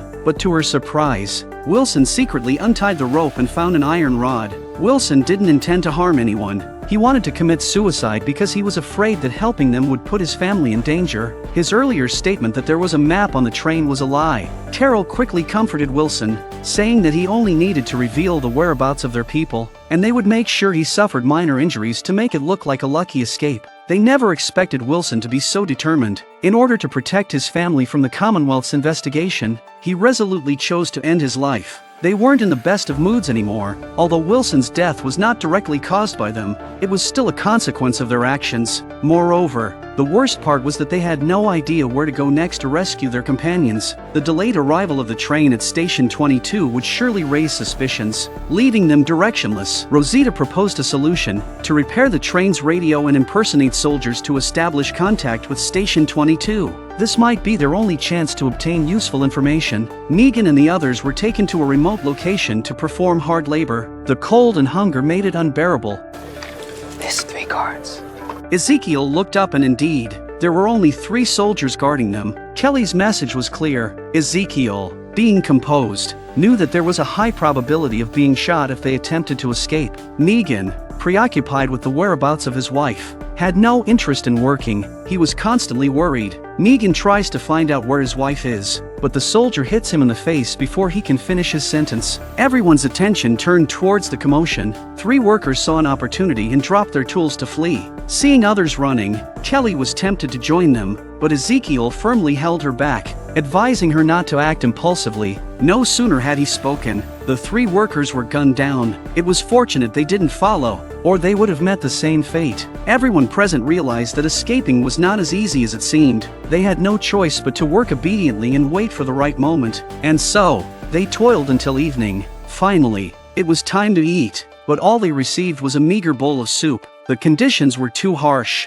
and many had lost their spirit. Kelly, for instance, merely sniffed at the food and set it aside. Ezekiel could see that she was reaching her breaking point. At that moment, Negan approached Ezekiel. He proposed working together to gather information and escape from this place. However, Ezekiel sighed and said, "There's a reason I've avoided you all these years. You know what you are, ironing people's faces, threatening women to marry you, and slaughtering my people. I'll never forget these damn things." Negan didn't evade the issue and solemnly replied, "You're right about everything you said. I want to tell you that I haven't forgotten. Being stuck in a place like this is a fitting punishment for me, but this place isn't suitable for you or anyone else, including my wife and my unborn child." Hearing this, Ezekiel's heart softened slightly. Negan continued, "Listen, old friend, I'm here as someone about to become a father and as someone who has been a leader. We must set aside our past grievances and cooperate. For the sake of everyone." They eventually reached an agreement to gather information and escape together. Before they could exchange more words,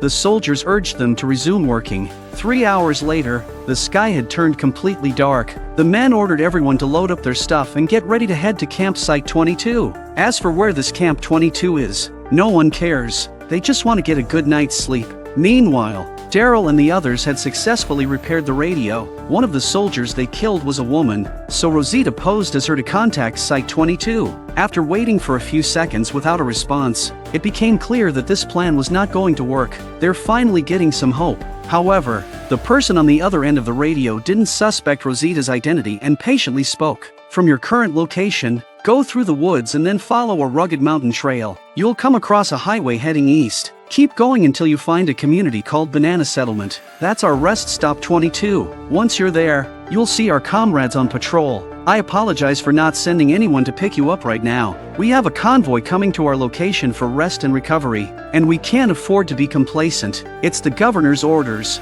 the person on the radio explained. The convoy the guy on the radio was talking about was the car that was transporting Ezekiel and the others. And they're even more shocked that this is the Alexandria safe zone with 22 written on the door. It turned out that this had been Pamela's plan all along. She had instructed Lance to find communities along the railway and develop them into rest stops for the Commonwealth. This way, wherever the railway reached, it would become the Commonwealth's territory. Daryl and the others were infuriated upon hearing this. It turned out that the place they had been searching for was their own home. The next day, Negan and the rest were promptly taken out to work. Today's workplace is by the railway near the Alexandria safe zone, where all the workers are located. The guards are also much tighter. Yesterday, Negan and Ezekiel had made an agreement to gather information and escape. Kelly looked around, realizing no one was paying attention to her, and immediately started using sign language to communicate. Princess and Ezekiel are bulldozing, and they're looking around. That's when they noticed a familiar figure. Wasn't that man Tyler?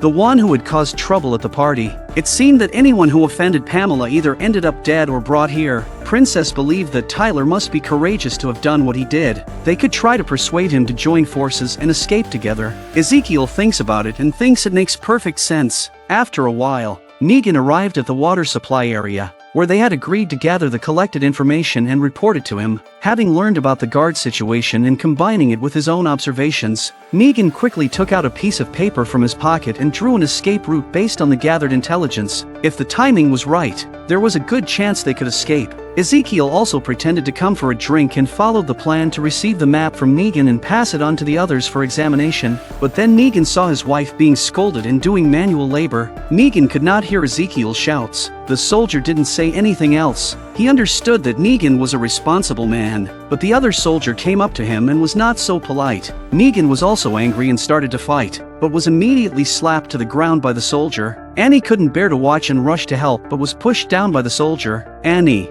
being fierce, threw a punch back, but in the end, she was dragged away by the soldier. Negan was pinned down and unable to move. Daryl and Carol witnessed everything through their binoculars. After a night of rushing, they had also arrived at Alexandria's safe zone and witnessed the scene. They quickly informed Maggie about what they had seen. All their missing comrades were accounted for except for the children. It was likely that they were being hidden within the Alexandria safe zone community. Pamela, this cunning woman, had never intended to fulfill her promise of helping them rebuild their community and return it to them. With numerous guards in Alexandria's safe zone now, forcing their way in was not feasible. They quickly thought of using the sewer system as an entry point and divided into two groups. Daryl and Connie would enter from the windmill side, while Carol and Maggie's group would enter from the dungeon side. Rosita wanted to join them, concerned about the children. However, Carol rejected her offer. stating that she and Gabriel had the most accurate marksmanship and could provide cover from the outside. Reluctantly,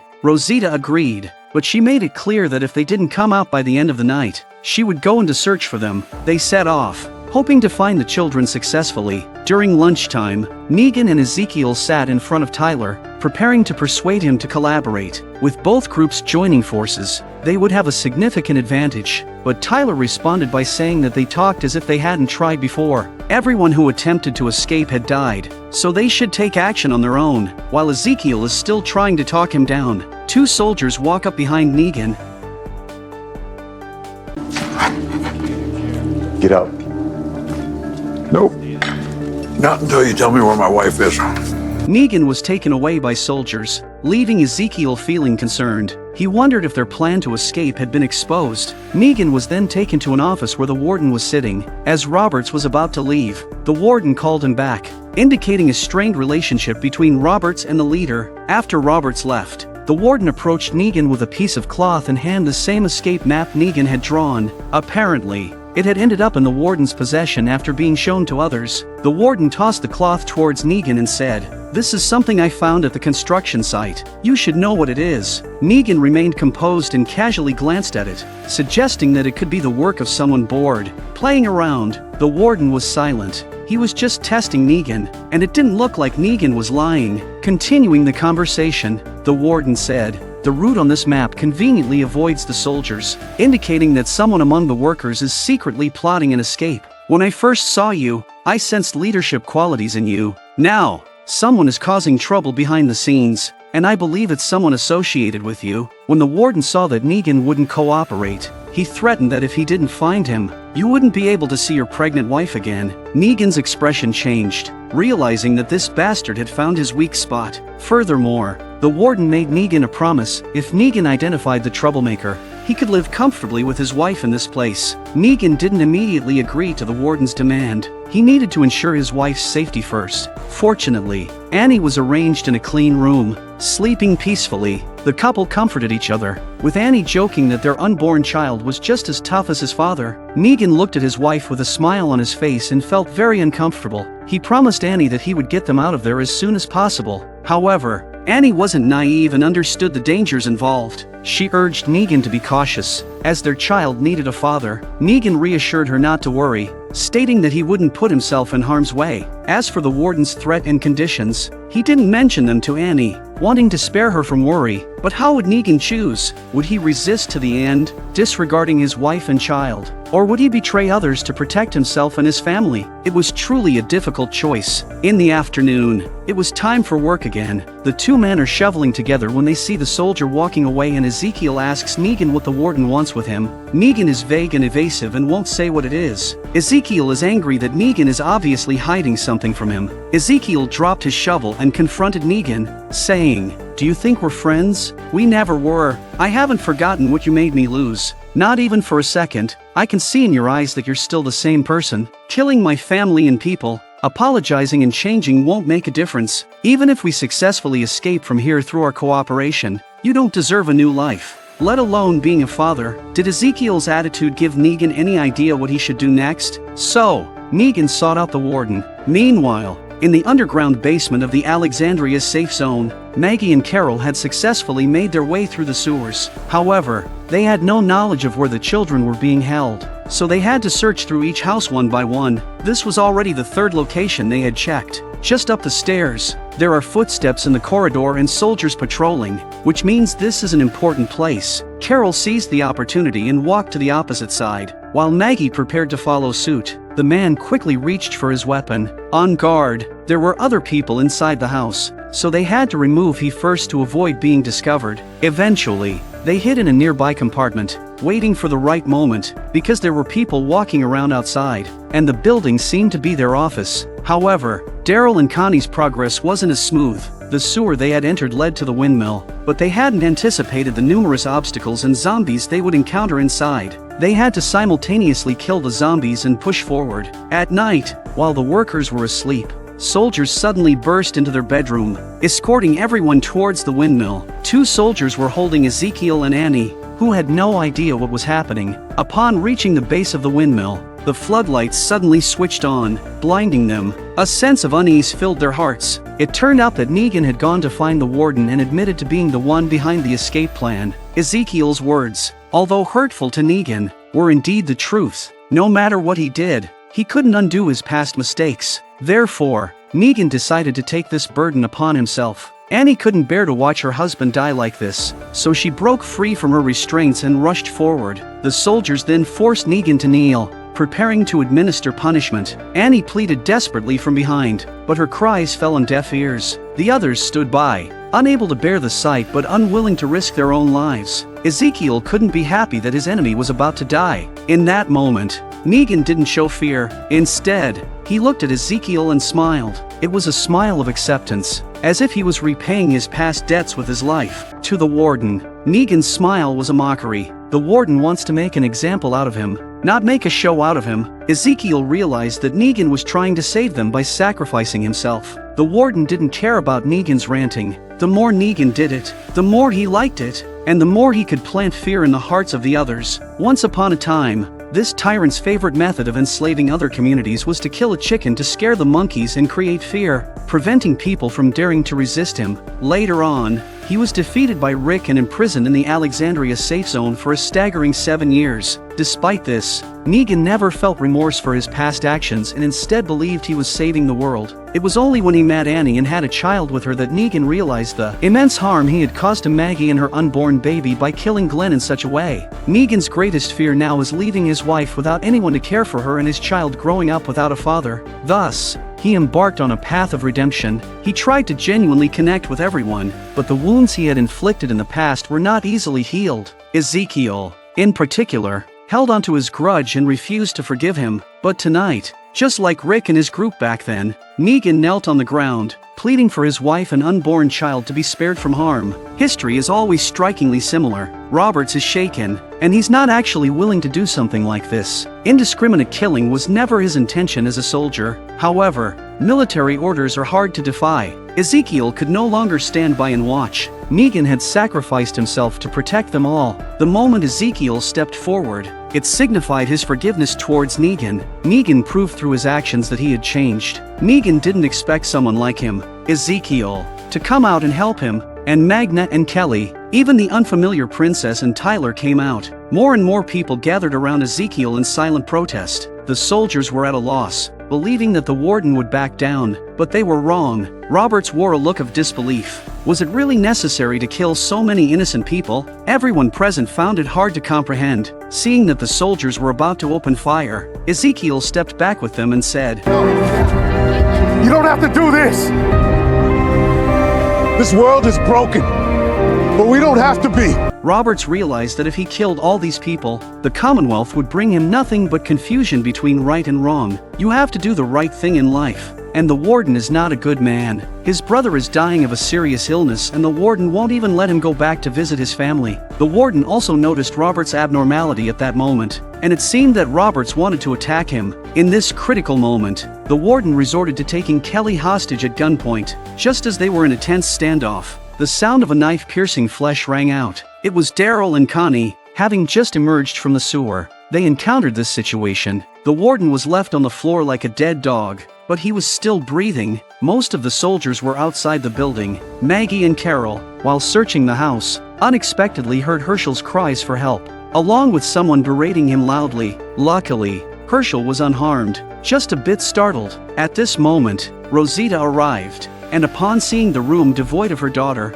she had already checked the other houses. Herschel indicated that Judith and the others were in another room, but Coco was nowhere to be found. Rosita's gaze gradually turned fierce. Downstairs, the warden was left lying on the ground, and Negan was about to finish him off with a stone when a voice halted him. Rosita, holding a gun, walked over angrily. The warden smirked and mockingly looked at the woman. Just then, one of the deceased soldiers turned into a zombie. Rosita quickly ran over and dragged the zombie to the warden's side. Although the scene was gruesome, no one stepped in to stop it. After all, this guy deserved what he got. The next morning, most of the group chose to stay in the Alexandria safe zone. Rosita and the others were going back to the Commonwealth to settle the score with that Pamela woman. One of the soldiers mentioned that Rosita's baby, being an infant, could potentially be in one of the welfare institutions in the city, which specifically took in children without parents. Negan knew Maggie too well. Maggie wasn't going to the Commonwealth to settle a score. She was going to kill Pamela. As long as that wicked woman was alive, they would still be in danger. A few children were left behind because the journey might be dangerous, but Judith insisted on going along. They set off, driving a train directly since the journey was long.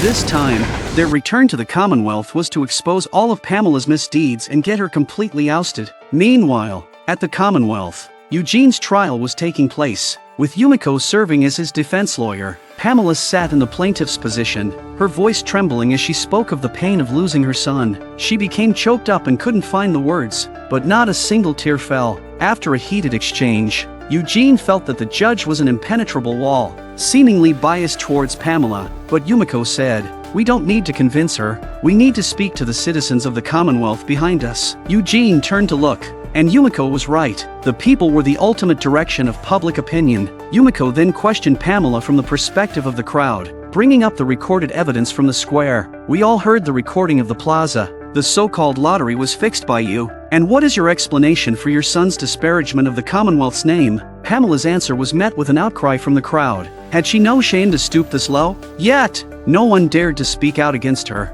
In the end, under Pamela's influence and power, the judge announced the verdict. Yumiko closed her eyes. They had lost the case. This was the so-called free and just Commonwealth. Truly laughable. The watching citizens began to voice their opposition. But what good would it do? The woman they despised walked out of the courtroom with a smile on her face. Eugene looked back at Maxine, feeling regretful. He had no regrets about voluntarily surrendering. He had no complaints for sacrificing himself for his lifelong love. Maxine looked at her brother helplessly, but his response was cold. Soon, Eugene had a hood placed over his head, ready to be taken to the execution site. He knew there was no turning back now, only awaiting his death. At that moment, 3 figures approached him, Michael and 2 of his subordinates. Eugene's hood was removed and he had 2 tears on his face. Confused, Eugene looked at Michael in front of him, while the soldiers behind him unlocked his handcuffs, which left him even more bewildered. Michael was always a just person. He had only swallowed his pride for the sake of his sister. Meanwhile, Yumiko and Maxine were feeling distraught when they heard a knock on the door. How could they not have guessed that Michael was there to help? Next, Michael planned to gather a group of soldiers who were willing to resist. He instructed Eugene and Maxine to lay low and secretly rally the masses to put pressure on Pamela. It was time for the Commonwealth to undergo a change. Because of his encounters with intelligent zombies, the man had become extremely cautious. They're the same Aaron and his team that went to Oceanside to deliver the supplies. Just as they were about to continue their journey, Aaron sensed a noise coming from the jungle. Aaron looked inside, but there was nothing there. Lydia heard it too, and with her experience as the Whisperers, she decided it was people and not zombies. Aaron unsheathed his sword. In the apocalypse, strangers were often more terrifying than zombies, and they could be coming to steal their supplies. Just as Aaron spoke, 2 figures emerged from the woods, and to their relief, it was Luke and his wife. Both sides breathed a sigh of relief, as seeing an old friend in times like these instantly lifted their spirits. Their bond was like that of family. After some small talk, Jerry suggested they all go back to Oceanside since they were headed there anyway. However, Luke and his wife's expressions turned grim. Luke explained that Oceanside was no more. It had been occupied by a group of soldiers in white armor. We hid behind the house and wanted to stay and fight back.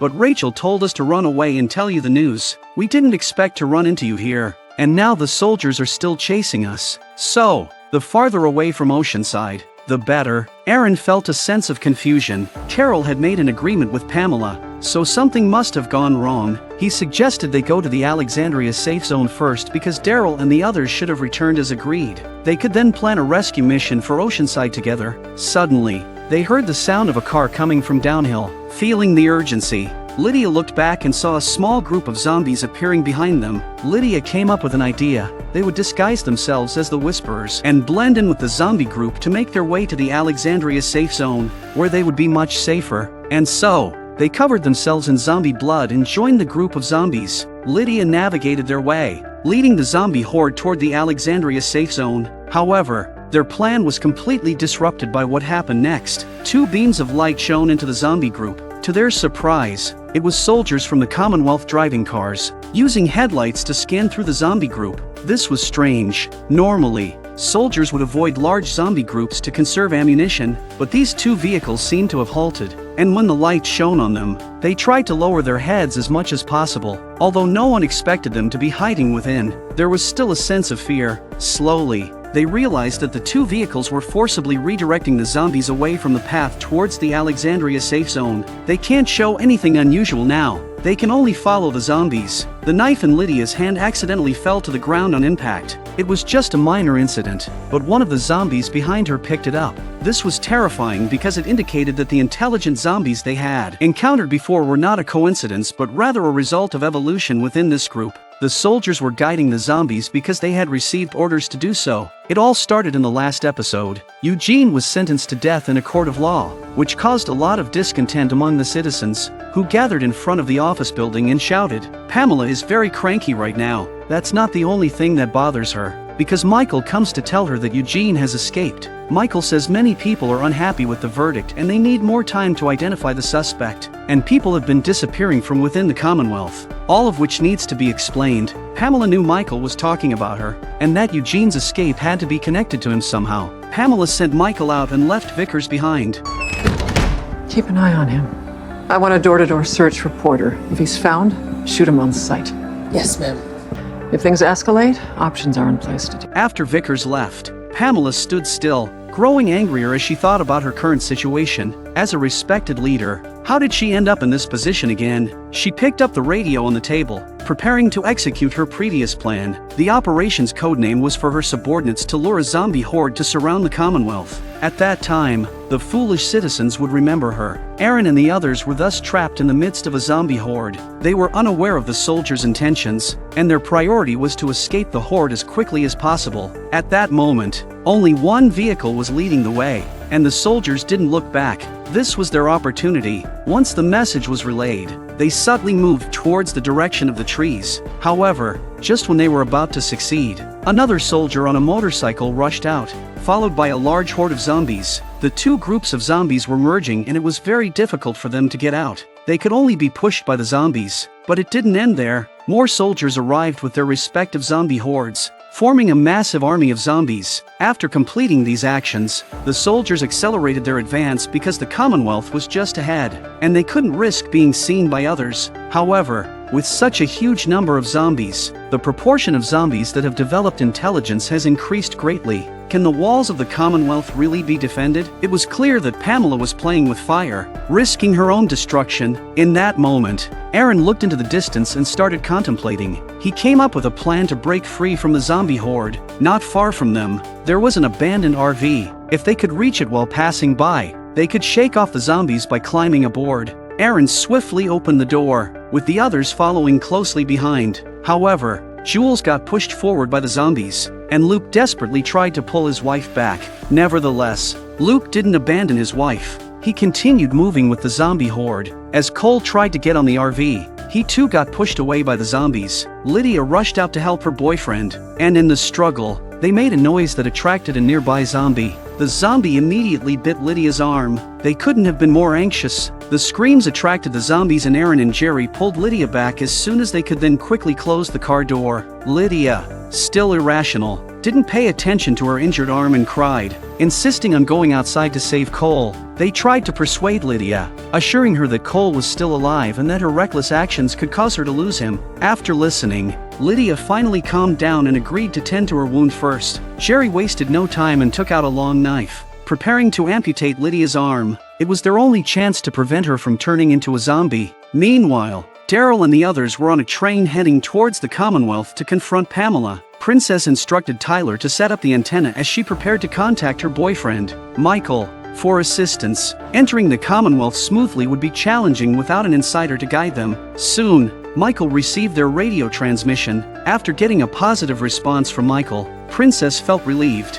Knowing she had chosen a reliable man, Michael also informed her that Eugene had been rescued, easing their worries. Once the workers returned safely, they would become witnesses, making it easier to bring down Pamela. Vickers entered the room and reported that there was a large horde of zombies approaching outside the city walls. Michael had no choice but to gather his subordinates, arm themselves, and prepare to clear out the zombies. The civilians who were initially protesting on the streets were ordered to return home due to the zombie threat. Maxine came to discuss their plan to take down Pamela with her brother, but Michael emphasized the importance of clearing the zombies and protecting the citizens first. And Vickers is watching. However, Michael shared the impending arrival of Daryl and the others with his sister, instructing them to go to the exit at the government building to receive them. Half an hour later, Maggie and the others were at the entrance to the passageway Michael had mentioned. There were several soldiers guarding the entrance, but there was no sign of Michael coming to meet them. They're all getting a little antsy. Sitting on their hands is not an option. Just as they were discussing whether they should eliminate the guards, Judith reminded them to keep their voices down. 2 soldiers were slowly approaching, seemingly having heard voices in the area. Maggie and the others held their breath, ready to kill the soldiers if they were discovered. Suddenly the walkie-talkies of the 2 soldiers rang and Michael's voice came from inside, ordered everyone to go to the wall to support, including the personnel guarding the passage. The soldiers were puzzled. They wondered if they should leave this area unguarded. Maggie and the others instantly grasped the situation. It was clear that Michael had been delayed by something, prompting him to divert the guards in this manner. As the soldiers left, Gabriel broke the lock on the door, and they entered one by one. Meanwhile, on Pamela's side, she contacted Vickers through the walkie-talkie to inquire about Michael's situation. Pamela pondered why Michael suddenly moved the guards from the passage. She suspected that there was something significant happening. At that moment, Maggie and the others navigated through the long corridor without encountering any obstacles. After climbing up a ladder, Tyler took the lead and stepped outside. This happens to be the town hall,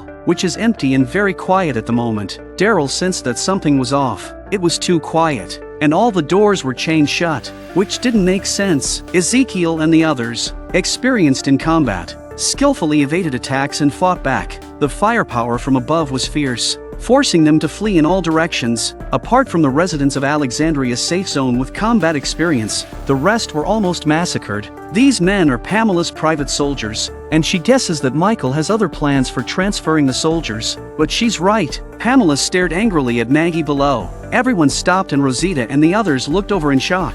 If something were to happen to Judith, they would feel an immense sense of guilt and remorse. They would also feel that they had failed Rick, who sacrificed his life to protect them. Pamela was surprised too. She'd never thought of hurting a child. No matter where they were, it was a serious offense. Carol's gunfire signaled the start of the battle. The injury to Judith fueled the anger in Alexandria's safe zone, and they fought back fiercely. The people upstairs started to flee. Daryl felt completely helpless. They had to leave this place quickly to save Judith. Then, Daryl noticed a fire extinguisher behind Ezekiel. Ezekiel knew what to do and threw the extinguisher, taking advantage of the smoke. They began to break the iron chains on the door. Outside the door, there are also soldiers guarding the door. It was at this moment that Eugene quietly made his way there. Earlier, Michael gave Maxine the information that Daryl and the others were coming out of here to meet them. However, they didn't anticipate that Pamela had set up an ambush ahead of time. Meanwhile, outside the Commonwealth, a massive horde of zombies approached the city walls, shocking everyone with their overwhelming numbers. Pamela's actions were truly playing with fire. Michael's face is serious on the wall, but he's not panicking. This isn't the first time this has happened. He directs his men to drive close to the zombies and lure them to the west, the way they've done it before. The soldiers carried out their orders skillfully. As long as they kept a safe distance from the zombies, there was no danger, so the soldiers just drove and didn't even have to look behind them. After all, it was unthinkable for the zombies to climb onto the vehicles. However, what they hadn't anticipated was that some of the zombies in the horde had evolved intelligence. Soon Michael's walkie-talkie heard gunshots and the screams of his men, and then he lost contact with them. No matter how much he shouted, there was no response. Things looked grim. Michael picked up binoculars and looked into the distance. He saw 2 thick plumes of smoke rising from the middle of the zombie horde. He realized that the number of zombies this time was greater than before and they needed to change their strategy. Shortly after, Michael gathered his soldiers and began to deploy tactics. Michael thought about it and told his men to put down their weapons, because if they resisted, they would die in vain. Michael told Vickers, "I will go with you, but you must listen to me. We need to reinforce the defenses around the city walls." Half an hour later, the zombie horde had arrived, but the city walls held strong, stopping the zombies. But one of the zombies was climbing the railing. The soldier froze in his tracks. He couldn't believe his eyes. How could this be possible? On the open plain, thousands of zombies were advancing towards the human community. However, The station soldiers were confident due to their trust in the sturdy walls of the Commonwealth. They had withstood numerous attacks from zombie hordes over the past 16 years, but they never expected the unexpected to happen this time. Some of the zombies had evolved and learned to climb over the railings, leaving the soldiers in disbelief. In one of the guard towers, a soldier, unaware of the approaching danger, was reporting the situation and requesting support through the walkie-talkie. Suddenly, the two soldiers below didn't dare to shoot for fear of hurting their fellow soldiers. Unfortunately, the soldier's face was bitten by the zombie and he let out a scream of pain. In his struggle, his arm accidentally hit the switch for the main gate. Suddenly, an alarm blared, and 2 seconds later, the gate swung open, allowing the swarm of zombies to flood in like a tidal wave. The soldier fired a few shots before fleeing, realizing that this was a battle they couldn't win. At the same time, Governor Pamela, still in shock from shooting Judith, was looking at herself in the mirror. Vickers pushed open the door and came in to report that the Commonwealth's walls had been breached. The F-zone was now overrun by zombies, and many soldiers and civilians had died. Pamela couldn't believe it. Every time she attracted zombies, it was just to scare those stupid civilians. How come this time it was breached? She's a little confused right now. Vickers once again reminded Pamela, saying that the walls had indeed been breached and the zombies had learned to climb over them. However, there was still a way to remedy the situation. If they could surround and contain the zombie horde in the F district, they could save most of the Commonwealth's territory. Though the chances were slim, it was worth a try. But before Vickers could finish, Pamela interrupted her. Pamela, now composed and serious, instructed Vickers to immediately gather all the soldiers and protect her personal villa. Then, she ordered them to lure the zombie horde into the residential area, using the civilians as a means to slow down the zombies and buy time to gather reinforcements. Vickers was also taken aback by this order. Such action would result in the deaths of thousands of citizens. On the other side, Daryl was carrying the injured Judith in his arms. The most important thing now was to get to the hospital where the medical supplies were. However, their path was blocked by a military truck, manned by the Commonwealth soldiers. Ezekiel leads them to change direction. This is not the time to fight, but they hadn't gone far when two vehicles sped past them, followed by another one entering a nearby alley. Everyone prepared for a battle, convinced that Pamela was sending her soldiers to eliminate them. To make matters worse, they found themselves surrounded by military trucks from all directions. However, Carol noticed that these soldiers didn't seem to be specifically targeting them. Instead, they were setting up roadblocks at the intersection. Everyone was puzzled about their intentions. As they all wondered, they saw the soldiers walking and shooting, leading the zombies forward. The group was shocked. They had no idea where this massive zombie horde had come from, but these soldiers were crazily leading them towards the residential area. Negan also noticed one zombie behaving strangely,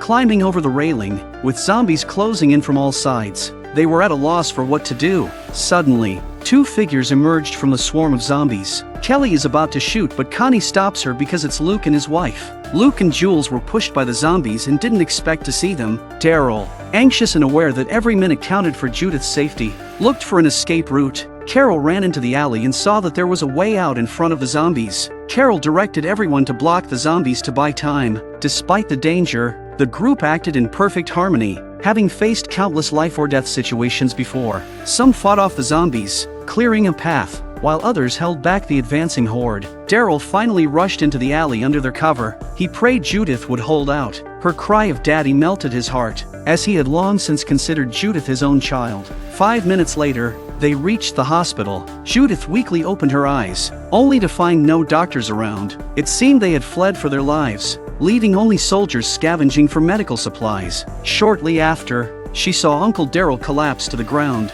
likely attacked by soldiers in the struggle for resources. Judith wanted to help, but then she noticed the zombies already reaching the hospital's entrance. If the zombies came in, they would all die. Struggling, she crawled off the cart and used all her strength to close the room's door. But on closing the second door, a zombie had jumped at the door. In a last-ditch effort, Judith pushed a cabinet to block the entrance. With sheer willpower, she fought to stay conscious, thinking only of protecting her uncle. After completing her task, Judith could no longer hold on and collapsed to the ground. Meanwhile, Maggie and the others were still outside, fending off the zombies. Unfortunately, Jules was caught and bitten on the arm by a zombie. Luke rushed to her rescue, but she was dragged into the mass of corpses. Luke's leg was also bitten before the others could react. and it was too late to save Jules. They save Luke, but Jules is already being eaten by the zombies. Half an hour later, Daryl abruptly woke up from his bed, finding Carol by his side. Connie and the others stood there, grief-stricken. They had amputated Luke's left leg, but the situation was dire without anything to stop the bleeding. Carol explained that they had arrived to find Daryl and Judith lying on the ground, but all the supplies had been taken by Pamela. That wicked woman ordered her soldiers to protect her own estate, leaving the civilian areas to fend for themselves. The others had gone to find a solution. Rosita and Eugene have gone to look for the children. We'll wait for them here. By this time Connie and the others were crying louder and louder. The kind music teacher was dying and couldn't speak at all. They gathered round and sobbed uncontrollably. They've supported each other all the way through the apocalypse and never thought they'd have to watch a friend die now. Magna took the knife and sent Luke on his last journey with shaking hands. Daryl refused to sit idly, finding the last remaining 4 tube to give Judith a blood transfusion since he had type O blood. But at that moment, they heard commotion outside, indicating that the zombies were about to break in. Carol and Connie grabbed their weapons and rushed outside. The others were not idle either. They went straight to the prison and blasted open the doors to rescue Michael, with Michael leading the way. Their subsequent actions would go much more smoothly. After exchanging pleasantries, Michael led Ezekiel and the others to the armory, where they loaded up the weapons and prepared to go to the hospital to pick up Daryl and the others. Maggie, on the other hand, calmly prepared a sniper rifle, her determination to kill Pamela unwavering. Just then, the horde of zombies reached their location. Michael pulled out his handgun, ready to shoot the nearest zombie, but Ezekiel stopped him. It turned out to be Aaron and Lydia, who had arrived. With the urgent situation at hand, they couldn't spare a moment to inquire about Lydia's ordeal. Getting to the hospital was their top priority. On the other side, Eugene and the group arrived at the orphanage, hoping to find Rosita's daughter there. However, upon entering, they discovered a scene of devastation, with staff lying dead in pools of blood. Rosita felt her world crumbling, realizing they had arrived too late. But suddenly, faint cries of a child echoed from a distance. Rosita swiftly ran towards the sound. In a room, a baby was crying, frightened by the presence of zombies. Thankfully, the overturned crib had protected the child from harm. After dealing with the zombies, Rosita lifted the crib with all her strength and then embraced Coco, soothing her. Holding the child in her arms brought Rosita a sense of reassurance. Eugene rushed over. He was relieved to see the room at first. Then he quickly lowered his weapon to hug the other children. Gabriel's face also lit up with a smile. He understood what Rosita had been going through recently, and he was glad the child was safe. Back at the hospital, after Daryl gave Judith a blood transfusion, the little girl slowly opened her eyes. Judith, usually brave, was scared. She was afraid that if she died, she wouldn't see her mom and dad return, nor would she meet her little brother. Overwhelmed by emotions, Judith fainted once again. At that moment, Carol entered the room and informed Daryl that the zombies were about to break in, urging them to leave quickly. Just then, Carol's walkie-talkie crackled to life. It was Rosita. They had come out of the orphanage and found a car to pick up Daryl and the others. However, their car broke down right at the back entrance of the hospital, with zombies surrounding them and the situation becoming increasingly dire. Daryl wasted no time. He pulled the cart and was ready to leave, but as they reached the doorway, he stopped. Outside, a large horde of zombies had gathered. Daryl pushed the cart back and closed the door, using another cart to block the entrance. Doesn't this scene look familiar? Isn't that what Shane did back in the day? Hence Rick waking up in the hospital later on. It's like a cycle. The number of zombies exceeded his expectations, and people had already died. Yumiko and the others had no choice but to close the door once again. One of the zombies was holding a rock and smashing the glass, and the zombies had already breached the side entrance. If they continued like this, they would soon be surrounded. While they were contemplating their options, the zombie managed to break through the glass door. They have no choice but to fight. In a decisive moment, Daryl shouted for them to escape through the back door, realizing that holding on any longer would lead to certain death. Daryl moves the barrier again and pulls Judith out. As they moved, they used the radio to contact Michael and Rosita, informing them that the hospital had been overrun and they were heading towards the back door. Rosita and the others also didn't plan on waiting around but chose to make a break for it. Although each of them was carrying a child, it didn't hinder their ability to fight. However, the number of zombies was simply too overwhelming, and once they ran out of ammunition, they wouldn't survive. Rosita pointed to a water pipe and urged Eugene and Gabriel to climb up quickly while she stayed behind as the rear guard. This method proved effective, although it was challenging for Eugene due to his weight. After 3 minutes, Eugene was the first to climb inside, followed by Gabriel. In the end, Rosita struggled as her foot was firmly held by a zombie, making it difficult for her to move even an inch. Gabriel reaches out and tries to pull Rosita in, but he misses by just a little bit. The surrounding sounds seemed to disappear all at once, and they couldn't believe what had just happened. Rosita fights incredibly well, and even in such a critical situation, she can turn things around. After clearing out a few zombies around them, Rosita climbed onto the vehicle, but before Rosita could catch her breath, she saw some zombies climbing on as well. Rosita gathered her strength and made a leap, knowing that one wrong move would mean being overwhelmed by the zombies. Luckily, she grabbed the hose and eventually climbed up to the window as well. It wasn't until evening that Michael, armed with weapons, found them and led them to the armory. He also contacted his subordinates to bring a truck. They'll sneak into Pamela's private estate in a car. Michael didn't go in to escape the zombies. It's just that Judith is in desperate need of medical attention. Additionally, there were numerous civilians trapped at the gates of the estate, and Michael intended to find a way to get Pamela to open the doors. Half an hour later, they arrived at the estate, and Daryl immediately carried Judith to a bed. Tommy quickly approached to examine her, stating that the child was weak but would have never made it this far if Daryl hadn't given her the blood transfusion. Tommy assured Daryl that he would do everything he could to save Judith. Tommy immediately started to save Judith. Daryl could only wait anxiously by the side. The operation lasted about 10 minutes. Maggie emerged and asked if they had seen Negan, as she had prepared a sniper rifle to assassinate Pamela, but it was missing. Maggie suspected Negan had taken it. In fact, Maggie's suspicion was correct. Negan was currently making his way upstairs with a bag on his back, knowing that Maggie planned to assassinate Pamela. But after that, I am doing this for you. In the previous episode, it was mentioned that Maggie had prepared a sniper rifle to assassinate Pamela. However, during the night, Negan took the weapon without her noticing. Negan wants to help her to finish the job, but Negan seems strange to Maggie. She doesn't understand why Negan is interfering with her business, and what is his purpose. Then, Negan spoke words that touched the hearts of countless viewers. You take Pammy out with this thing, hell is gonna rain down on you. And you ain't gonna come back. And you have to come back. So I'm gonna do it. Last night, when I was down on my knees, about to lose my wife, I was about to lose everything. And I finally understood what you must have felt. Look, I know that I probably owe you more than this, but I am so sorry. It was the first time he formally apologized. For what I took from you. And what I took from your son.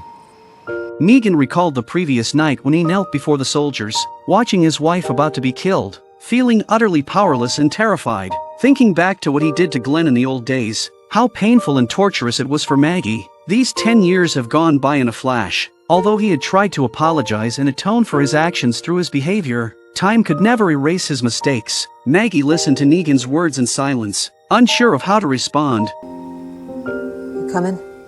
Negan had tears in his eyes.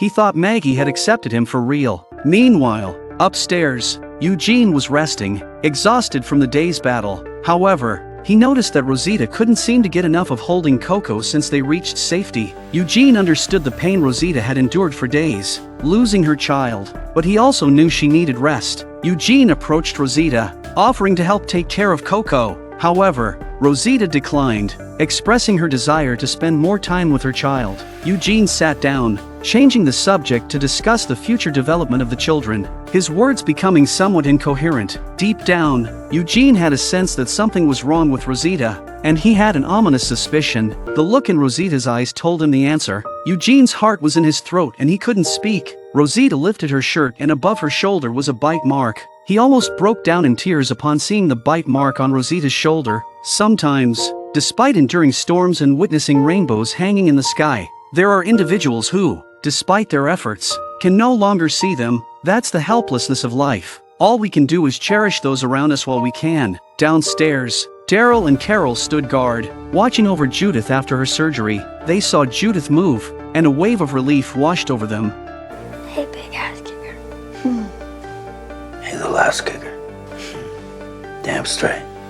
Their conversations are always touching. Judith hadn't told anyone that Rick might still be alive. Previously, when Judith mentioned Michonne going to find Rick, Daryl assumed it was a hallucination caused by her injury. Little did he know that it was true. Suddenly, a gunshot rang out from outside. Michael glanced through the window and saw that the citizens outside the estate were being shot by soldiers if they attempted to climb over the walls. Michael's anger flared up. As the commander of the Commonwealth, he couldn't stand idly by. Michael picked up a gun from the table and informed them that the truck was filled with enough fuel for them to return to Alexandria's safe zone. "I will do everything in my power to help you leave. This is not your fight." Outside, the crowd gathered at the iron gate, shouting for it to be opened, but the soldiers coldly aimed their guns at them. Pamela, too, looked on indifferently. Maggie found a chance to aim at Pamela, and as she was about to shoot, they noticed that something was going on. Michael and a few soldiers emerged, all of them disapproving of Pamela's actions. Soon after,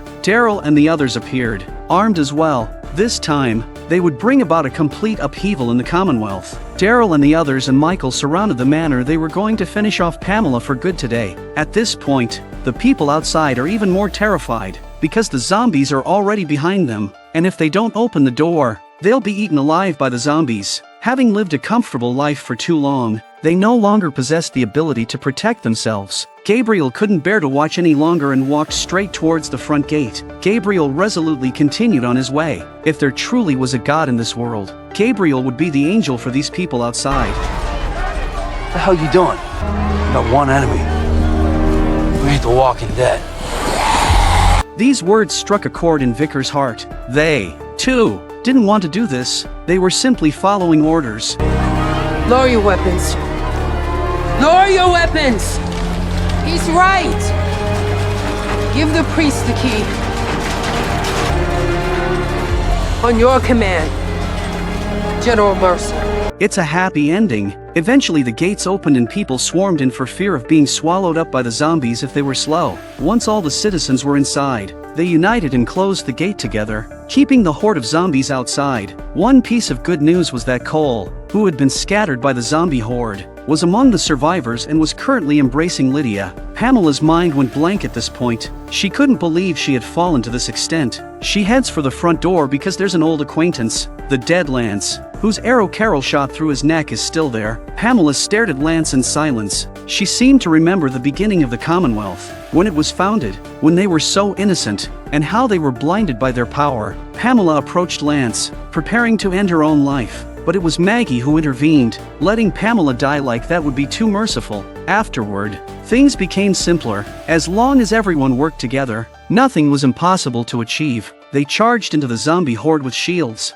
creating a path, and a truck drove out. The destination of the truck was the Commonwealth's gasoline storage warehouse. They were planning something big. Later, the gasoline was transported to the center of the garden. They also brought several large speakers and connected them to a power source. DJ music was playing in the garden. Upon hearing the sound, all the zombies headed in that direction. They spread the gasoline on the ground and set up explosives. After half an hour, all the preparations were complete. They opened the gates and let the zombies inside. In just a moment, the zombie horde surrounded the central garden. The explosion had a wide range, almost covering Pamela's entire private estate. Thus, the matter came to a satisfactory conclusion, and Pamela would be permanently imprisoned. On the other side, Maggie found Negan and sat down in front of him. She had thought about it all night and realized that she needed to express some things. She said, "I've been thinking about what you said last night. Thank you for your apology, which has brought me some relief. But I still can't forgive you, I really can't. Glenn was wonderful and I'll never love anyone else in my life. I remember his smile,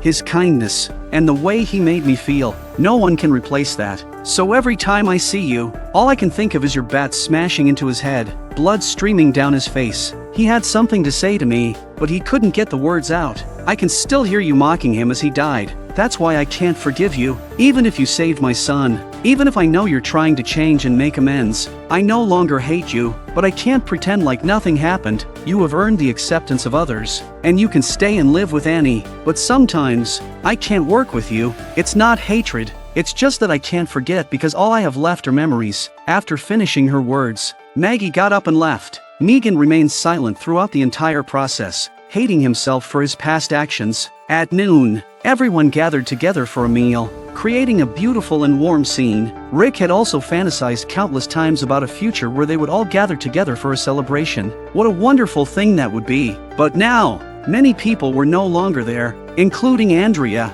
Glenn, Abraham, and others. Even Rick himself was gone. Of course, Negan was also absent from this heartwarming scene. He knew that his presence would only affect the majority's mood, so he chose to leave completely and live elsewhere. Rosita braced herself to stay with them. She was already feeling weak, and she really couldn't bear to leave when she saw them so happy. Gabriel sensed something unusual and felt that Rosita seemed to be cherishing these last moments of joy. Rosita leaned close to Gabriel's ear and told him about being bitten by zombies. After hearing her words, Gabriel froze in place, having thought that a good life was about to begin, but he didn't expect it to end like this. Judith from afar also put away her smile. She seems to have guessed it too. Eventually, they helped Rosita onto the bed and bid her farewell one by one. The woman who was once hailed as the most beautiful and sexy among the walkers ultimately couldn't survive. Eugene let out a sigh as he set down the flowers and looked at the gravestone in front of him. It had been a year since Rosita's passing, but Eugene still often thought about his old friend. Time had flown by,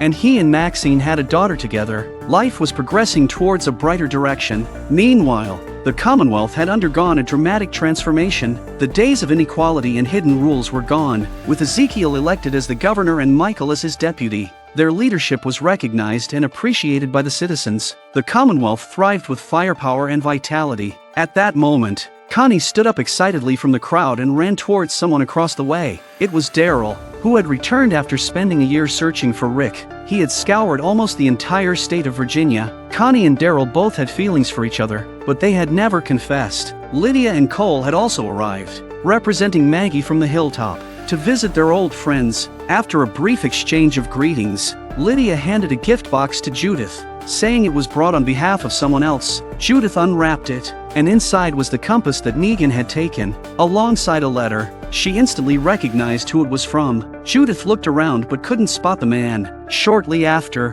Daryl and the others arrived at Alexandria's safe zone. After a year, the place had fully recovered and returned to its former state. The Commonwealth, Alexandria's safe zone, the hilltop, and Oceanside had become an inseparable whole. Carol had taken over Lance's role and was responsible for connecting the four major communities. Everything is looking up. The hilltop had also regained its former glory. Daryl finished visiting his old friends and then he said goodbye to Carol and got ready to leave. He was headed to farther places to continue searching for Rick. Knowing that Rick might still be alive, Daryl was determined to bring him back. However, nobody knew when Daryl would return. A few minutes later, Daryl was ready to depart. Judith and RJ ran towards him, reluctant to let him go. In the absence of their mother, Daryl had taken on the responsibility of being a parent. Daryl was a man who deserved a happy ending, looking at the wrinkles at the corners of his white beard and eyes. Come to think of it, although he was running around as much as Rick, he never fought for others without a moment's thought for himself. He was a respected tough guy.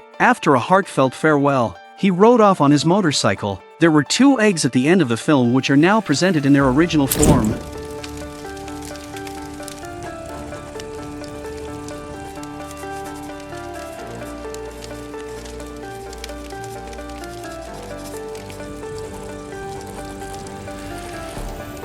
I think of the dead all the time. And about the living, who I lost. I tried to get to you and your brother again and again. It's too far for the radio now, I know that. But I still got you, and you got me. We're connected. We're still connected. I think about them all every day. Everybody we ever loved. Their faces, what I learned from them, how they made me who I am. So much more than all this made me who I am. We'll always be together, even when we're apart. We, together, are the strongest thing.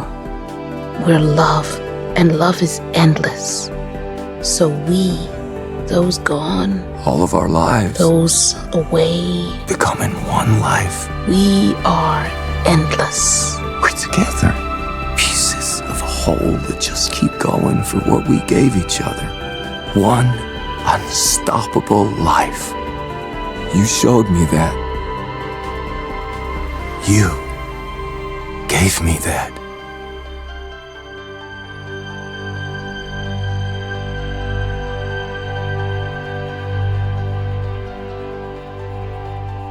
That's right, they're both still alive. Michonne, dressed in a peculiar combat outfit, wrote words of longing for her children and Rick. The film didn't provide information about her whereabouts, but based on her final departure scene, she had likely joined an organization even larger than the Commonwealth. This group was constantly on the move, making it easier for her to search for Rick. As for Rick, his whereabouts remained a mystery. Based on the storyline, it was speculated that he had been severely injured when he blew up the bridge. Jadis happened to see Rick, so she traded him to the mysterious man as a Class B. Rick received treatment and recovered but was forbidden from leaving. In his quest to see his family, he managed to escape, but the organization relentlessly pursued him, making it highly probable that he would be captured again. As a result, Rick packed his personal belongings into a backpack, including his shoes and a cell phone. He also crafted a message in a bottle, hoping to use this unlikely method to let his family know that he was still alive. Just as Rick threw the bottle into the sky, the sound of a helicopter resonated. In the next moment, Rick forcefully threw his backpack into an abandoned ship nearby. At this point, many viewers had likely guessed the cause and effect. The ship was later washed ashore near a small island. Michonne, having been deceived by Virgil, coincidentally stumbled upon Rick's shoes and the cell phone. It seemed that fate had intervened. It was with these discoveries that Michonne went on the road alone in search of Rick and encountered the huge party. The sound of someone talking came from the sky after Rick threw the stuff out.